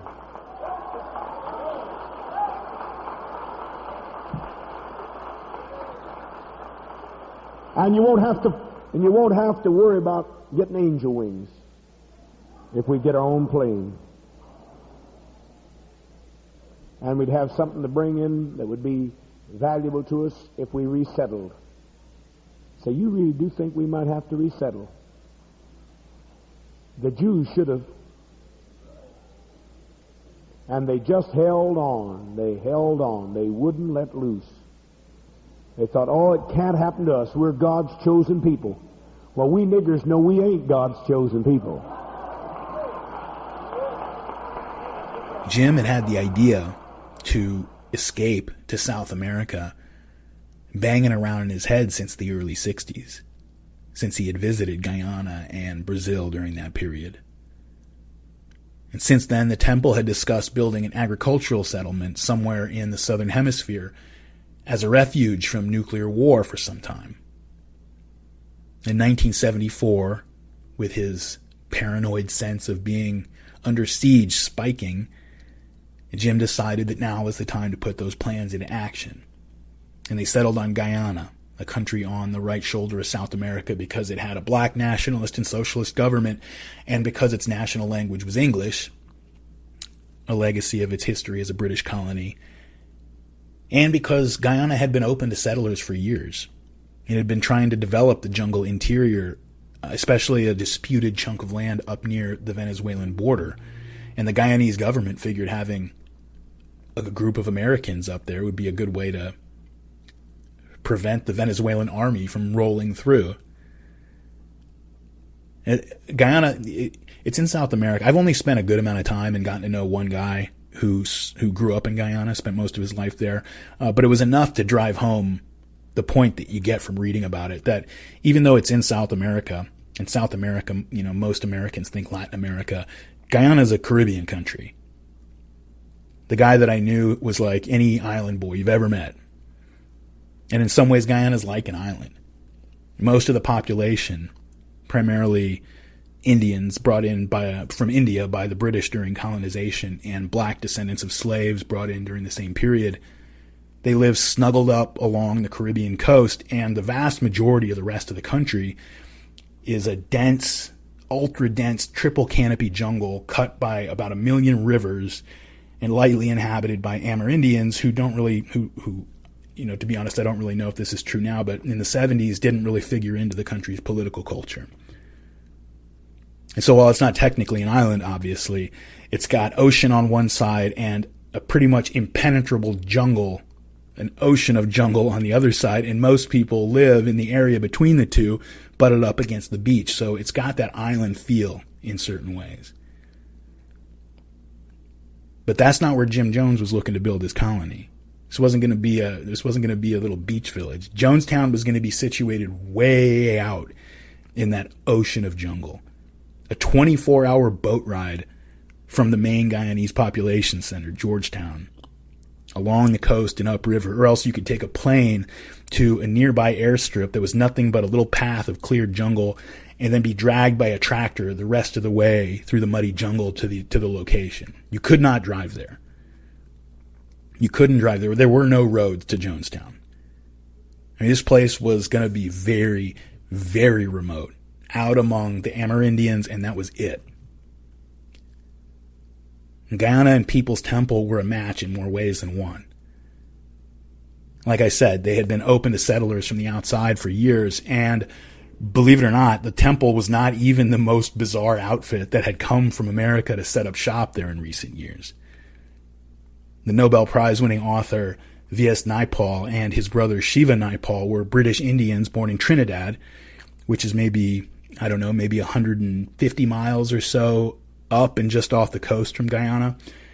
V.S. Naipaul has several really, really necessary books on the Caribbean and South America. They're all worth reading. And Shiva, His brother was also a very talented writer, only got off a few books before he had an early heart attack and passed away, but one of them was called Journey to Nowhere. It was a book about Jonestown, and it's a really unique book about Jonestown. There's not really another one like it. He wrote it shortly after the mass suicide. He went down to Guyana to see the place and talk to people and investigate Guyana, a place that he had a lot of experience with anyway, shortly after everything happened. And Naipaul believed that his country, Trinidad, and Guyana had been corrupted by influence from the American Black Power movement, which had radicalized the black populations of the English-speaking Caribbean and left behind an ideology of resentment and racial power long after the white oppressors had left, and the only people left to exercise that power on were the Indians. What did black power mean in the absence of white domination? We found out in parts of the Caribbean, in places like East Africa under Idi Amin, who was also in power and speaking this same language at this time. The same language specifically against the same people, actually. These are former British colonies in East Africa as well. Uganda was. So he's targeting the descendants of the Indians brought in by the British, virtually all of whom, in Uganda specifically, he either killed or exiled, even though they were the ones engaged in the bulk of the professional vocations that a country needs in order to continue functioning at a high level. The same thing happened in Guyana. This is from his book, Journey to Nowhere. Quote, "It is hardly a cause for astonishment, given the history, beliefs, and practices of the People's Temple as we now know them to have been, that Jim Jones should have been drawn to Guyana. And it is equally unastonishing that the Guyana of Forbes Burnham, the black nationalist dictator of Guyana, given its history, beliefs, and practices, should have accepted him. Guyana, over recent years, has shown a predilection for welcoming, assisting, and sheltering strange people, a weakness springing from a peculiar sort of gangsterism that can contain within itself both corrupt cynicism of the highest order and ideological motivation. You're a stupid black man, Burnham is reported to have said to the architect who refused to inflate his estimates. That outburst reveals the complex nature of Burnhamite gangsterism. It is about being black and about being third world, as well as about being rich. It is a point of view. Within that point of view, criminality, nationalism, corruption, altruism of a kind can all coexist. What holds them together is the personality of the big black chief who operates, so to speak, by institutionalizing his manias, lusts, and fantasies. This makes him and his country, which is no more than a projection of his caprice, vulnerable to appropriate calls from the wild. When I visited in 1970, Guyana was being converted into something called a cooperative socialist republic. At the time, no one could say for certain what that was supposed to be, nor can anyone today. The only concrete effect seems to have been in the field of letter writing. Ministers and civil servants sign their communications, yours cooperatively. Burnham, whose moderation and coolie-baiting politics had so appealed to his American and British sponsors, now began to discard his moderation, but not his racism, and pose as a third-world militant. Photographs started to appear of the comrade leader, as he now liked to be called, dressed in Chinese-influenced tunics and African dashikis. At some point, he had himself created a general, necessitating a further addition to his growing wardrobe. I noted that he attended a conference on non-aligned states in Lusaka, Zambia, offered Guyana as a home away from home for the African freedom fighters, and handed over a check of $50,000 to assist in the liberation struggle. And that was not all. In 1971, a dope dealer from Bermuda came to Guyana to drum up support for a so-called Black People's Congress. The government obliged with a handout. However, years later, the Black People's Congress is yet to take place. Then there was the man who claimed to be an Angolan freedom fighter. He was honored with Guyanese citizenship. It turned out that he was an American in flight from the police. Like the Bermudan, he was also involved in the dope trade. These were not isolated pieces of bad luck. The Bermudan and the pseudo-Angolan belonged to a common pattern of vaguely ideological misadventures. Consider a man named Michael de Freitas, otherwise known as Abdul Malik, otherwise known as Michael X. In London, he peddled dope and worked as a strong-arm man for a slum landlord. He became a convert to Islam and black power. Eventually, his rabble-rousing led to trouble with the English police. He fled home to Trinidad. In Trinidad, subsidized by his rich English patrons, he started an agricultural commune. It climaxed in murder. He was sentenced to death. Sitting in jail, Michael X was succored by Tom Wicker of the New York Times, the New Statesman, and other foreign friends of the oppressed. According to the Angela Davis Defense Committee, Malik's only crime was his commitment to the world movement for peace and justice. It was absolutely necessary, they went on, that he be allowed to continue his work for peace, justice, and progress on behalf of all oppressed people in the world. Too often, those who ought to know better nourish our crazy dreams of resurrection and redemption. Those safely beyond the borders of our madness underwrite our lunacies. After he had committed murder on his Trinidad commune, it was to Guyana that Michael X had fled. There he was met at the airport by a minister of government and given the red carpet treatment. The state-owned Chronicle published a photograph of the minister and his guest, gazing deeply into each other's eyes. Beneath the photograph was the caption, "When two revolutionaries meet." Less controversial, perhaps, but equally revealing of the mood of Guyanese hospitality was the visit of the American Black Power activist and theorist Stokely Carmichael. He had originally been invited to Guyana by a dissident group of academics and students, but they quickly dissociated themselves from him when they heard the sort of things he was saying. "All the talk was of bloodshed and fighting," a member of the group said to me. "He said Black Power meant African power. He said we had to learn how to kill. It was the wrong message for a place like Guyana. We had had enough of racial killing by then." Carmichael was not left either embarrassed or marooned by their hasty desertion. He was quickly picked up by the People's National Congress and, like Michael X, given the red carpet treatment by the Guyanese government. The New York Times, reporting from Georgetown, stated that there were at least 4 Americans wanted back at home for an assortment of crimes: rape, murder, armed robbery, blackmail, who were living in Guyana under government protection. One of these had been made a senior training official in one of the security services. But the most notorious of Prime Minister Burnham's criminal courtiers is a black preacher from Tennessee calling himself Rabbi Washington. Back home, where he is known as David Hill, he is wanted by police on charges of blackmail and violence. But in Guyana, where he surfaced in 1972, he is a figure of consequence. He has created around himself a religious sect, the House of Israel, which espouses a messianic doctrine of black redemption. His Guyanese followers adorn themselves in the colors of the ruling party, which also happen to be the national colors. They arrive by the busload to take part in government-sponsored rallies and parades. They help to break up opposition meetings. In a sugar strike called by a union unfriendly to the government, they played the part of scab labor. The rabbi lives in considerable style. His benefactors have, in addition, provided his organization with 2 farms.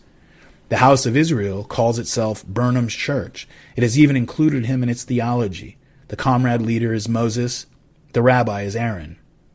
There was nothing extraordinary, therefore, in the warm welcome extended by the Guyanese government to Jim Jones and to his people. Agricultural communes, staffed by the disciples of various largely black American sects and cults, were springing up all over the Guyanese interior. The People's Temple was not even the only agricultural commune in the Northwest. There was a similar agricultural project getting underway in 1974, not far from the nascent Jonestown. This other project, also staffed by Americans, was called Shalom. It was having financial problems and had made little progress in clearing and cultivating its tract. Shalom's residents seemed to be composed mainly of remnants from the hippie movement of the 1960s and were rumored to have been primarily engaged in cultivating marijuana. End quote. And so now, as Naipaul said, although Forbes Burnham had come to power in Guyana with the assistance of the CIA and British intelligence, who, in the context of the Cold War, thought that, this vaguely socialist, black supremacist guy was preferable to his predecessor, an Indian and avowed Marxist named Chetty Yagan, by the early 1970s, Burnham had fully embraced this new revolutionary identity and totally consolidated power himself. And Guyana, in the meantime, declined precipitously under his rule. As a result of the corruption and mismanagement of his government, the country had gone, in a very short time, from a relatively prosperous and easygoing colony to a racially stratified economic basket case. when Shiva Naipaul arrived there as a journalist shortly after the end of the Jonestown story, as he's on his way there, on the airplane on the way there, he's told by a fellow traveler that he had better have brought plenty of his own cigarettes because he wasn't going to find any of them for sale in Georgetown, the capital.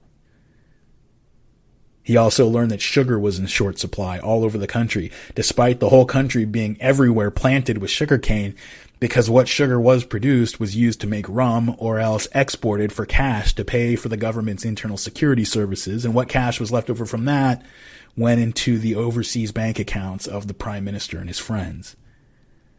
Street crime and begging were general in Georgetown. Hospitals were always short of drugs and basic supplies. Fields went fallow because there were no parts to repair broken down tractors, and these opulent colonial mansions had been stripped of their expensive doorknobs and faucets and other fixtures, and the peeling paint and the sweltering heat contributed to this overall feeling of oppressive decay. Naipaul writes, quote, "Despite the warnings of guards, I decided that I would walk back to my hotel alone. It was the middle of the afternoon, and it was hot. Georgetown and its inhabitants looked derelict. The shuttered shops were uninviting, starved of goods. Sullen black faces stared out of the doorways of rum shops and cafes. Others, gathered in small groups in patches of shade, watched me without friendliness. There was little traffic about. I was, rather foolishly, wearing a jacket and carrying a briefcase, two items that clearly marked me out for attention. That, as well as the heat and the humidity of the afternoon, made me regret my decision to walk, but there was not a taxi in sight. Racks of refuse floated in stagnant gutters. Smells of decay hung in the still air. Solitary beggars slept in the shadows of peeling buildings. I began to feel that the city itself was rotting away slowly in the suffocating heat. Walls were covered with faded referendum posters and scrawled in graffiti. Vote yes. End exploitation now. Burnham is king. We have Burnham fever. Away from the center of the city, I came to quieter, cleaner streets. Elegant, white-painted wooden houses stood silent in bushy gardens. These colonial houses are the glory of Georgetown. Looking at them, I could see why it was once reputed a beautiful city. But now their elegance was faded, and many had been converted into offices of one kind or another, and their beauty was sad and elegiac, serving only to emphasize the sense of disintegration. The air freshened as I approached the sea. Families and courting couples strolled along the esplanade or sat on benches embedded in the concrete, facing into the salty wind and gazing into mud-laden breakers. Soon I was having my first glimpse of the Georgetown suburbs. For mile upon mile, the seawall was daubed with referendum slogans. Indeed, slogans and posters seemed to cover every available surface. Even I noticed cowsheds and the tops of water towers. One stood out. We will die for Burnham. That, I gathered, was the handiwork of dissident students who, in the dead of night, had been dragged out of their dormitories at gunpoint and brought to the seawall. The entire countryside had been defaced and disfigured. It defied comprehension. Each splash of blood-red paint seemed designed to obliterate a little more reason, a little more intelligence. Day and night, for weeks on end, some savage instinct had been at work. This vandalized landscape was its monument. I stared at flooded, wasted fields, at ragged boys tending ragged cattle, at broken-down houses and huts. To my left, the brown ocean, held at bay by the seawall, glinted and gleamed." End quote. Naipaul writes that as a result of this degradation, emigration from Guyana had become a stampede for the exits. This had happened in many of these post-colonial areas up in that area, in Suriname, for example. There's an old joke, possibly apocryphal, that he reports that people would tell in Suriname that there was a sign at the airport that said, "The last one to leave, please shut off the lights." In just the last few recent years before he was writing this, over 50,000 people had left Guyana, but that's out of a total population of just 800,000. So it's a big chunk of the population. And the people who were leaving were typically the most educated and capable people. These were the people who could afford to, put their families on a plane and emigrate to another country. Workers went on strikes, but they were beaten, jailed, and sometimes worse by the Prime Minister's government thugs, or often by his allies with the House of Israel. Rule of law was virtually non-existent, and people's only protection came from their status or connections to the government. Any last traces of political freedom had been wiped away by a fraudulent constitutional referendum pushed through by Burnham in the middle of the decade, which reduced the government to a mere organ of his party, and the party was itself a mere organ of his own will. Naipaul writes, quote, "An old friend from school days was dejected and defeated. I've gone into internal exile," he said. We were sitting in a cafe that tried to do things nicely.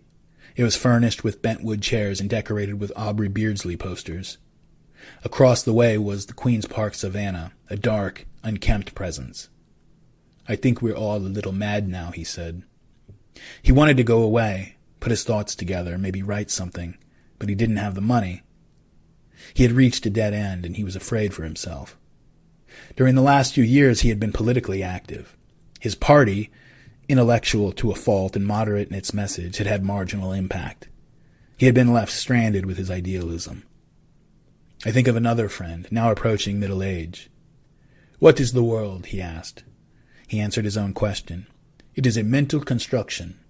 The world we perceive with our senses is not the only one there is, or even the most important one. It is an illusion." I listened as he talked about the many levels of being. "I've experienced Krishna consciousness," he said. "I know what it is to be dead. Death, too, is an illusion." His soft mulatto eyes were clear and steady. "Once, we used to have long discussions about Marxism, about the revolution that would transform the Caribbean. One day," he said, "I was sitting in my garden when something like a nuclear explosion seemed to occur inside my head. There was light everywhere. No one could approach him. It was as if a magnetic force fenced him in, keeping people away. He stood for hours in his garden, bathed in light. Now, his wife gone, he lives alone. His house is gradually falling into ruin. Weeds sprout in the garden. Walls flake, and crack. His books collect mold and dust. I am at peace," he said. And so at a certain point, as Naipaul's walking around, he picks up a local walking companion who offers to show him around and offers to take him to a golf tournament. And Naipaul's there as a journalist, so he's not going to turn down a local guide, and so the two men are walking together. I did not care for my companion. I was a little wary of the attentions he had been paying me during the last few days, offering to take me everywhere, obsequiously placing himself at my disposal. What he wanted in return was not yet clear. I had grown to dislike his narrow, shiny face, his pinched lips, his spiky, yellowing teeth. He was a businessman of some sort, entangled in a number of small-scale ventures, all of which I suspected were shady. His voice was simultaneously rasping and wheedling. Publicly, he was a vocal supporter of the government. Privately, he railed at it. "Man," he said to me the first time we met, "you have to have the ability to get on with all kinds. You scratch my back and I scratch yours. That's the only way. You understand me? You understand me?" He jabbed me in the ribs. "We all got to get our hands dirty, eh? You can't be a saint and get on in this Guyana of ours." We continued our walk to the golf course. "You're paying the hotel in foreign currency, not so?" he inquired. I looked at the narrow, bony face, at the spiky teeth bared in an obsequious half-smile. "Why give all that good money to the government of Guyana, eh? It doesn't make sense." He jabbed me in the ribs. "I should have thought of it before, but it's only this morning it hit me. I thought, poor bastard. How they must be ripping him off at the hotel. You understand me? You understand me?" "I understand." He glanced at me out of the corner of his eye, a caricature of petty crookedness. Reaching into his jacket pocket, he took out a fat roll of Guyanese dollar bills tied with a rubber band. He tossed it into my lap. I returned the money to him. I had to sign a currency declaration form when I came in. Sure, but you didn't tell them the whole amount, I bet." He winked at me. "I did." That won't make problems for you. If they try anything, just grease their palms a little, he laughed. How calmly he treated the prospect of my getting into difficulties. He tried again to give me the roll of bills. Again, I gave it back. Think about it. No. He replaced the money in his pocket, setting his face away from me. What upset me was not that he wanted my foreign currency. That was natural enough in a country like Guyana. It was the completeness of his corruption, his degeneracy. He was an exhalation of the moral decay that I could sense all around me. The society had robbed him of his humanity. It allowed virtually no one to be fully human. I remembered the passengers on the aircraft who had plundered the toilets. The man mirrored his country. We left the coast road, turning inland. Soon we were surrounded by sugarcane fields. Irrigation canals reflected the sky. The asphalt was crumbling and potholed. After about a mile or so, the paved road turned into an uneven dirt track. This was an Indian area and therefore even more neglected. In Guyana, lines of relatively neat brick houses and properly paved roads invariably signal a colony of government supporters. Half-naked children played in muddy ditches. Many of them would attend school irregularly, economic assets too valuable to squander. Old men reclined in hammocks slung under the houses. Women squatted in the muddy yards, scrubbing pots and pans. We moved slowly, gingerly negotiating the road's treacheries. Mangy dogs yapped in our wake. The golf course, a relic of the displaced planter regime, was set amidst the cane fields. Before the sugar estates were nationalized, the road leading to it had been well maintained. Since then, nature had been given a free hand. Mr. Burnham does not play golf, and its deterioration had been swift. Golf and those who played it had no place in a society that was moving inexorably towards socialism, went the party line. It seemed to be only a matter of time before the golf course, marooned in what had become a rural slum, followed the Georgetown Turf Club into extinction. The clubhouse was a modest wooden pavilion.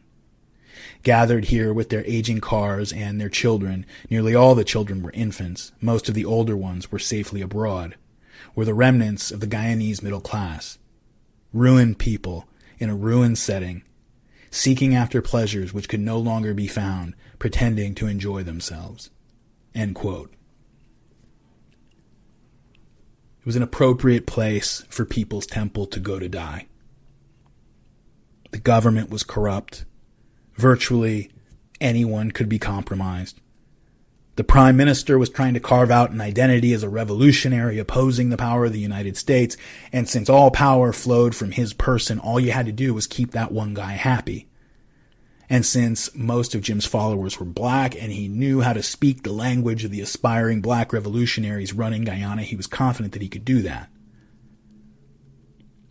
Guyana in the 1970s resembled the crash landing site of the whole Third World Revolution. After it moved on from its demands for inclusion in the developed world in favor of a racial narcissism that recreated different versions of the caste systems that they'd escaped, and a racial entitlement that used paranoia and resentment to justify every variety of corruption and failure. This was the failed revolution after the storms of violence and white-hot emotions had faded, with people in charge who had ridden that emotional wave to power, who knew how to give a speech and thrust a fist in the air, but had no idea how to run a government, and no real intention of trying to learn. Naipaul and his brother, who again were of Indian descent from people who were brought to the Caribbean to be a service class to the British colonizers, had watched the region change in a matter of a few years, and the change was often inspired by the United States. As black power ideology caught fire in the U.S., it spread to the English-speaking Caribbean. But in those countries, there was no vast white power structure to raise your fist against. In Guyana, the population was about 40% black, and the rest were descendants of Indians, like the Naipauls, and then a handful of indigenous Amerindians who, again, weren't really politically involved at the time. And so black power meant something very different over there than it meant in the United States, where you had white mobs blocking off voting booths in Montgomery, Alabama. In these places, what it ended up meaning was black domination of the Indian population. And it often got very, very ugly, very violent. More often than not, the racial oppression taking place in these countries got financial and media support from places like the United States, where you had people with a Pavlovian, I mean, we tend to be kind of solipsistic in the West and in the United States for sure, right? And these people, these good liberals in the United States would have a Pavlovian positive reaction when they see a black leader shouting black power and denouncing colonialism, even though the colonizers had left and black power had come to mean oppression of the Indians. And it wasn't just the liberals in America. Like I said, Burnham came to power with the help of the CIA because a little country divided by racial strife was preferable to one united by a Marxist government. Well, given the poverty and corruption endemic to the country, no drawn-out explanation is needed to understand why the government of Guyana jumped at the chance to invite this flashy American promising to spend $2 million in initial investment to develop a contested region of their country. But even still, that's not the whole story. It was more than the big pocketbook Jim was waving around that helped get him legitimacy with the Guyanese government. He had backup. He had help. California's Lieutenant Governor, Mervyn Dimely, an immigrant to the U.S. from Trinidad himself, went with Jim on a trip to Guyana, personally delivering a message that back in the United States, this guy, Reverend Jones, very, very big deal, very important man. And this endorsement from the lieutenant governor of a U.S. state with a GDP more than 400 times that of Guyana and a population more than 20 times that of Guyana, it carried weight. The fact that the lieutenant governor of California was willing to do something like that, get on a plane and go do that on behalf of Jim Jones, a demonstration of how much Jim's influence had grown. Since moving to San Francisco in 1972, Jim had been uncharacteristically cautious as he felt his way into the Bay Area political scene. But by 1975, he was feeling confident enough to begin making plays. So when it became clear that Ronald Reagan, who was governor at the time, planned to move on from the governorship to national politics, he was getting ready to run for the Republican presidential nomination in 1976, Willie Brown, who was the the mayor of San Francisco at the time, and a friend of Jim Jones, was the prohibitive favorite to replace Reagan as governor. And so the Bay Area's other rising Democratic stars, George Moscone and Dianne Feinstein, prepared to run for mayor of San Francisco. George Moscone won the primary, and in December of 1975, he had a runoff election coming up against the Republican candidate, and the race was expected to be very close. San Francisco is a very different city in 1975 than it is now. So it was expected to be close, and local politics is a low turnout affair anyway. Even big city races are often decided by a few hundred or a few thousand votes. And you got this guy, Jim Jones, who's realizing that he commands an army of thousands of people who will show up to rallies, who will serve as campaign volunteers, and who will vote exactly as he tells them to do. And so a deal was cut. And the temple turned out hundreds of volunteers in the lead up to the election. They were enthusiastic and photogenic at rallies. They would show up in buses on short notice. You got something coming up, you got an event, or there's an event now and not enough people showed up and it doesn't look good for the cameras, just give Jim a call. They would pour in on buses wherever and whenever their assigned slate of candidates needed them. And they looked good on TV and on camera. It was because it was a deliberate mix of white, black, young, old, male, female, and they're all well dressed and enthusiastic and carrying prepared signs. You had legions of temple members who were assigned to spend day and night writing thousands of letters a day by hand to registered voters to encourage them to vote for Moscone and other Democrats.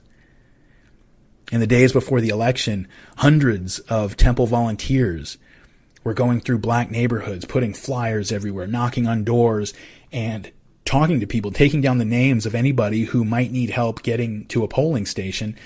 And on election day, the temple building was used as a staging area for Moscone campaign workers, and the temple's big fleet of Greyhound buses was rolled out to pick people up and drive them to the polls and then drop them back off at home when they'd done their civic duty. Moscone and Jim actually had one meeting where they went through voter information to find people who lived outside of San Francisco, even as far as Los Angeles, but who were still eligible for one reason or another to vote in San Francisco. And Jim sent several buses down to bring them up north to vote and then return them back to whatever city they lived in. I mean, when you're talking about local politics, this isn't going to make a big difference in a presidential election. But I mean, it's hard to overstate how powerful this made somebody like Jim in city politics. This is from Jeff Gwynn. Quote, on December 11th, Moscone nipped the Republican by 51 to 49%, winning by the razor-thin margin of about 4,400 votes out of 198,741. That total almost matched the 207,647 total from the original election on May 4th, meaning that Barbagallotta, the Republican, had picked up a far greater share of votes from the other original candidates than did Moscone. Jones and the People's Temple tilted the balance in favor of Moscone. Both the mayor-elect and his defeated opponent knew it. Barbagallotta demanded a recount, which only gained him a few dozen more votes. Afterward, Barbagallotta charged that members of the People's Temple, among other unregistered voters, had cast fraudulent ballots for Moscone and called for a thorough investigation. But Jones and the Temple had not only worked on behalf of Moscone, but for the successful election of Joseph Freitas as district attorney, too. Freitas and his staff, which soon included as a new hire Temple lawyer Tim Stone, duly investigated and reported no wrongdoing, but Stone, in his memoir, later said that there actually was no investigation. End quote. A San Francisco city attorney at the time, named Ken Harrington, he was a guy who liked George Moscone. He was a supporter. He described him as down-to-earth and the only mayor who would roll up his sleeves and just bullshit about a ball game, he said. So he liked him, but he's very direct about what happened. He says they stole the election. He agrees that the Temple helped in legitimate ways, providing election day volunteers and so forth, but he said the general thinking was that they got a bunch of people to vote who weren't proper electors in the city. That was the general consensus. And years later, former members admitted that the Temple had fraudulently registered out-of-town members at addresses scattered throughout the city and then bussed them in to vote for Moscone and the rest of the slate, although Tim Stone denies that happened. But, who knows? I mean, it would open him up to legal action if it had happened. So, hard to say. In any case, Jim was feeling his oats now. As far as he was concerned, he had gotten the mayor of San Francisco elected. As far as a lot of people were concerned. And so Jim expected appointments to positions in the city government, not only for himself, but for members of his church. And he felt jilted when those calls didn't come right away. Grace Stone remembered, we put 500 people on the street within an hour, leafleting for Moscone. We had money, we had numbers. And when Moscone won, we were in a planning commission meeting, and Jim was livid because he hadn't gotten a call from him with a job. And it was like 2:30 in the morning. He says, get that guy on the phone right now. I say, but it's I don't care if it's 2:30 in the morning. You get that guy on the phone. And so a short time later, they did it. And a short time later, calling the new mayor of San Francisco at 2:30 in the morning to badger him about why he hasn't gotten a call about a job. But a short time later, he's appointed to San Francisco's Human Rights Commission. And when that didn't satisfy him, the mayor gave him a position on the board of the San Francisco Housing Authority. And that suited Jones just fine. The Housing Authority was the agency that oversaw all public housing projects in the city, which meant that Jim would be overseeing and exercising power over the Temple's ripest recruiting grounds in the whole city. And the San Francisco political scene was not ready for Jim Jones. This is from Tim Reiterman. Quote, before Jones's arrival, housing authority meetings had been dull, poorly attended affairs. After Jones, the meetings became spirited public rallies. Jones bussed in his own cheering section. They applauded him wildly no matter what he said. Whether it was a call to end corruption, a promise to improve the living conditions of the inner city poor, a vow to tighten the expense accounts of the agency staff. The meetings became so jammed by Jones' entourage that the sessions were moved across town to larger quarters. Though the agency had its own police, Temple guards patrolled, watching doorways, roving through meetings. They even barred anyone from using the bathroom while Jones occupied it. Commissioner Jones worked with the same dedication he displayed in Temple endeavors, and soon became chairman of the body, thanks to lobbying by Moscone's office. He came to his first meeting as chairman equipped with a parliamentary procedure reference book. The agenda and his own remarks were outlined with the meticulousness of a Tim Stone. Jones became a public voice for the rights of minorities and of the poor. He also built political and personal alliances from the highest levels of administration to a tenants organization." End quote. One of Jim's very closest political allies was Harvey Milk, who was a rising star in Bay Area politics at the time. The two men became very close. Harvey Milk had once been a closeted gay Republican teaching high school math, but really came into his own. He was transformed by a long-term relationship that he had had with a teenage drug dealer and male prostitute named Joe Campbell, and in many ways found a kindred spirit in Jim Jones. Both men were not afraid to take aggressive stands on controversial issues, and yet that tendency, that fearlessness that both of them had, part of it was because both men liked to fight, and both men had their demons. Milk is a revered figure, obviously, in LGBT politics for taking strong public stands at a time when that was not as easy to do as it is today, but he led a very tumultuous personal life. When Milk was 33 years old, he began a live-in relationship with a 16-year-old runaway to whom he doubled as a sex partner and a sort of father figure. And that was sort of a pattern with him. The two were together for a very rocky 5 or 6 year relationship during which the boy abused drugs and alcohol and tried to commit suicide at least 3 times. One of the times Milk came home and found him and had to cut the rope that he had found the kid hanged with.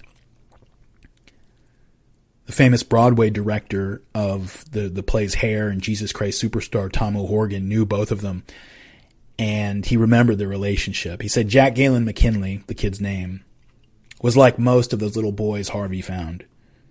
They were very dependent, looking for some kind of parent, and believed it could last forever. There was a pattern Harvey had of finding little waifs.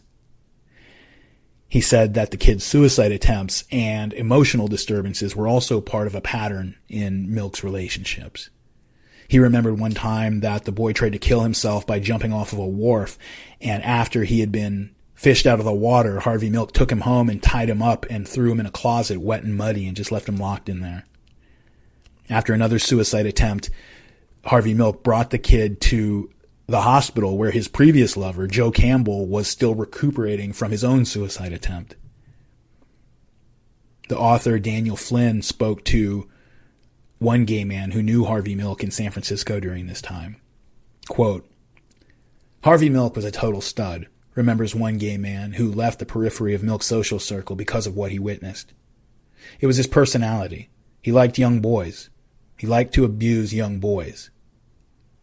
He goes on, "Harvey Milk was tenacious," says Bill Stevens, a contemporary and sometimes customer of Milk. "He became an animal among young gay men." Running in social circles that overlapped with Milk's, Stevens had opportunities to witness Milk's behavior. Prior to Milk's first run for office, Stevens, Milk, and a group of friends descended on the Castro for a night of fun in the bustling gay bars. But Milk's companion, a delicate brunette boy that Stevens pegs at around 17 years of age, was refused service in the watering holes. The group split up. Harvey and his young friend went their way, and Stevens and the others went theirs. Early the following morning, Stevens glimpsed the boy balled up in Harvey Milk's doorway. Rough marks vandalized his soft face. "I don't remember what I had for breakfast this morning," Stevens explains, "but I can tell you exactly what happened that morning." He approached and comforted the teen. "He was just crying like a baby," Stevens said. "Around the face, maybe around the ear, he had some cuts. He was basically real shook up and crying like a baby. In my worst nightmare, I couldn't imagine anyone doing this to a sweet young thing like this." Intending to pick up coffee for himself, Stevens instead treated the boy to breakfast. He was a sweet kid, he remembers, a really sweet little kid.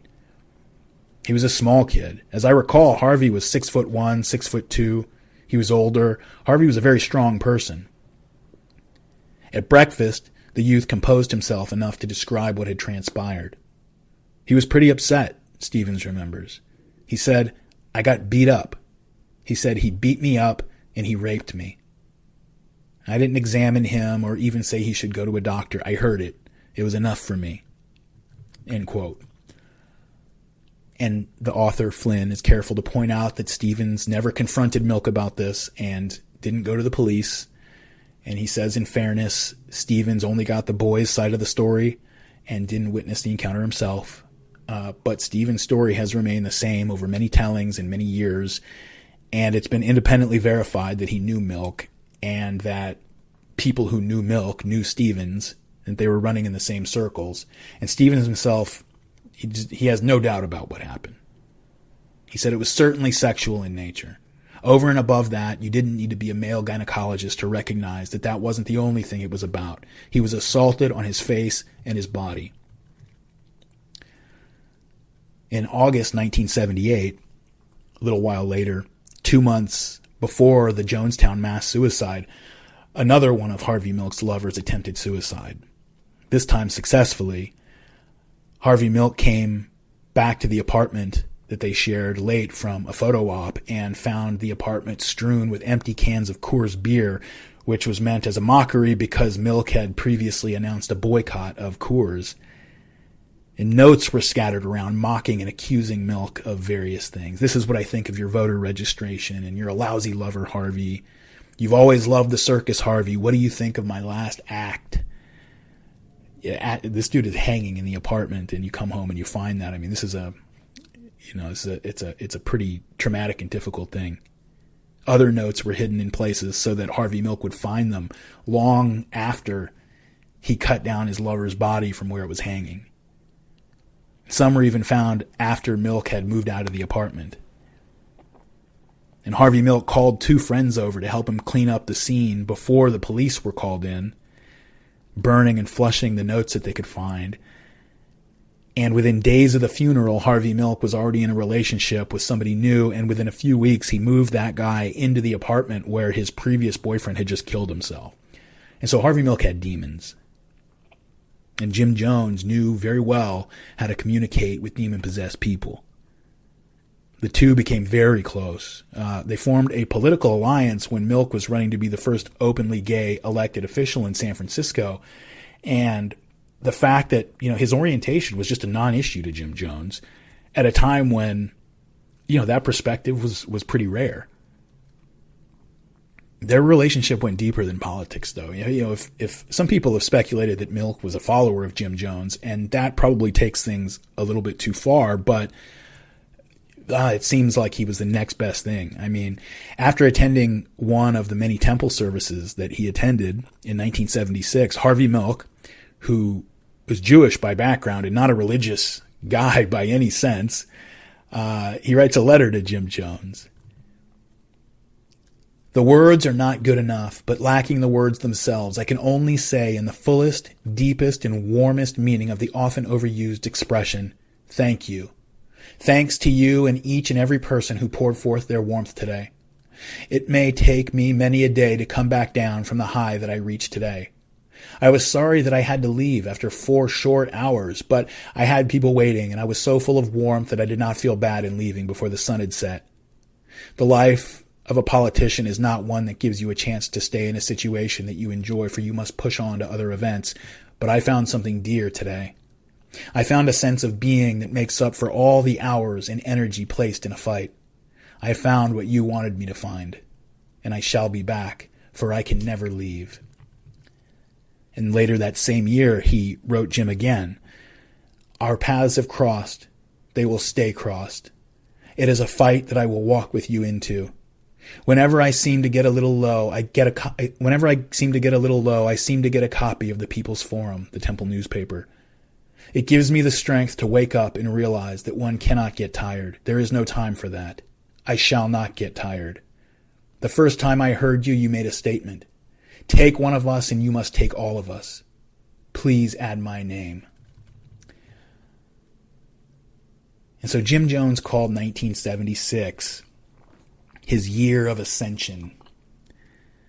He was really I mean, the Los Angeles Times awarded him its Martin Luther King Jr. Humanitarian of the Year award. I'm sure they'd like to take that one back. The prominent black community leader and very close ally of Jim, Dr. Carlton Goodlett, the two of them started up an import-export business together and kicked in to save the third oldest black newspaper in the country, the Norfolk Journal and Guide. The Temple purchased hundreds of memberships in the local branch of the NAACP and used them to elect Jim and one of his close followers to its board of directors. Once, on an earlier trip out to Washington, D.C., after buses full of Temple members were finished viewing the Capitol building, they spread out and began cleaning up trash around the area. And, Jim is savvy. One member, posing as a local resident, calls up the Washington Post to report, hey, look, to report the scene. And so the paper sends a reporter down to record the incident and writes it up in the Washington Post. The hands-down winners of anybody's Tourists of the Year award have got to be the 660 wonderful members of the People's Temple.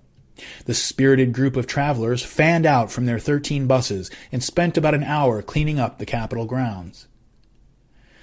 Another time, the U.S. Representative George Brown entered praise for the Temple and for Jim Jones personally into the congressional record after Jim donated several $1,000s to a few California newspapers in the name of supporting freedom of the press. Tim Carter, one of the former members, remembered that, quote, when Walter Mondale, he was the politician, he would end up running for president against Reagan in 1984, when Walter Mondale came to San Francisco to campaign, Jim Jones rode with him in the limo from the airport to the rally downtown. When Rosalind Carter, wife of President Jimmy Carter, came, they were supposed to have this rally for her, and there were not very many people. And so they called up the Temple and said, can you please get some people down here? We took 4 buses, 200 or 300 people, and packed the place. That rally made national news for the warm and enthusiastic reception she received. That was pretty heady stuff for me, a kid from Burlingame who had ideas of changing the world. And Jim was a major draw at political rallies and events across the Bay Area and across California as well. And it's one of the things that makes this story so fascinating. When we remember cult disasters like the Branch Davidians in Waco, Texas, or the mass suicide of the Heaven's Gate cult in the 1990s, virtually nobody had ever heard of those people before they showed up on the news because they'd met their end. People knew who Jim Jones was. He was a big deal. This is a guy who could call mayors of big cities and celebrities and state politicians and get them on the phone and get meetings that day. He was owed favors by very important people. Tim Reiterman writes, quote, Jones had created a moving target, which with each stride added political armor. The vigorous activity in the 1975 election established the church as a factor in local politics, as a force within the black community, and as a potential ally for those with compatible political goals or the pragmatism not to care. With that momentum, Jones transformed potential enemies into a second line of defense, his image of respectability and power. Even those politicians disturbed by Jones' personality problems, militantism, or manipulation did nothing. First, who would want to risk opposing a church doing such worthwhile work in the community? Second, who would want to offend a machine-like political organization with friends in such high places? Third, how could anyone speak against such a secretive organization with any certainty? Uncertainty, the psychological factor that kept some Temple members from defecting, inhibited political figures too. Those with misgivings about the church kept them to themselves. Looking around, they saw only forces of the right speaking against the newfound political power of community groups such as People's Temple. With his constant chatter about the government, rightists, Nazis, fascists, and others being after him, Jones implied that anyone who challenged him would be in bad company. Most bases in San Francisco were covered neatly by 1976, Jones's self-proclaimed year of ascendancy. A favorable rapport was established with virtually all important public figures. Where could opponents, skeptics, or even victims turn if Jones had friends or admirers in the state legislature and the U.S. Congress, the offices of the governor, the mayor, the police chief, the sheriff, the district attorney? as well as on leading black newspapers and the largest daily city newspapers. End quote. This is one of the things that makes this story so fascinating and so different. When we remember cult disasters like the Branch Davidians in Waco, Texas, or the mass suicide of the Heaven's Gate cult in the 1990s, virtually nobody had ever heard of those people before they hit the news because they were meeting their end. People knew who Jim Jones was. He was a big deal. This guy could call mayors of major cities, state officials, celebrities, and get meetings that day. He was owed favors by very important people. And so it's hard to overstate the scope of Jim's ambitions in this brief period before everything fell apart. During his amphetamine-fueled fantasies, Jim would see himself, he thought of himself as a leader, a recognized leader of the world revolution. Everybody thinking of, Lenin, Marx, Che Guevara, Jim Jones, thinking of himself being honored with state visits in the Soviet Union and in China. He saw himself as the quiet power behind the governor of California or maybe the president of the United States. Methamphetamine's a hell of a drug, but he had some reason to think that this might be possible. But all those fantasies were about to come to an end very abruptly. He managed to cow any hostile press since the San Francisco Examiner tried to do their hit job on him in 1972, but he had made himself an irresistible target by jumping out of the shadows into the cutthroat arena of big city politics. In that arena, they wouldn't even have to be his enemies. People would gladly take his head off just to have some of the blood splash on people who supported him that they didn't like. This is a whole different ballgame. Jim was so used to getting away with everything he tried, of gambling and hitting, just always finding a way to come out clean from every scrape with danger or controversy, that it had warped his sense of what he could get away with, of his own importance to other people. Once you're in this game, the game of politics, it doesn't matter who you are. There's going to be somebody looking to take you out. That's why a little paranoia is appropriate in politics. But if you've already got a pathological penchant for paranoia, you are a disaster waiting to happen, because when it inevitably comes, somebody does come after you, you're not going to be able to interpret that and respond like a rational person. A couple years after this time I'm talking about, shortly after the Jonestown suicide, both Harvey Milk and George Moscone would both be murdered, assassinated in their offices by a city supervisor, a San Francisco city supervisor that the two of them had betrayed, a guy named Dan White. And their betrayal wasn't anything, particularly over the top in context. It was just bare knuckle politics. But Dan White was mentally and emotionally unstable, and he just didn't realize the nature of the game he was in until it was too late. And he had already been slandered and had his name dragged through the mud by two colleagues with whom he thought he had a decent working relationship, and he lost it. Well, it's just I've been under an awful lot of pressure lately, financial pressure because of my job situation, family pressure, because of not being able to have the time with my family.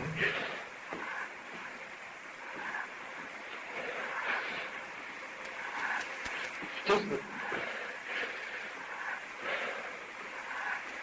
I wanted to serve the people of San Francisco well. I did that. And when the pressures got too great, I decided to leave. After that, my family and friends offered their support and said whatever it would take to allow me to go back into office, and they would be willing to make that effort. So since I had felt the responsibility of the people who had elected me, I went to Mayor Visconti and told him that my situation had changed because of the support of family and friends. I'd like to retain my seat, be appointed to my seat.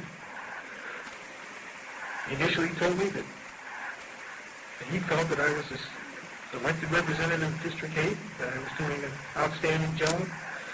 People at District 8 were looking at me. And that if it came to a legal rule, that he would appoint me, reappoint me, because of the type of person I was. So, with that in mind, I tried to set my personal affairs in order, preparing to take my seat. And then it came out, and Supervisor Milk, some others were working against me to get my seat back on the board. I learned of this. I was in the city attorney's office when Supervisor Milk called, stating that he was of that mind. He didn't speak to me, he spoke to the city attorney. I was in the office and I heard the conversation, and that he was going to try to prevent me from taking my seat again. I went back to the mayor, and he told me that he had had some comments made to him that he felt that some of the people in District 8 didn't want me to serve. And I told him that these were people that had opposed me in my election, had traumatized my family by pressing charges against me at the district attorney's office twice on false charges. It put a lot of pressure on me and my family. Can you relate these pressures of an again at this time? Can you explain to Inspector Lance myself? Well, it's just that some of these people just charge me with taking money from big corporations and not recording it. I never did that. I never took money from anybody, but the papers believe it. My constituents believe it. They ask me about it. These people are irresponsible and bring these charges. 2 months later, the district attorney says they're unfounded, but no one hears about it, that the charges are false. But my family suffers, and I suffer for it. Phone calls we get. I could see the game that was being played, that were going to use me as a scapegoat. But whether I was a good supervisor or not, it's not the point. That this was a political opportunity, and they were going to denigrate me, my family, and the job that I had tried to do, and more or less hang me out to dry. And I saw more and more evidence of this during the week when papers reported that someone else is going to be reappointed. I couldn't get through to the mayor. The mayor never called me. He told me he was going to call me before he made any decision. He never did that. It was only on my own initiative when I went down today to speak with him. I was troubled. But the pressure of my family again, my son's out to a babysitter. My wife's got to work. Long hours, 50 and 60 hours. Never seen my family. Dan, can you tell Inspector Lance myself, what was your plan this morning? What did you have in mind? I didn't have any devised plan or anything. I was leaving the house to see the mayor, and I went downstairs to make a phone call, and I had my gun down there. Is your police service involved again? It was a gun I had when I was policeman. It's in my room. And I don't know, I just put it on. I don't know why I put it on. It's just... And then I went to the mayor's office. You know, I just was going to the mayor just to see if he was going to reappoint me. If not, the reasons why. And I went in to see him. And he told me he wasn't going to reappoint me. And he wasn't going to intend to tell me about it. He had some told me he had a press conference scheduled. He was going to announce at the press conference. Didn't have even the courtesy to call me or tell me that I wasn't going to be reappointed. And then I got kind of fuzzy and just my head didn't feel right. Nothing was getting through to me. It was just like a blowing in my ears. And then it just came to me, You couldn't hear what he was saying? Just small talk, and, it just wasn't registered in what I was going to do now, and, and how this would affect my family, and, and just all the time knowing he's going to go out and lie to the press and tell him, that I wasn't a good supervisor and that people didn't want me, and then that was it. Then I just shot him. Politics was no place for a guy like that. And it was no place for a guy like Jim Jones. His entire operation, his whole life, depended on maintaining secrecy and making sure that the only face anybody ever saw was the one that he spent time in the mirror practicing.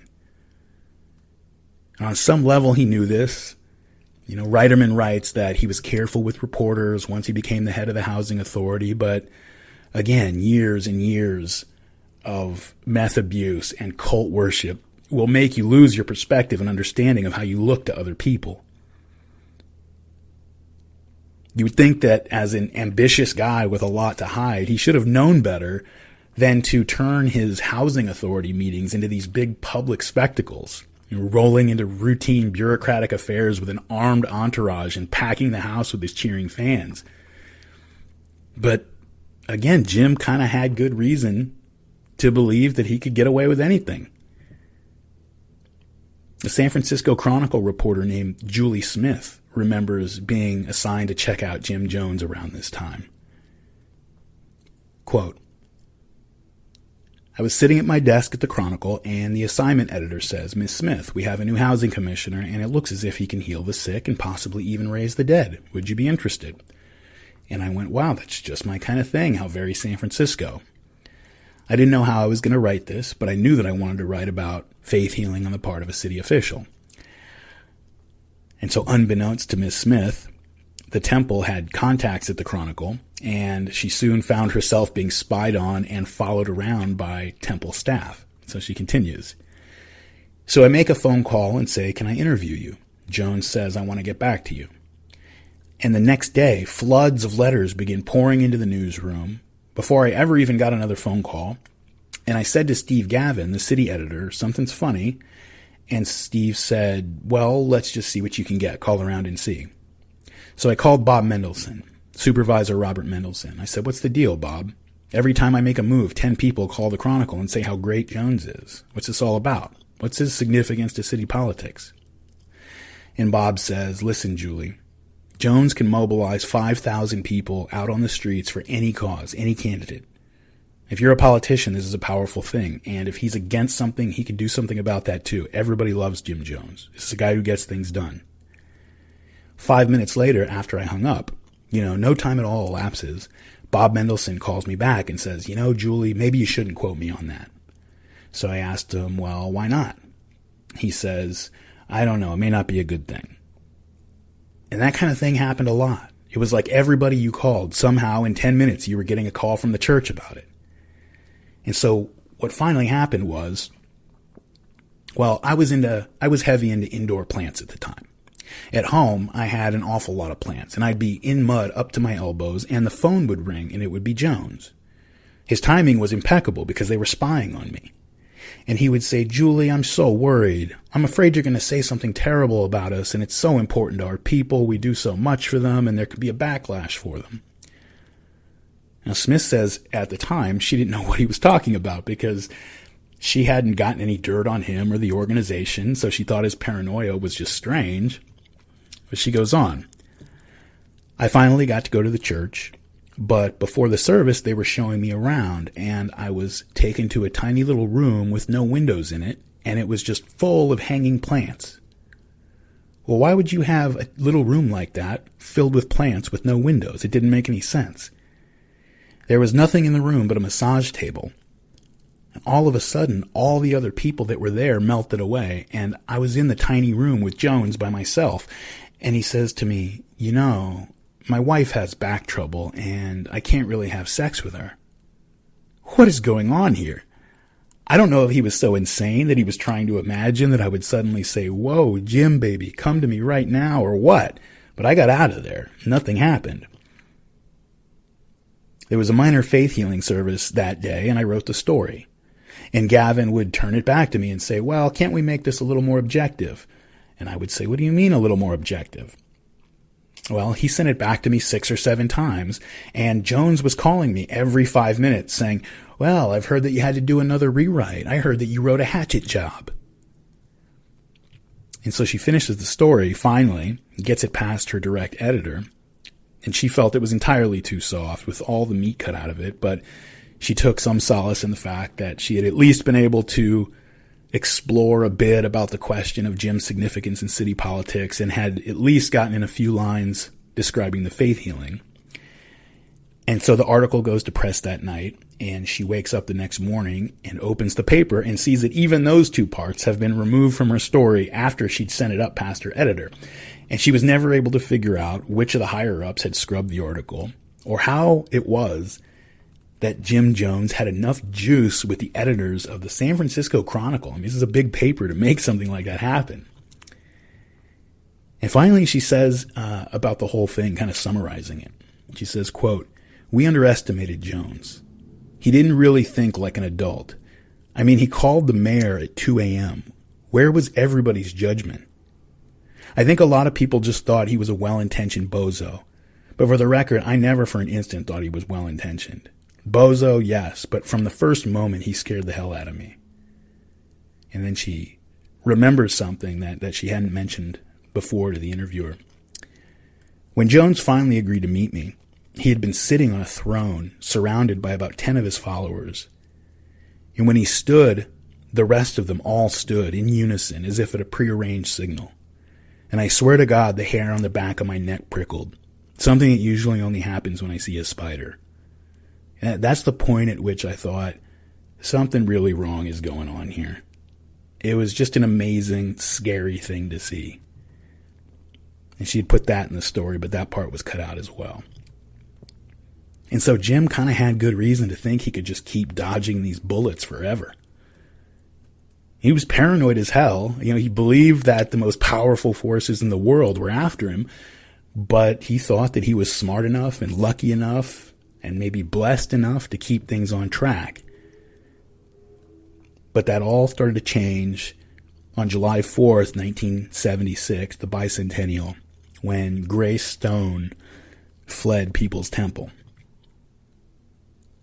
I haven't really done a decent enough job keeping you up on this, so I should provide a little refresher very quickly on where things stand with Jim and his personal life at this time.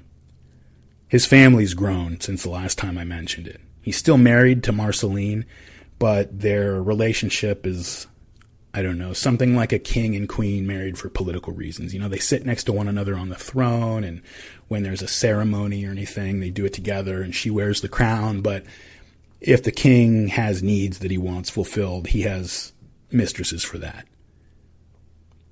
He and Marceline have their one natural-born son, Stephen, who's now about 16 or 17 years old. And they have an adopted black son, Jim Jones Jr., who's about the same age. They have 2 other adopted kids, the Korean War orphans that they adopted in the late 50s, and another adopted daughter, a white girl named Agnes, who was a troubled girl and kind of out of the picture, mostly kept off to the side. And then there was another black boy named Johnny, who they now called their son but never officially adopted. Jim's primary mistress was still Carolyn, formerly Carolyn Layton, and the 2 of them also had a son, a boy named Chemo. For outward appearances, Carolyn got married to a church member named Mike Prokes, and officially the boy's name was Chemo Prokes, but everybody understood the situation, that it was Jim's son. In the mid-1970s, Jim took on another serious mistress that would be with him to the end, a young girl named Maria Katsaris, as well as Carolyn's sister Annie, although she had a slightly different role. And outside of those 3, He slept with dozens and dozens of others, whenever it struck his fancy, but didn't develop anything that persisted with them. And finally, there was Grace Stone, whose story we told in an earlier episode. She had come into the temple with her boyfriend, then husband, Tim Stone, when she was 18 years old. She didn't like it at first. She didn't like Jim at first, but she found some purpose in the temple, and eventually Jim grew on her enough that the two apparently became sex partners as well. When she got pregnant in the early 1970s, everybody believed that the baby boy was Jim Jones's son, and Grace's husband, Tim, who had been estranged from her for some time by this point, signed an affidavit testifying that he had asked Jim Jones to sleep with and impregnate his wife, and that the boy, officially John Victor Stone, was the son of Jim Jones. Grace herself's always been reluctant to discuss the issue, but there's no doubt that whatever the truth of the matter, Jim Jones for sure believed that the boy was his son and treated him like his son.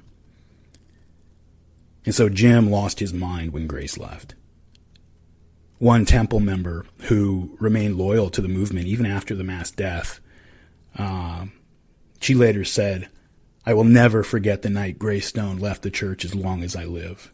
Jim looked like the life and breath had been stolen from him." Grace was the woman that Jim had chosen to administer and be in charge of the San Francisco temple headquarters.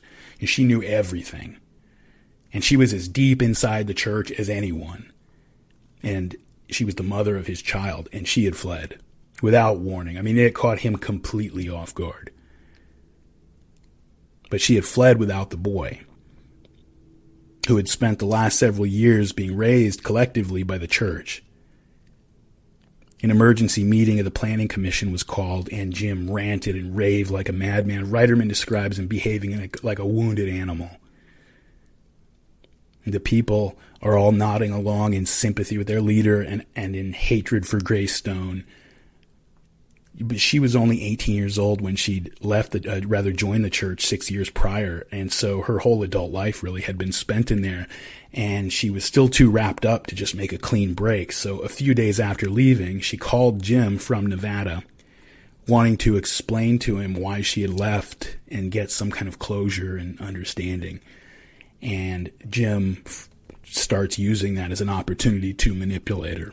Plays the aggrieved party. He acts hurt. And since he still controls Grace's husband, Tim, who is loyal to Jim Jones like a dog, he also controlled Grace's access to her son, and he used that as well. He used it to extract some concessions from her. He got her to record a message, for example, claiming that she was only gone on a mission that he had assigned her, just to give him time to think of how to handle this. But Jim's closest advisors knew the truth, and eventually everybody would. She was allowed, after a while, to speak to her son on the phone, but she couldn't get more than one-word answers from him, and soon realized that he was being watched over and coached about what to say. After a while, she was allowed a few supervised short visits with him, and when she saw him, she realized that he was being turned against her. When she showed up for her first visit, the other children who were there all started crying and screaming. And her husband, Tim, was hostile to her for leaving, and one day, without her knowledge, but with her husband Tim's permission, Grace's son, John Victor, was put on a plane and sent down to join the small but growing number of settlers in the Guyana jungle at Jonestown.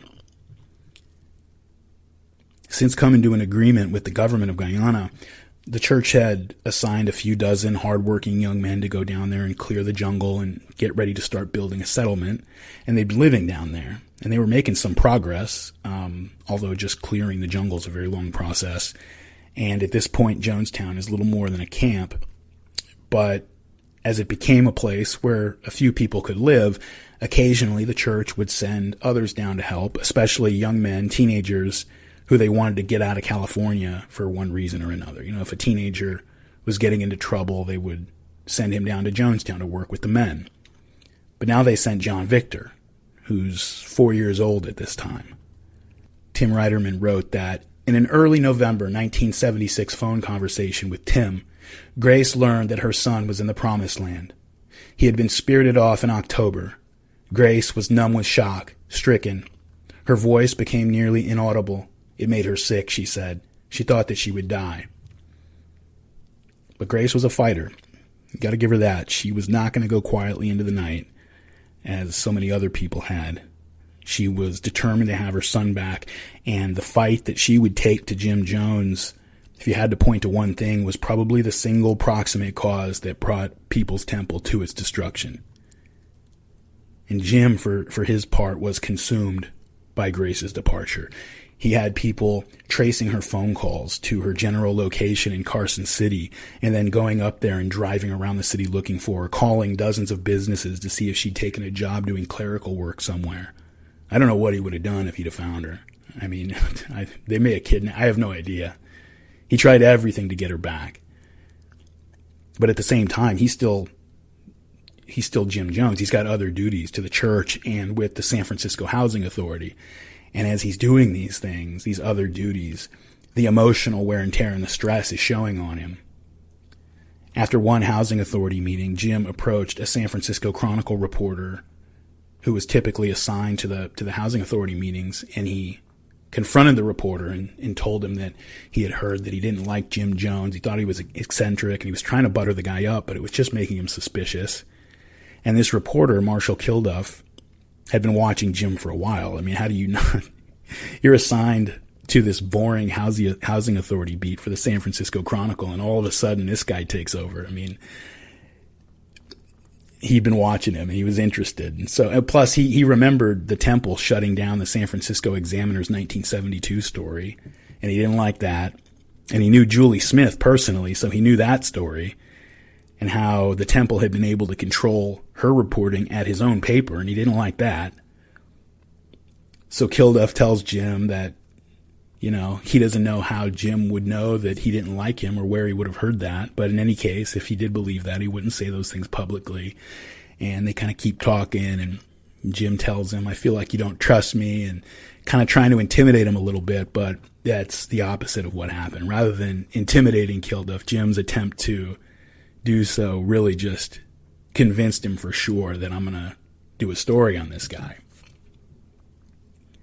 On a Sunday morning in January of 1977, Kilduff is given a tour of the San Francisco Temple with about 10 other people, and he soon realizes that all of the other people are temple plants, and all of them are asking leading questions just to give the tour guide an opportunity to praise the temple and talk about all their good work.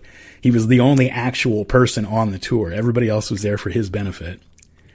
And this was on a Sunday morning before a service was scheduled.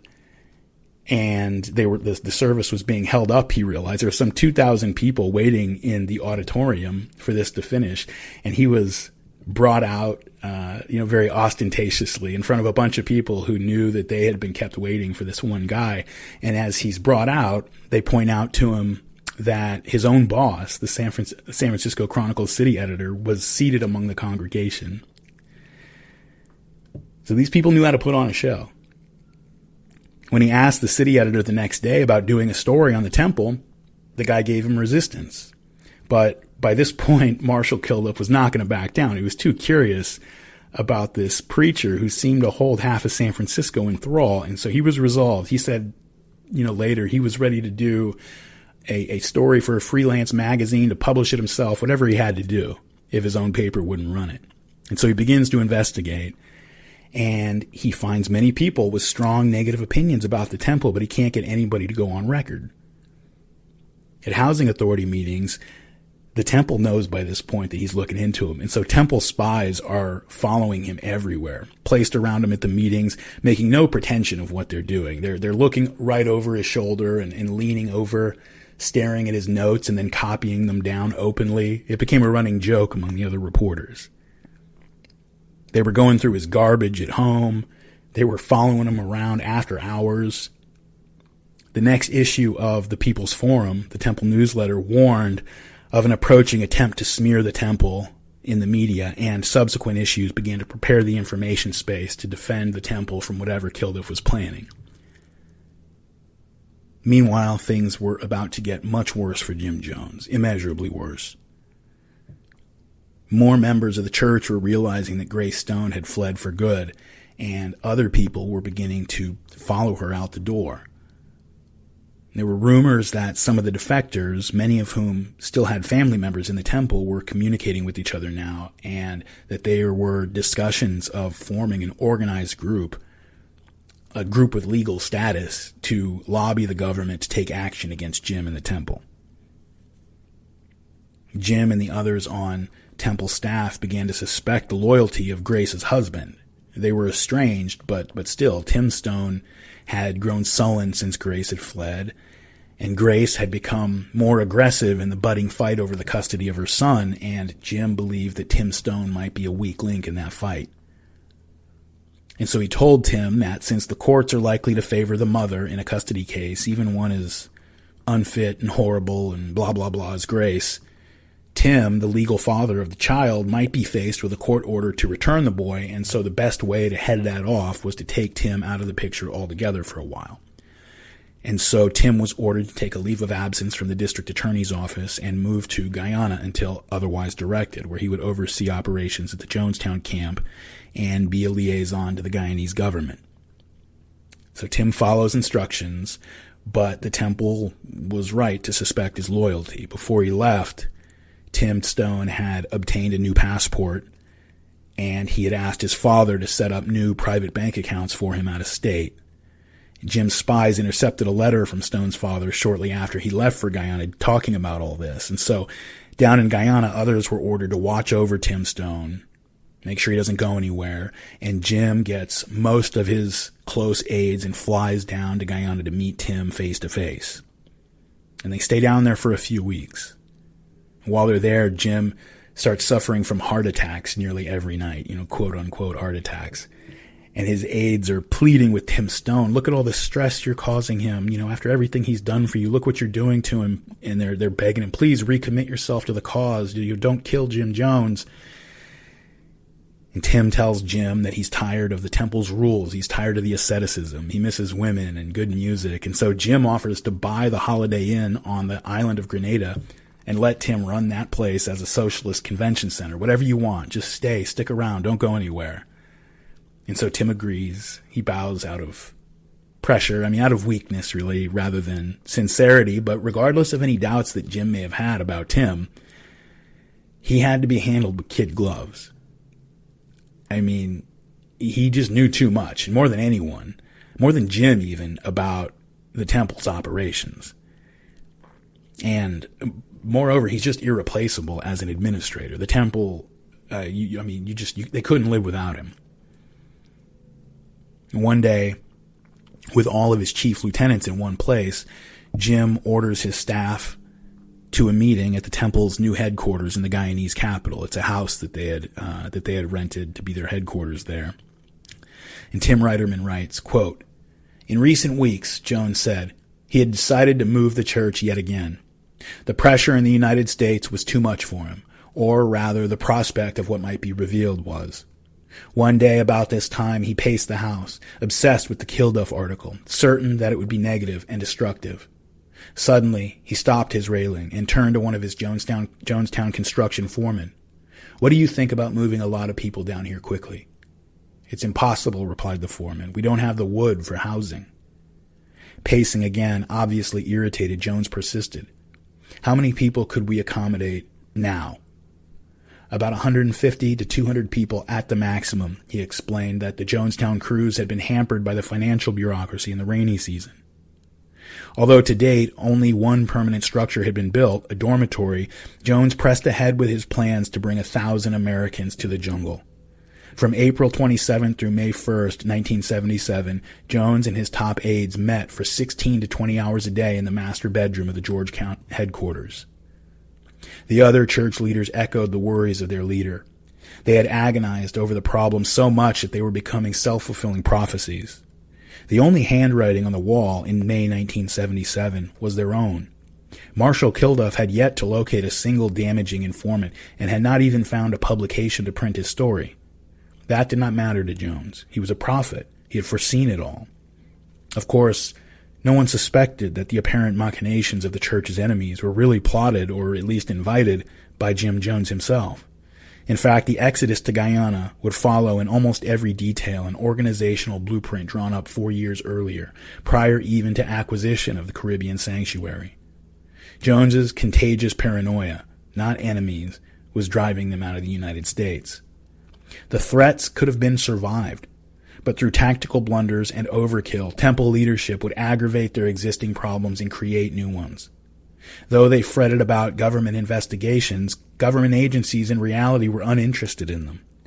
The FBI, still smarting over disclosures of its anti-leftist campaigns in the 1960s, was not involved and would not be until it was too late. The Federal Communications Commission was monitoring Temple amateur radio transmissions, but only for minor infractions of amateur radio rules that could have easily been stopped. The IRS was only questioning whether the Temple's political activity exceeded its standards for tax-exempt organizations, and only after the church wrote them repeatedly asking whether it was under investigation. Fear of the unknown played upon Jones's fixations. He returned to San Francisco in a morose mood. The future looked grim. Of course, no one on the outside knew of the plans for an exodus, but by coincidence, the Temple was asked a short time later to participate in a Golden Gate Bridge demonstration opposing suicide. The organizers called the rally to dramatize their objective, the installation of suicide barriers along the span to prevent people from climbing the low railing and jumping off.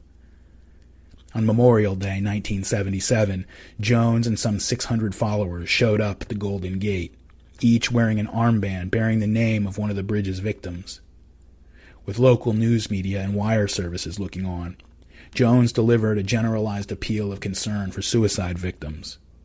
Then, abruptly, his tenor changed. Suddenly he was the one being driven to the brink. Suicide is a symptom of an uncaring society, he said. The suicide is the victim of conditions which we cannot tolerate, and he paused, realizing that he had misspoken. I guess that was Freudian, because I meant to say which he cannot tolerate, which overwhelm him, for which there is no recourse. Jones then became even more direct. I've been in a suicidal mood myself today for perhaps the first time in my life, so I have personal empathy for what we're doing here today. And then he ended with an abrupt, "Thank you," end quote. Very shortly after this, Tim Stone made his escape from People's Temple. And shortly after that, Marshall Kilduff's story ran in a San Francisco magazine. Now, the story itself was watered down and weak. There's nothing in it that could have really plausibly threatened Jim Jones or the Temple, but again, the Temple was its own worst enemy. As soon as it ran, they called in debts everywhere they could, and Rupert Murdoch, the owner of the magazine, begins receiving calls from prominent politicians and prominent citizens demanding that this article be taken down. Advertisers come under pressure to boycott the publication over it. The editorial offices are getting 50 phone calls, 70 letters a day complaining about it. And this article, which would have faded away almost certainly if they had just let it ride, now word's starting to get around about the Temple's pressure campaign, and others are starting to pay attention. The San Francisco Examiner becomes interested in this story. Kilduff and another writer are assigned to look deeper into it, and with the increased profile about the pressure campaign, more and more people know about it, and now those two writers start to get phone calls themselves, but this time from Temple defectors who want to talk to them. Among the people they talked to were Al and Jeannie Mills, the couple who had left after their daughter was publicly beaten. And they also got calls from some of the 8 revolutionaries who left in '73, and finally they got a phone call from Grace Stone. On July 17th, 1977, that magazine reported that there was a break-in at its offices.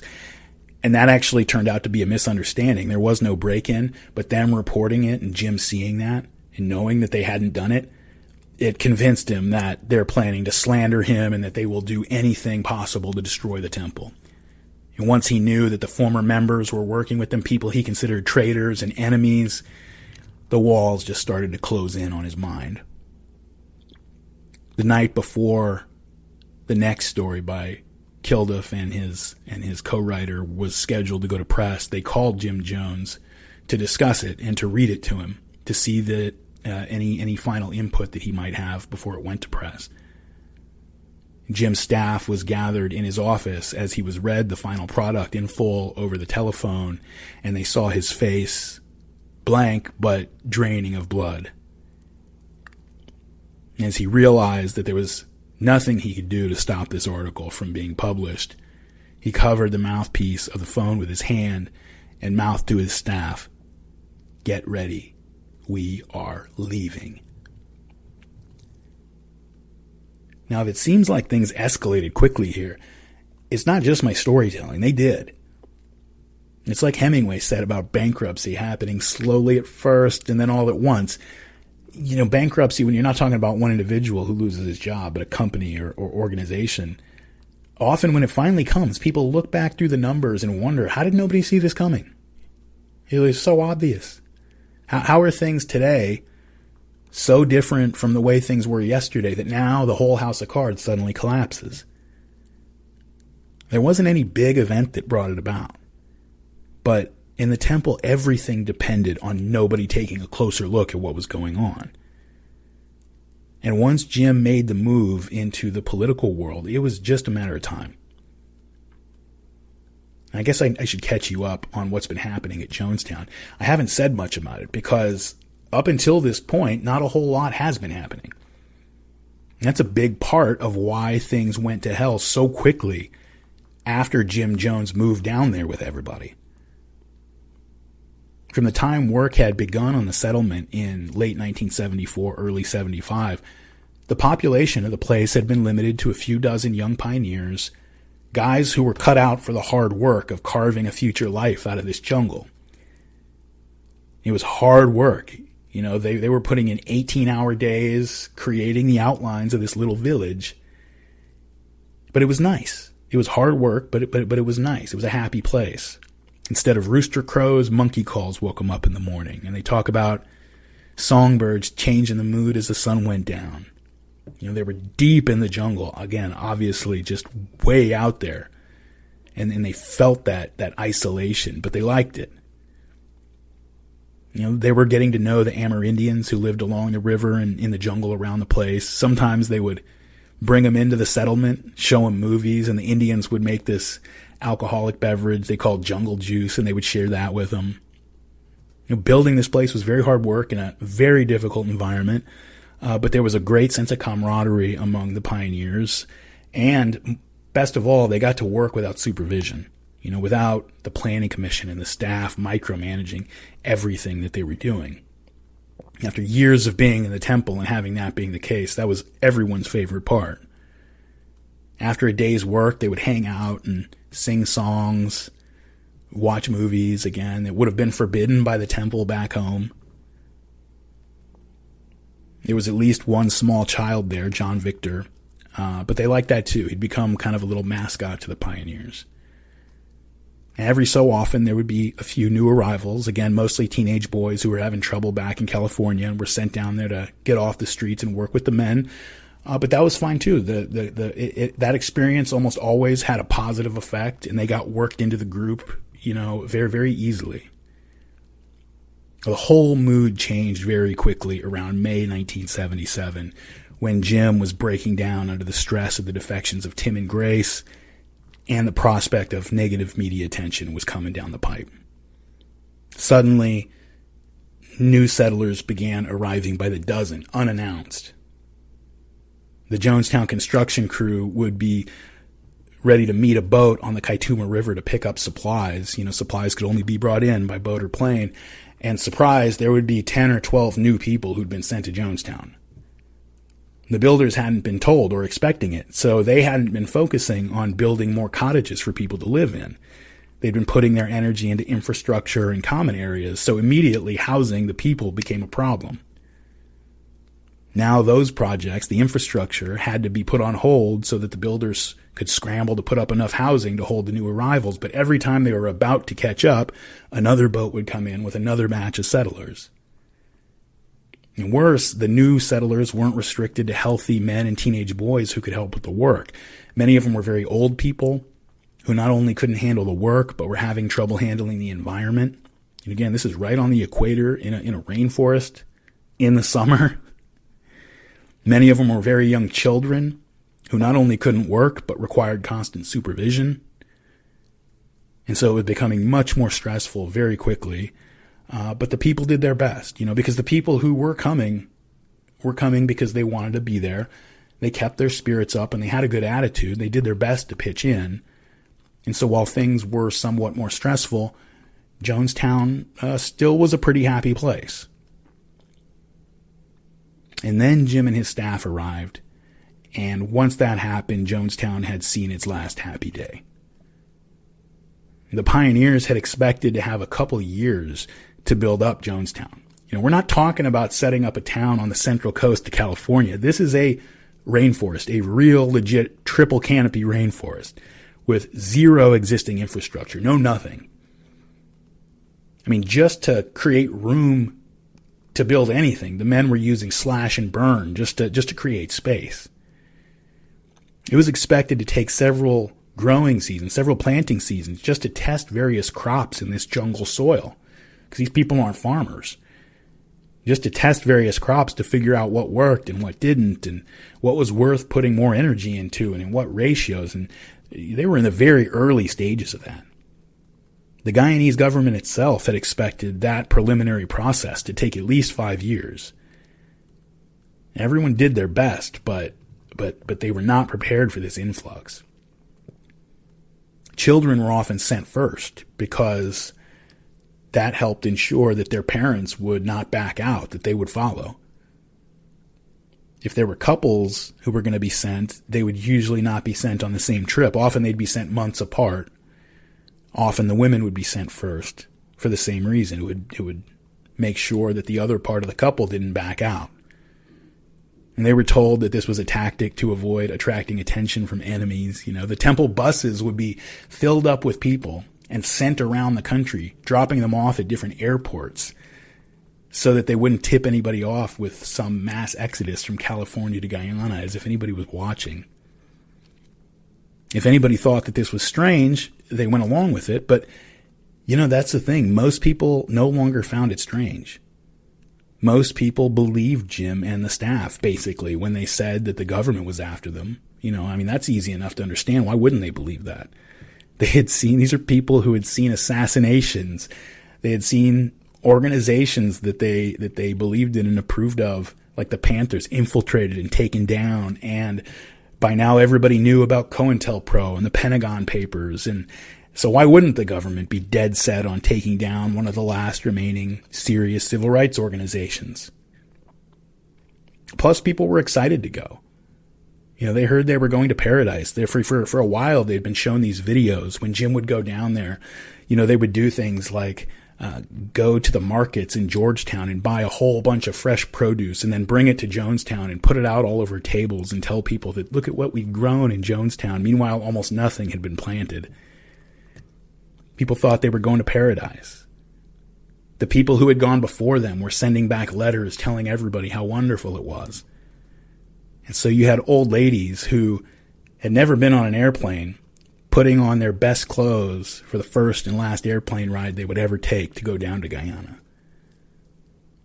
And it was a hell of a trip. Like I said, Guyana's a small country, very, very small country. But once you flew over there, it took another 24 hours to get to the settlement after the plane landed in Georgetown. After the flight, you boarded a boat, took a bumpy ride along the coast of the Kaituma River, and then up the river to a docking place near Jonestown. And it was a real transition. You're talking about people who'd never been out of the United States taking this trip. And as they're on the trip up this river, these people who had never been anywhere like this are staring out into this dense jungle, and they see, naked Amerindians peeking out from the trees back at them. They see and hear animals that, sounds that they've never heard.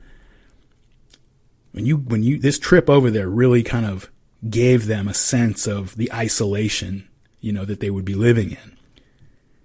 When they arrived at the port on the river, a tractor waited for them at the dock, and they loaded into a trailer, and it hauled them through the jungle toward the settlement, where the Jonestown Children's Choir was waiting to welcome them with a song that they all knew.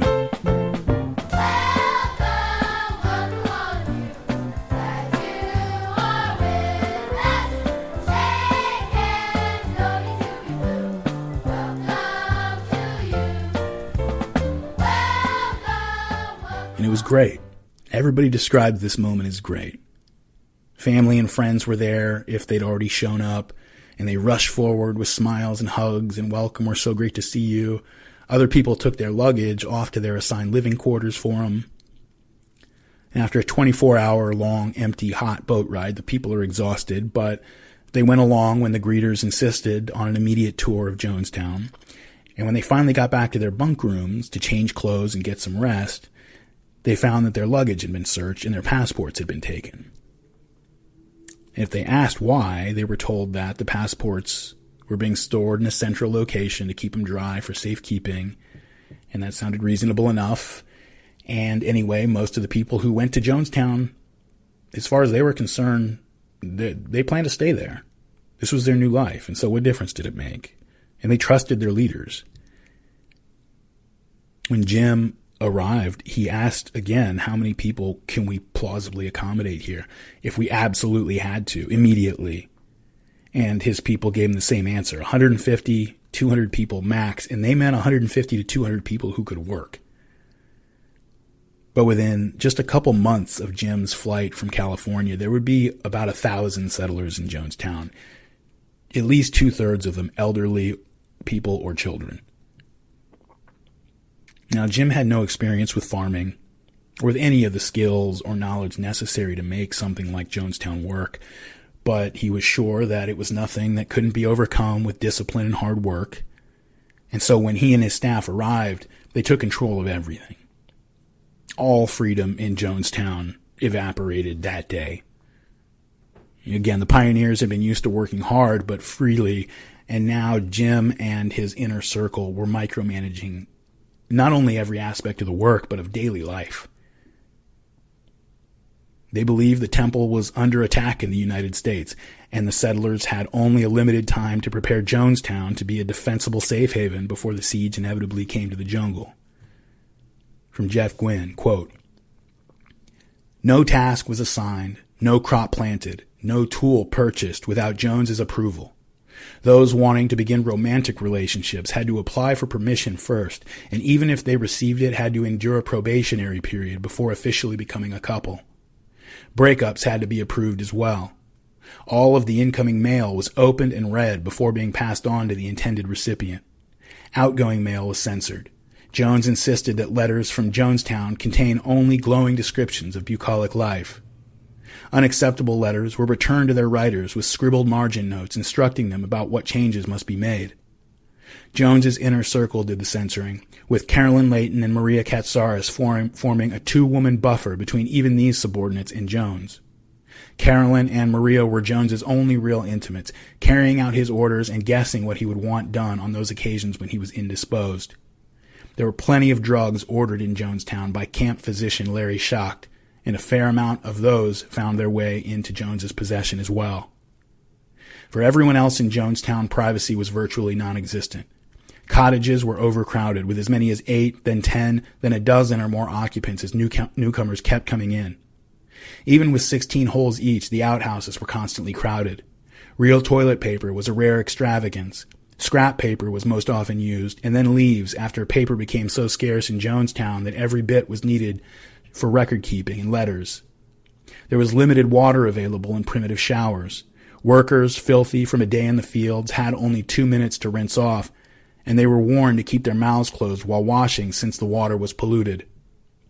Jones had much nicer quarters and facilities. He lived with Carolyn, Maria, John Victor, and Chemo in a private cabin with soft beds, a private latrine, and a generator that powered a refrigerator filled with drugs and soft drinks, as well as a floor fan. Jones's quarters were connected to a camp radio room. He didn't have to leave to make calls or broadcasts to the United States, and, if he chose, could even make camp announcements from the comfort of his home." End quote. One black man named Eugene Smith was one of the people who arrived to Jonestown months after his wife was already there. Eugene Smith had joined as a teenager with his mother, but he had become a man in the temple, and now he was married.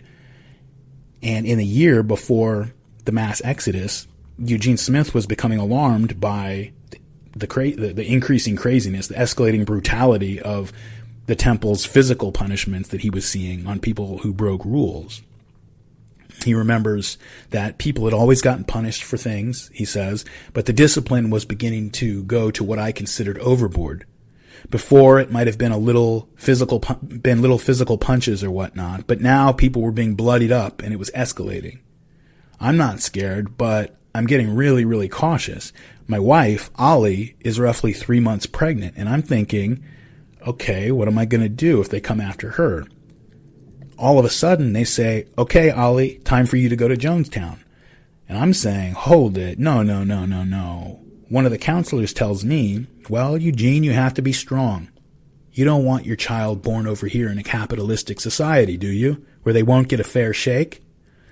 And I'm thinking, well, no, I don't. But I don't want Ollie over there in the jungle without me. But see, they knew how to control me. If you have Ollie, you're controlling me. I don't care if it's fire right there. If Ollie's on the other side, I'll go through fire. That's just the way it was. I was her protector. Ollie was sent down there first. She was in Jonestown and I was back in the States. I'm talking to Ollie, via shortwave radio, and I want to see her so bad. I had to wait until the powers that be said that it was time for me to go. Eventually it was time, and I was in one of the groups that drove the buses all the way across country and left from Florida to go to Guyana.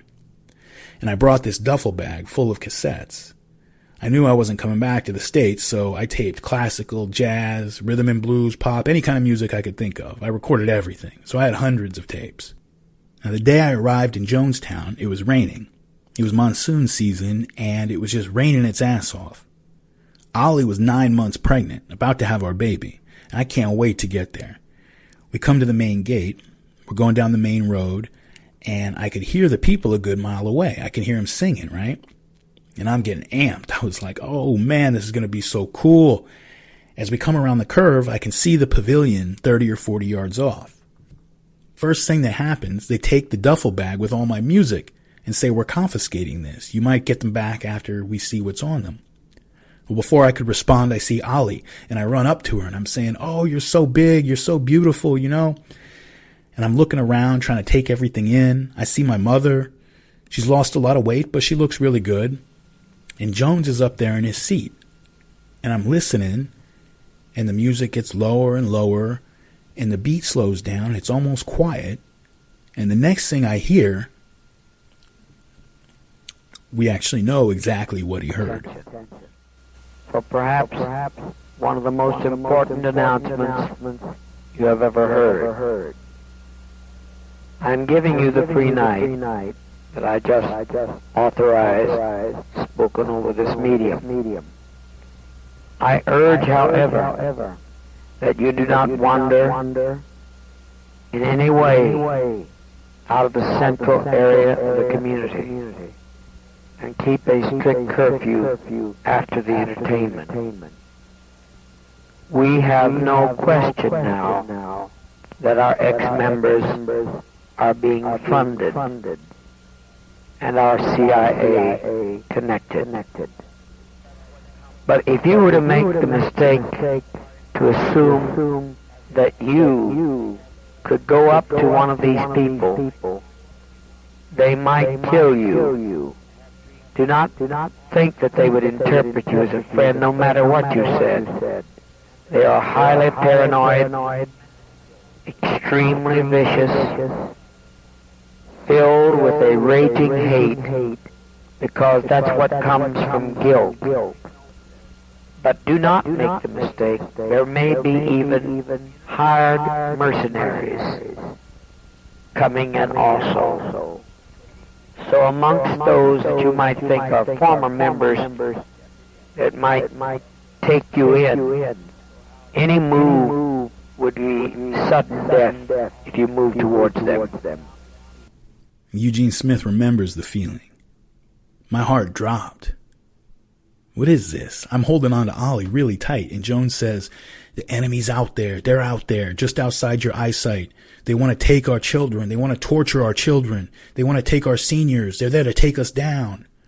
They're doing it because we slapped America in the face, and we said we're going to create another America the way it should be. You're 200 miles into the dark jungle. My mind is spinning, going, I'm so glad I'm here with Ollie, but at the same time, it's like, we got to get out of here. Now, Jonestown wouldn't have been a proper communist utopia without one major thing, unless its leaders blamed everything that went wrong on enemy infiltrators. Famines and production failures under Mao and Stalin were always attributed to bourgeois infiltrators and saboteurs who wanted to see the experiment fail out of greed or spite. It's a universal characteristic. In the name of the people, the wreckers have to be rooted out. But who are the wreckers? Who are the saboteurs? The wreckers are among the people. It's a recipe for permanently accelerating paranoia when you have a system that is faulty at its inception because its inborn flaws mean that there will always be failures, and the people in charge can only interpret those failures as the result of attacks by enemies or infiltrators. As the failures cascade and pile up and the system comes closer and closer to total failure, the enemies thought to be responsible for all this, they grow into monsters of gigantic proportion. Jonestown was going to fail the moment Jim Jones moved 1,000 people onto a piece of land that would only have sustainably supported a few hundred at most.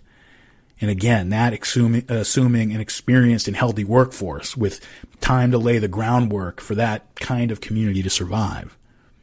Not maybe 250 or so working people trying to support another 700 or 800. And for example, Jim had hoped Jonestown could bring in income by selling excess crops at market in Jonestown or on contract to the Guyanese government, but the place was nowhere close to even being able to provide enough food for its own settlers themselves, and never would be. Rather than having excess crops to raise money, the temple was spending money to import food just to keep people minimally fed. Monthly expenses for the 900-plus settlers ran about $600,000 a month. That's monthly expenses. The temple was collecting Social Security checks from the elderly people there, but that only offset about $40,000 a month. With the bad press back home and Jim Jones away indefinitely, attendance at the San Francisco temple had collapsed to no more than 300. And Jim's wife, Marceline, was there conducting the services and trying to hold things together, but weekly donations had all but dried up. The Los Angeles temple collapsed entirely, and the building was soon put up for sale, as was the property up in Redwood Valley in the north. The temple still had some income from the state for its nursing homes and rehab centers, but this was drying up as well, and in any case came nowhere close to closing the gap. Soon the settlers were required to surrender all of their jewelry and all their extra clothing and any other valuables or saleable items that they had brought with them. The records don't give us much about anybody resisting this. They all wanted to prove that they were good socialists, and there was a lot of peer pressure. And anyway, what good were those things in the jungle? And now when new people showed up, it wasn't just their passports that were confiscated. Now, surrendering any valuables they brought with them, that was part of the check-in process. And all of it was taken into Georgetown and sold in stalls or consignment shops. When some people failed to give up everything that they had brought with them and were discovered, they'd be called up in front of the group and grilled as potential bourgeois infiltrators. It is amazing how rapidly this transformation happens in societies like this, just regardless of scale, whether you're talking about the Soviet Union or Jonestown. In no time flat, from each according to their ability, donate to help the community, to an old lady showing up to Jonestown, having her luggage searched and being patted down to make sure she wasn't concealing an old wedding ring that was the only thing she had to connect her to her dead husband. Some people were assigned to go door to door in Georgetown to beg for money, but before long, they had covered all the middle-class neighborhoods with little to show for it. The kids and the old folks were put to work manufacturing toys like cars and trains carved out of wood and these little dolls. And these were taken to Georgetown to be sold to tourists. And that raised a little bit of money, but as you can imagine, not much. Jonestown residents owned nothing more than the clothes on their backs and maybe one or two changes, but clothes deteriorated very quickly in the jungle, especially on people doing hard labor, and so new clothes, especially socks and underwear, became another unexpected monthly expense. But food was always the biggest problem. from the time they got there to the time it all ended. From Jeff Gwynne, quote, "Feeding a few dozen pioneers was relatively inexpensive. Providing over 900 settlers with 3 nourishing meals a day was prohibitive. Everyone wanted meat. Jones calculated that serving chicken or pork at a single Jonestown dinner cost $2,000. The old communal fallbacks of peanut butter sandwiches and oatmeal that worked back in the States weren't sufficient in the jungle, where so many adults and teens performed hard physical labor all day long. They needed lots of calories, protein in particular. Faced with crushing food costs, rice, which also had to be purchased rather than grown but was at least inexpensive, became the primary Jonestown staple. Soaked in watery gravy, dotted sparingly with specks of meat, it was included in most meals. Cassava flour, raised in the fields and ground in Jonestown's own mill, was prepared in various ways. There were chicken coops and a piggery, but it was hard to keep the chickens alive long enough to produce eggs. Beverages were limited too, usually water or a sweet powdered drink called Flavor Aid, which was cheaper than the better-known Kool-Aid. Desserts were virtually unknown during weekday meals.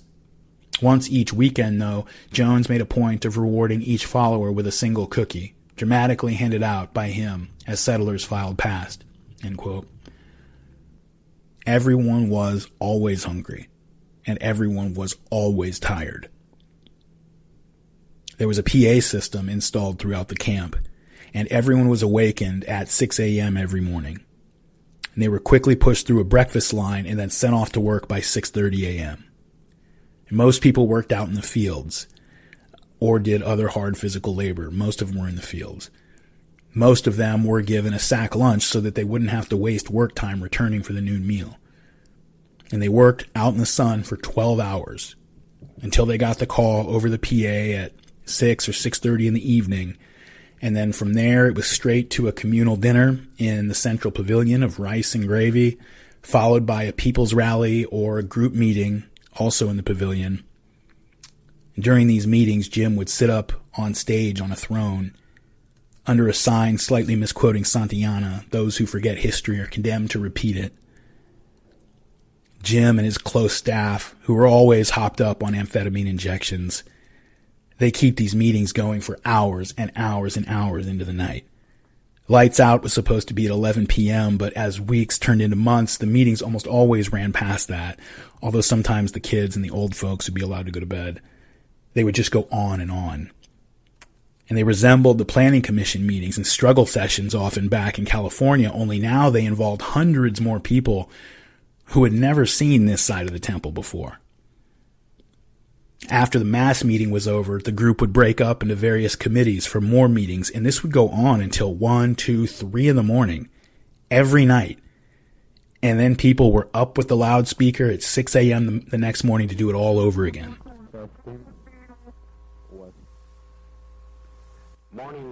Sometimes during the day, the loudspeaker would play music as the people worked, but often it was taken over by Jim for rants and political lectures and other announcements. He would make recordings of himself to play over the PA when he had other things to do, recordings of him reading communist literature or reading and commenting on newspapers or magazine articles, ranting against their enemies, and it got to the point where you would wake up exhausted after 3 or 4 hours of sleep and eat breakfast hearing his voice.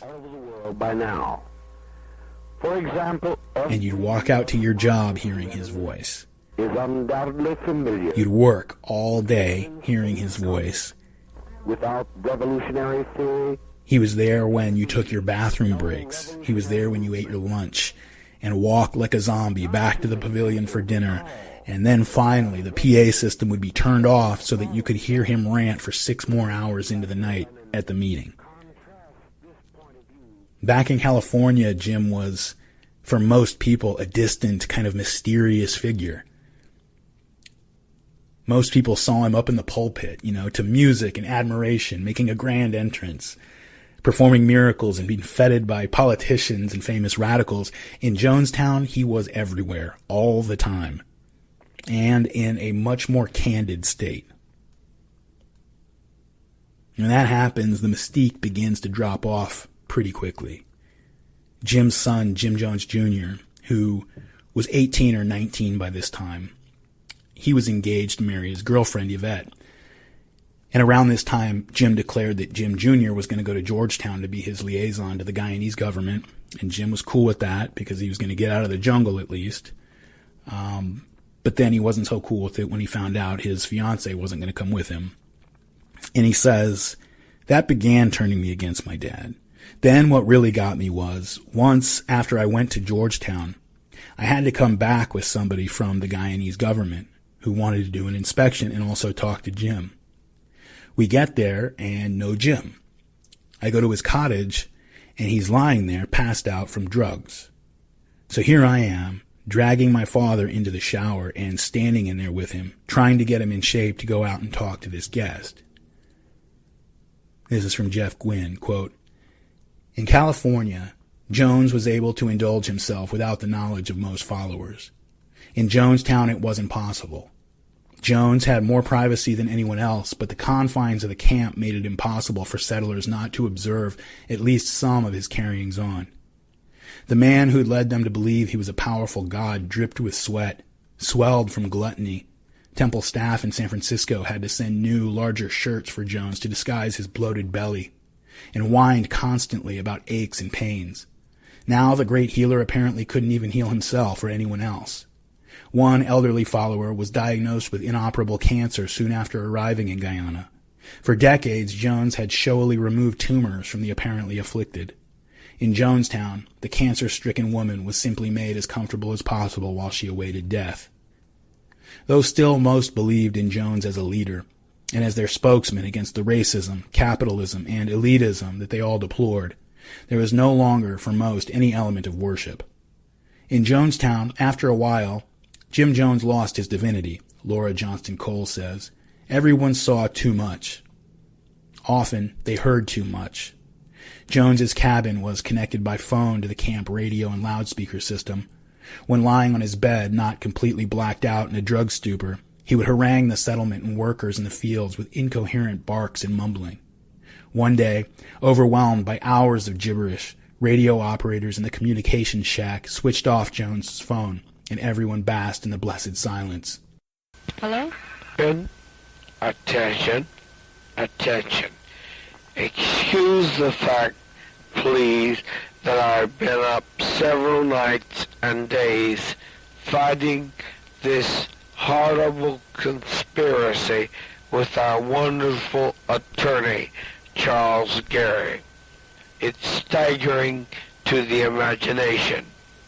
Also, we're having some PA problems, but they'll be able to refine those out so you can hear the news in the library. I'm very sorry also that I have a laryngitic voice that makes for unpleasant listening. Anyway, the socialist revolution in all countries and under all countries, revolution in the countries and under the countries of all the countries and under the countries and under the various struggles and number of circumstances has the same political purpose,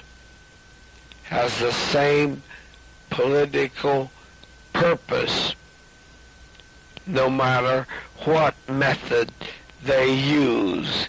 Anyway, Guyana is standing by. Back in the United States, Tim and Grace Stone had found their way to the group of former members who were organizing against the temple. And once they got there, they got two things. One, they found a cause, a wedge issue with Grace Stone's custody issue.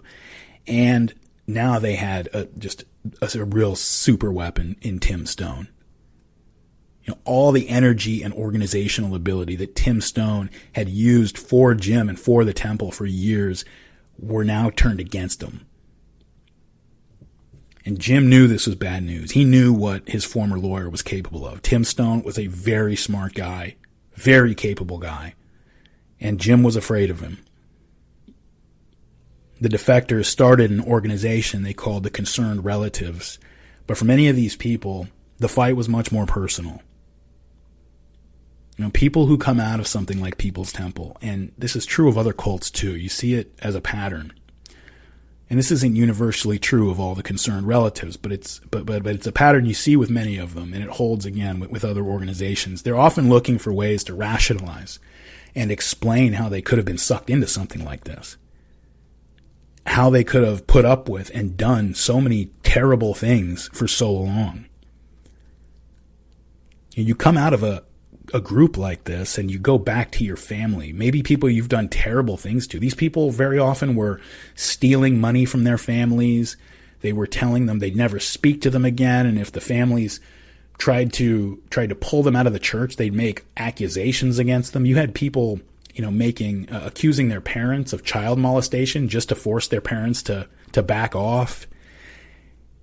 People who had been doing a lot of bad things, and things that they now regret to a great supreme degree, and now they're going back to that world and asking those people to take them back and to understand where they were coming from. And they also have to salvage, some self-respect of their own. And one of the things that you see, and again, this isn't universally true, but it's mostly true of the people who came out of the temple. One of the things that really stands out when you listen to those who left the temple before the last day is that virtually none of them take any responsibility at all for their role in the disaster. The people who left were almost all part of the educated white inner circle, the people who had built the church and made all this possible. They were the ones with the families to go back to, or money stashed away, or a college education so that, they could get themselves a job again after being out of the market for a long time. And so they had a reason and a means to leave when things started getting difficult. For the old black people whose lives had been, they came out of the Jim Crow South and ended up, alone in an Oakland ghetto in their later years, or you were one of the people who, an old lady who donated her house to the temple to take up in one of the temple communes, or a single mother who was in the church because it was a decent environment for her kids.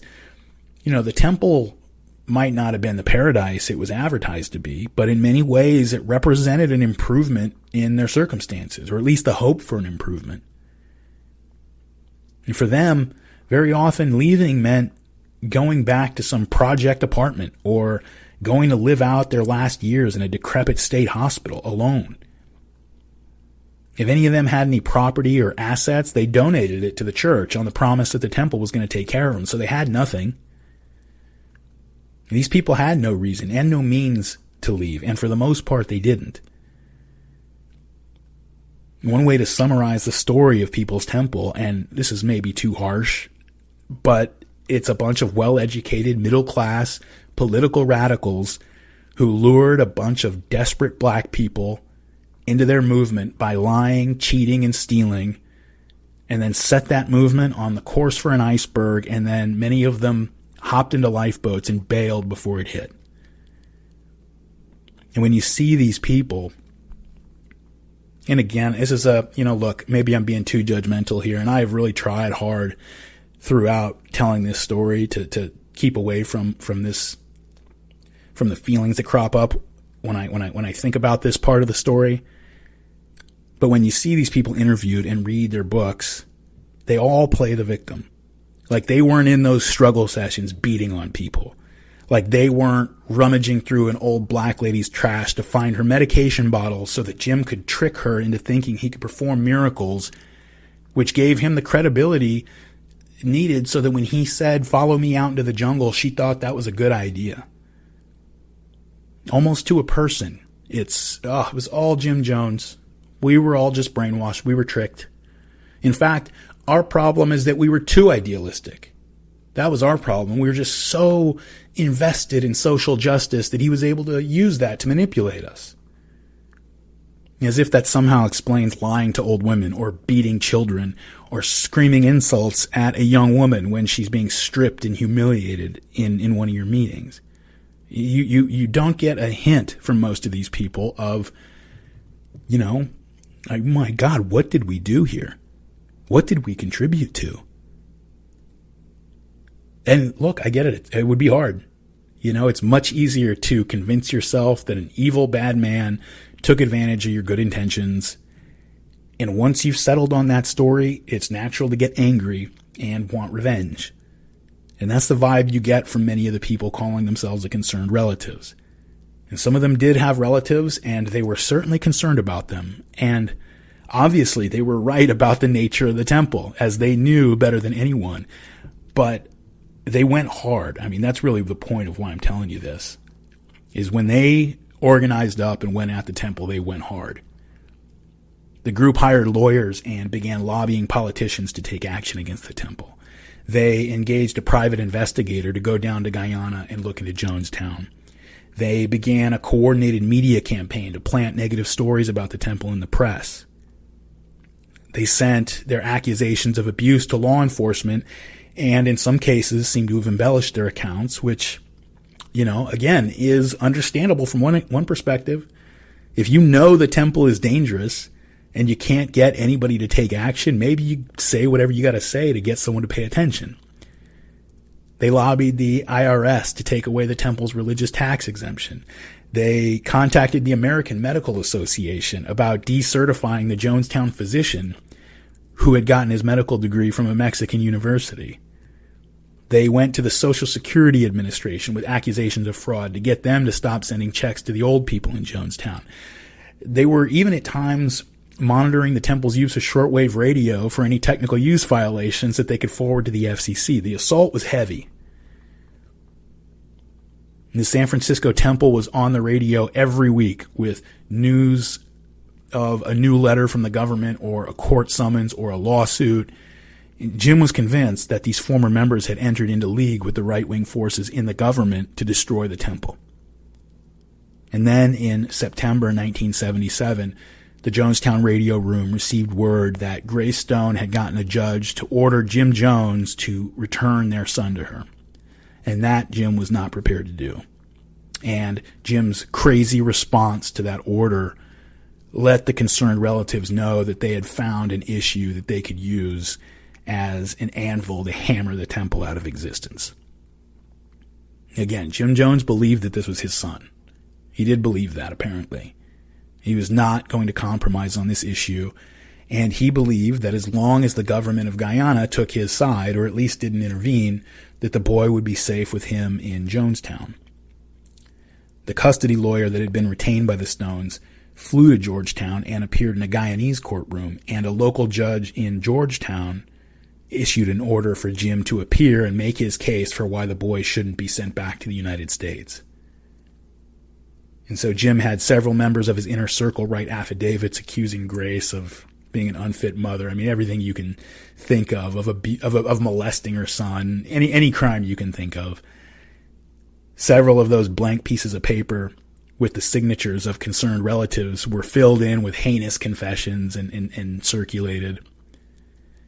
And Jim needed the total support of his people for this fight, and he told them that the seizure of John Victor, his boy, was just a trial balloon, and that once the precedent was established that children could be taken out of Jonestown on account of accusations against the leader, him, that all of their children would be vulnerable.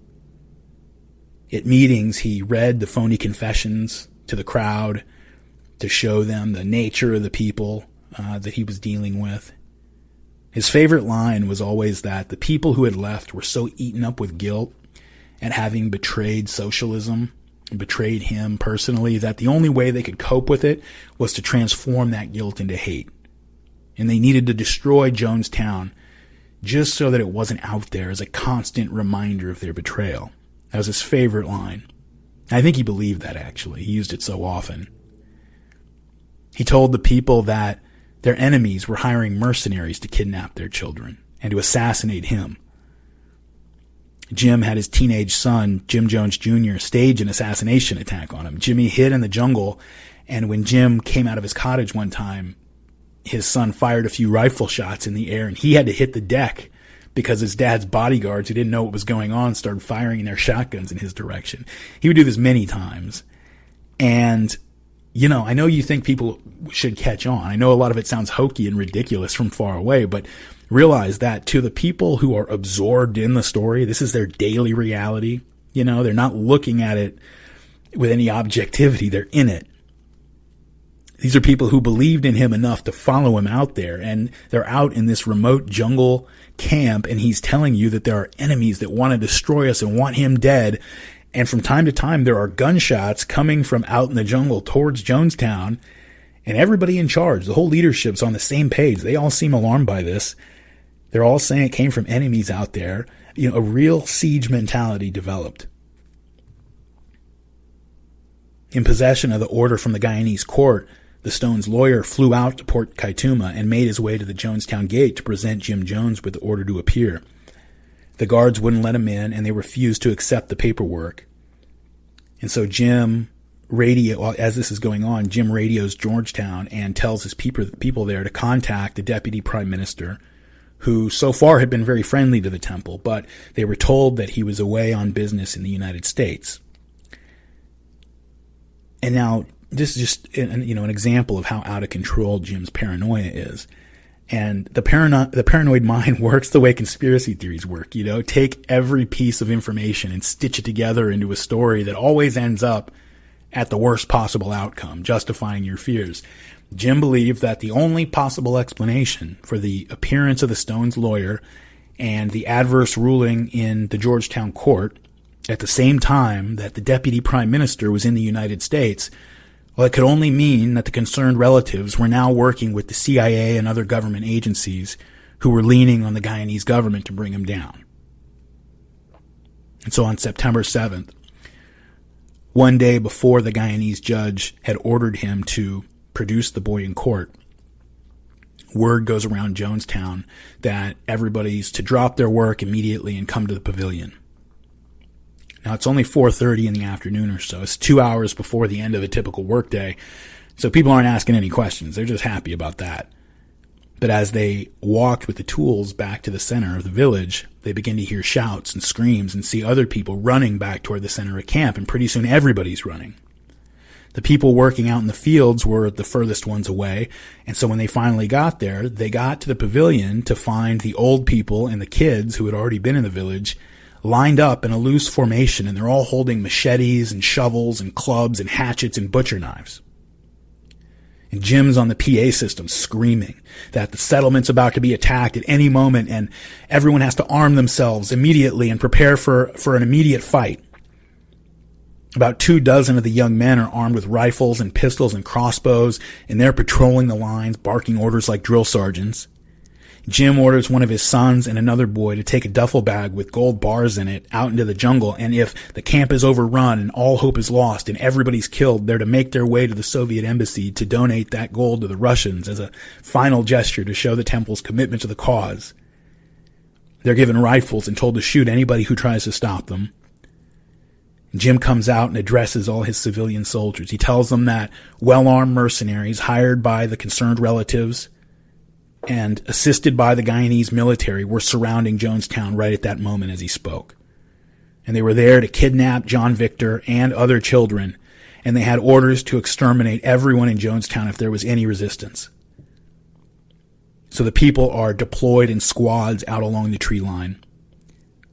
And, I mean, you got 70-year-old ladies out here holding shovels and hatchets.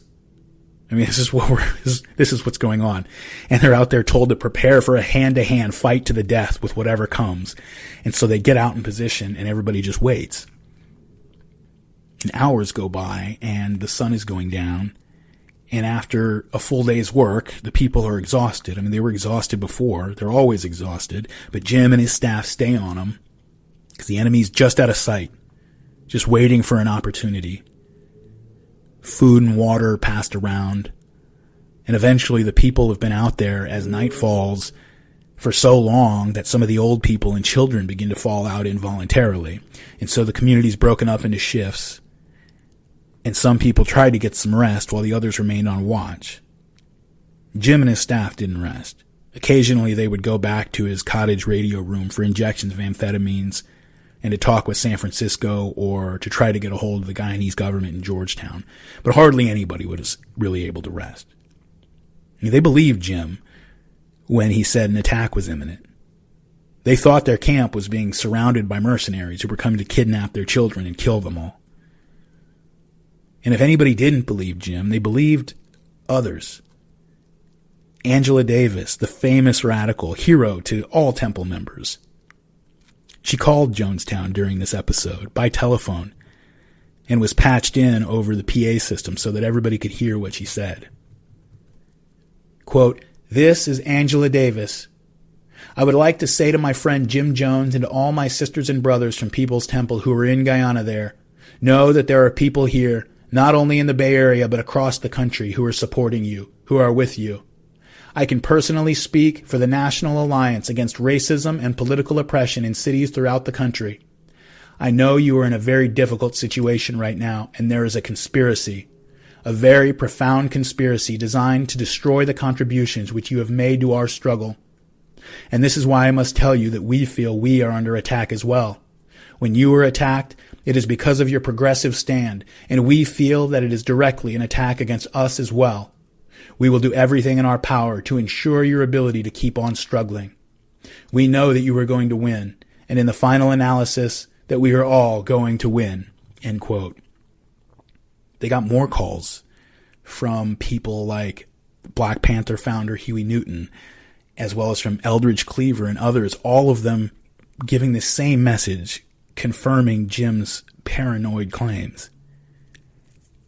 And again, if the people doubted Jim or his staff, these calls were from people that they worshipped.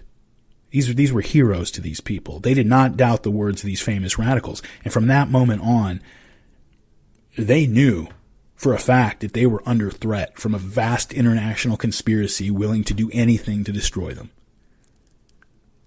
Carolyn wrote a memo that read, "To whom it may concern, pragmatically, the issue of John Victor Stone is not an isolated custody case to us.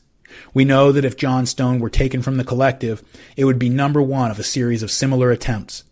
It was very much for the good of the collective that we decided as a group to make a stand on the John Stone issue. We will defend even to the death the John Stone issue." At a press conference called by Temple lawyer Charles Geary, the Temple spoke by radio to reporters assembled in that lawyer's San Francisco office. My name is Harriet Trock. I have a law degree and am currently teaching at the Jonestown Community School. I have a statement to make on behalf of People's Temple in response to the grossly false and malicious statements that continue to be made about our community here in Guyana. Do you copy? Individuals participating in a self-styled group of concerned relatives have now publicly threatened to hire mercenaries to illegally enter Guyana and use whatever means necessary, including armed attack and kidnap, to capture members of the People's Temple community. Armed agents have already been sent in illegally and have tried to assassinate Jim Jones and others, as well as kidnap people. We are tired of seeing people and organizations that are trying to develop constructive alternatives to build cooperative lifestyles being harassed unmercifully, lied about, falsely accused of crimes, and in many cases brought down. In recent months alone, there have been several examples of this in the Bay Area. Do you still copy?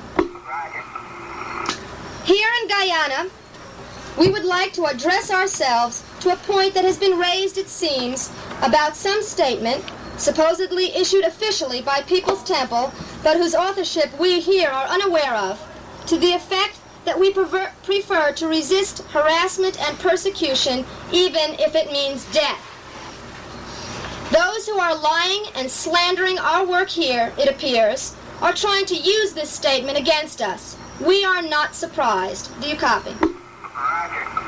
However, it would seem that any person with any integrity or courage would have no trouble understanding such a position, since it is clear that the persons who are actively plotting to destroy our organization have neither integrity nor courage, we are not at all surprised that they would find it offensive. Do you copy?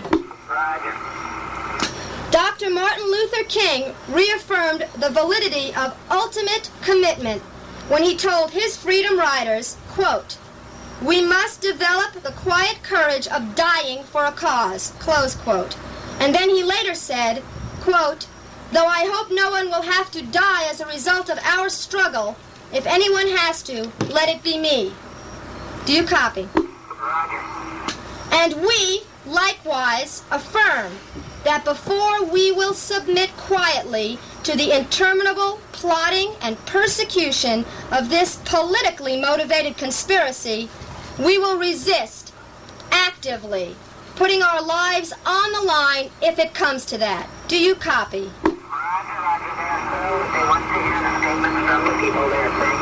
They will very, very shortly. They will hear the statements from the people very shortly. I am almost finished. This has been the unanimous vote of the collective community here in Guyana. We choose as our model not those who marched submissively into gas ovens, but the valiant heroes who resisted in the Warsaw Ghetto. Patrick Henry captured it when he said simply, "Give me liberty or give me death." If people cannot appreciate that willingness to die if necessary, rather than to compromise the right to exist, free from harassment and the kind of indignities we have been subjected to, then they will never understand the integrity, the honesty, and the bravery of People's Temple, nor the depth of commitment of Jim Jones to the principles The siege would drag on for 6 days. At night, armed squads patrolled the perimeter and people gathered in the pavilion for all-night meetings. Jim ranted and raved for hours at a time. He hadn't slept in days, and he was irrational, screaming about his enemies one minute, then breaking down in tears the next moment. And throughout most of this, he's holding a loaded handgun. He's waving it wildly over the heads of the assembled crowd, pointing it at people who are nodding off from lack of sleep, wondering aloud how many traitors are out there in the crowd, threatening to shoot them.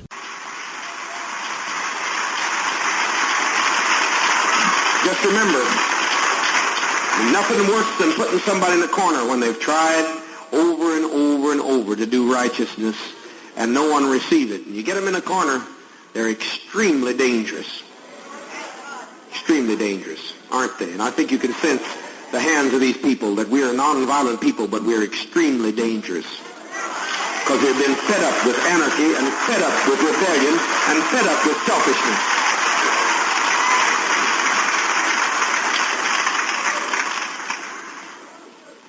Just remember, you don't have anything on me that I care about, because everything that you have on me, I've let it all hang right out for everybody to see. Now you get to worry about yourself. I don't mind losing my life. What about you? I don't mind losing my reputation. What about you?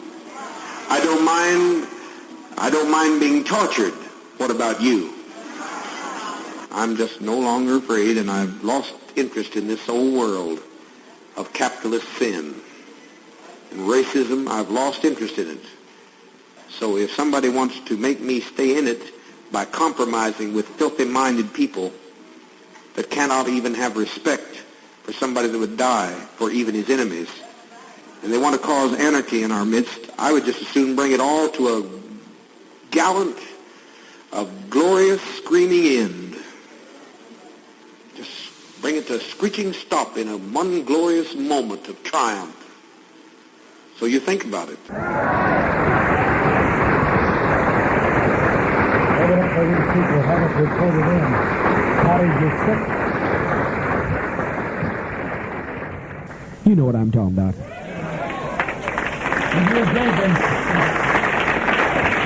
Shift.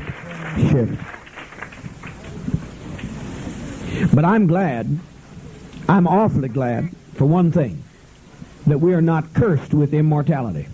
Now, that would be one goddamn miserable thing if you had to be assured that you could never die when they took you in prison I don't care for myself, but for you, my babies, my darlings, you're all my children. I love with my soul and my mind, my heart, to the fullest capacity. More pure than anybody will ever love, probably in your time. I'm so glad that there's a point where you die. If they torture you, you go unconscious. That's a form of death. They can put you in shit up and drown you in it, but at some point, you go unconscious into sleep and you don't feel it. They can electrocute you, or they can do what they did to that man last night on that movie that was a real-life movie, and everybody should study it someplace if we live through this white night, which we likely will. That's why every nurse should report anybody that makes a big fuss about taking a shot or having something. When the doctor has to look in somebody's asshole and they make a big fuss, or in their vagina, or he has to push on something and it hurts, and they scream, that person ought to be reported because that person is a potential traitor. Now stand up if you can. Now listen, folks, you have to. God damn it, I'm serious about this. I want people to stay alert during a war situation. It is the democracy, and everybody has to participate in what the hell's going on. You got to think.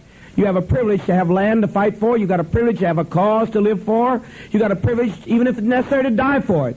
But by God, you ought to be required to stay alert and alive on these nights. Now, I want people to circulate more. There's one woman here in the third row just sleeps all the time. Now, I want it stopped. Thank you, Dad. Jim told the people over and over that if the settlement were penetrated, the adults would simply be exterminated and probably tortured to death, along with the older children, while the younger children would be taken back to the United States to be brainwashed. The people took turns announcing their willingness to fight to the death and sacrifice their children rather than see them raised as capitalist zombies. He's coming in clean glasses. Vincent had something for me, which he got in time. Jerry, the question would be, if the fascists were coming up the road right now, and we were going to lay down our lives and fight for it, you say you would give your life for your child's, but would you leave it for the fascists to have? What would you do in that case? If it came to that, I would have to take her life. Fine. You understand that? You understand that? Well, you... But she's so old, she'd fight. How old is your child? 11. Well, she passed the age. We fight at 11. It's under that we consider that. She would take up a cutlass and fight till she was dead. Unless it came to an overwhelming invasion, then we would gently put them to sleep, which we have, where they never know what hit them. We are already prepared for that. A people who are really loving and a father who's genuinely compassionate is prepared for all such emergencies. So night fades into day and back into night until the people lose track. And one day, Jim announces that their situation has become impossible. They can no longer hold the camp, and orders everybody transported to Port Kaituma so that they can all cram somehow aboard the Jonestown boat and make their way to Cuba to request asylum. And so people start loading onto the trailer to be dragged to the port, elderly and children first, and when one of the first batches arrives, an old lady fell on the boat and broke her hip, and so Jim orders everybody back to the camp and aborts that plan. Nothing more is said about Cuba. Then Jim's on the radio to his wife Marceline, who's back in San Francisco, and she is freaking out. She's trying to talk them down and get them to relax. Says nobody's coming to kidnap the Jonestown children, but she cannot get this guy to calm down, and she realizes soon that part of the reason that that's the case is the rest of his staff is going just as crazy as he is, and they're all reinforcing this with each other. And so in a panic, Marceline somehow manages to locate the Guyanese deputy prime minister in the United States, who happened to be in Indiana at the time. I don't know how she found him. She talks to him, and of course he doesn't know what to make of what she's saying. She says, of course there's no imminent plan to attack Jonestown. But she takes down his statement word for word, and she reads it to Jim and the staff over the radio. And that official got a hold of the courts, the judiciary in Georgetown, got that judge to reschedule a new court hearing for November, and then the Jonestown communities called together so that Jim could read the statement to them and tell them that they had won. He said their show of force had demonstrated to the enemy that Jonestown would not go down with a fight, and they'd back down. The people had to remain vigilant, but they were allowed to return to their usual schedules after 6 days, and so ended the first of what became known as Jonestown's White Nights. Jim reveled in the victory, but he warned that the enemy was not going to stop coming. But I would like to tell you have a chance of victory in communism that you never had. Because you tell me any place else where they take a black woman and 2 men, and I said, you're not taking them. You tell him that I quit talking to him. I said, piss on him. I went on above him. And I said, now I'm going to tell you, you better release those people, drop those papers, don't you come and look for them, because we're not going to be alive out here if you do. We're going to raise hell, we're not going to eat, and then we're going to do some other things. And I didn't tell them what. And by God, it wasn't about what we won that one. About 7 hours later, they said, well, they got a hold of us real quick. They always come on tough. There's only one thing you can do in life, not go against the movement, for Christ's sakes. Don't be a crazy nigger just for your own right to act nasty and mean, but be a crazy nigger when you're dealing with the class enemy.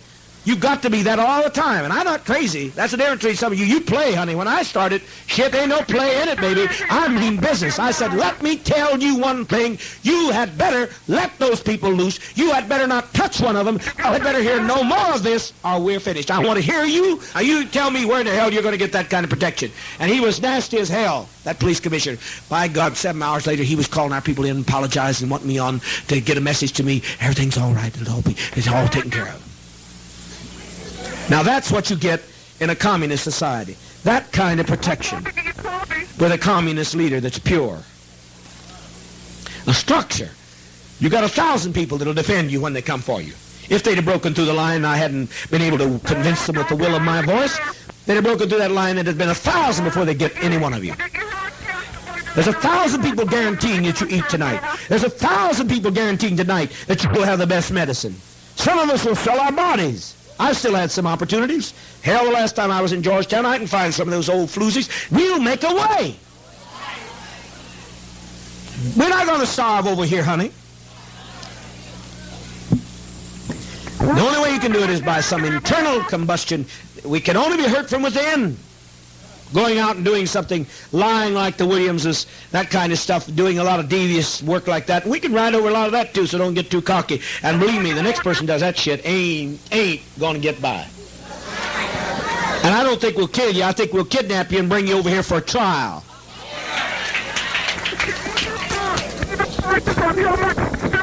You understand? Sift yourself.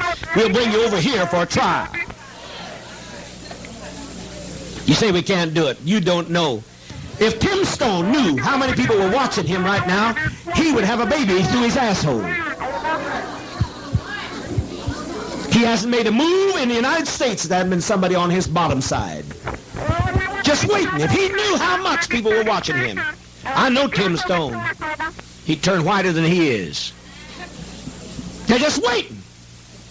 All I need is just one signal. Go thou send me. That's not the word, now obviously. I'm talking in the proverbs of those that would understand. All I need to hear is to say, it's it. It's a white night. It's it. Get our enemies, and there'll be 200-300 people on those sons of bitches faster than honey. Yeah, the flies on a honey. You bet your life. They'll be on them. They'll get them. They won't get away, and I don't know why you think you'd get away. Why should you? It's immoral to destroy an organization like this. It's immoral to try to kill a movement where a leader cares so infinitely as he cares and tries to build a structure of caring. It's immoral. It's criminal. And you should get it, goddamn you.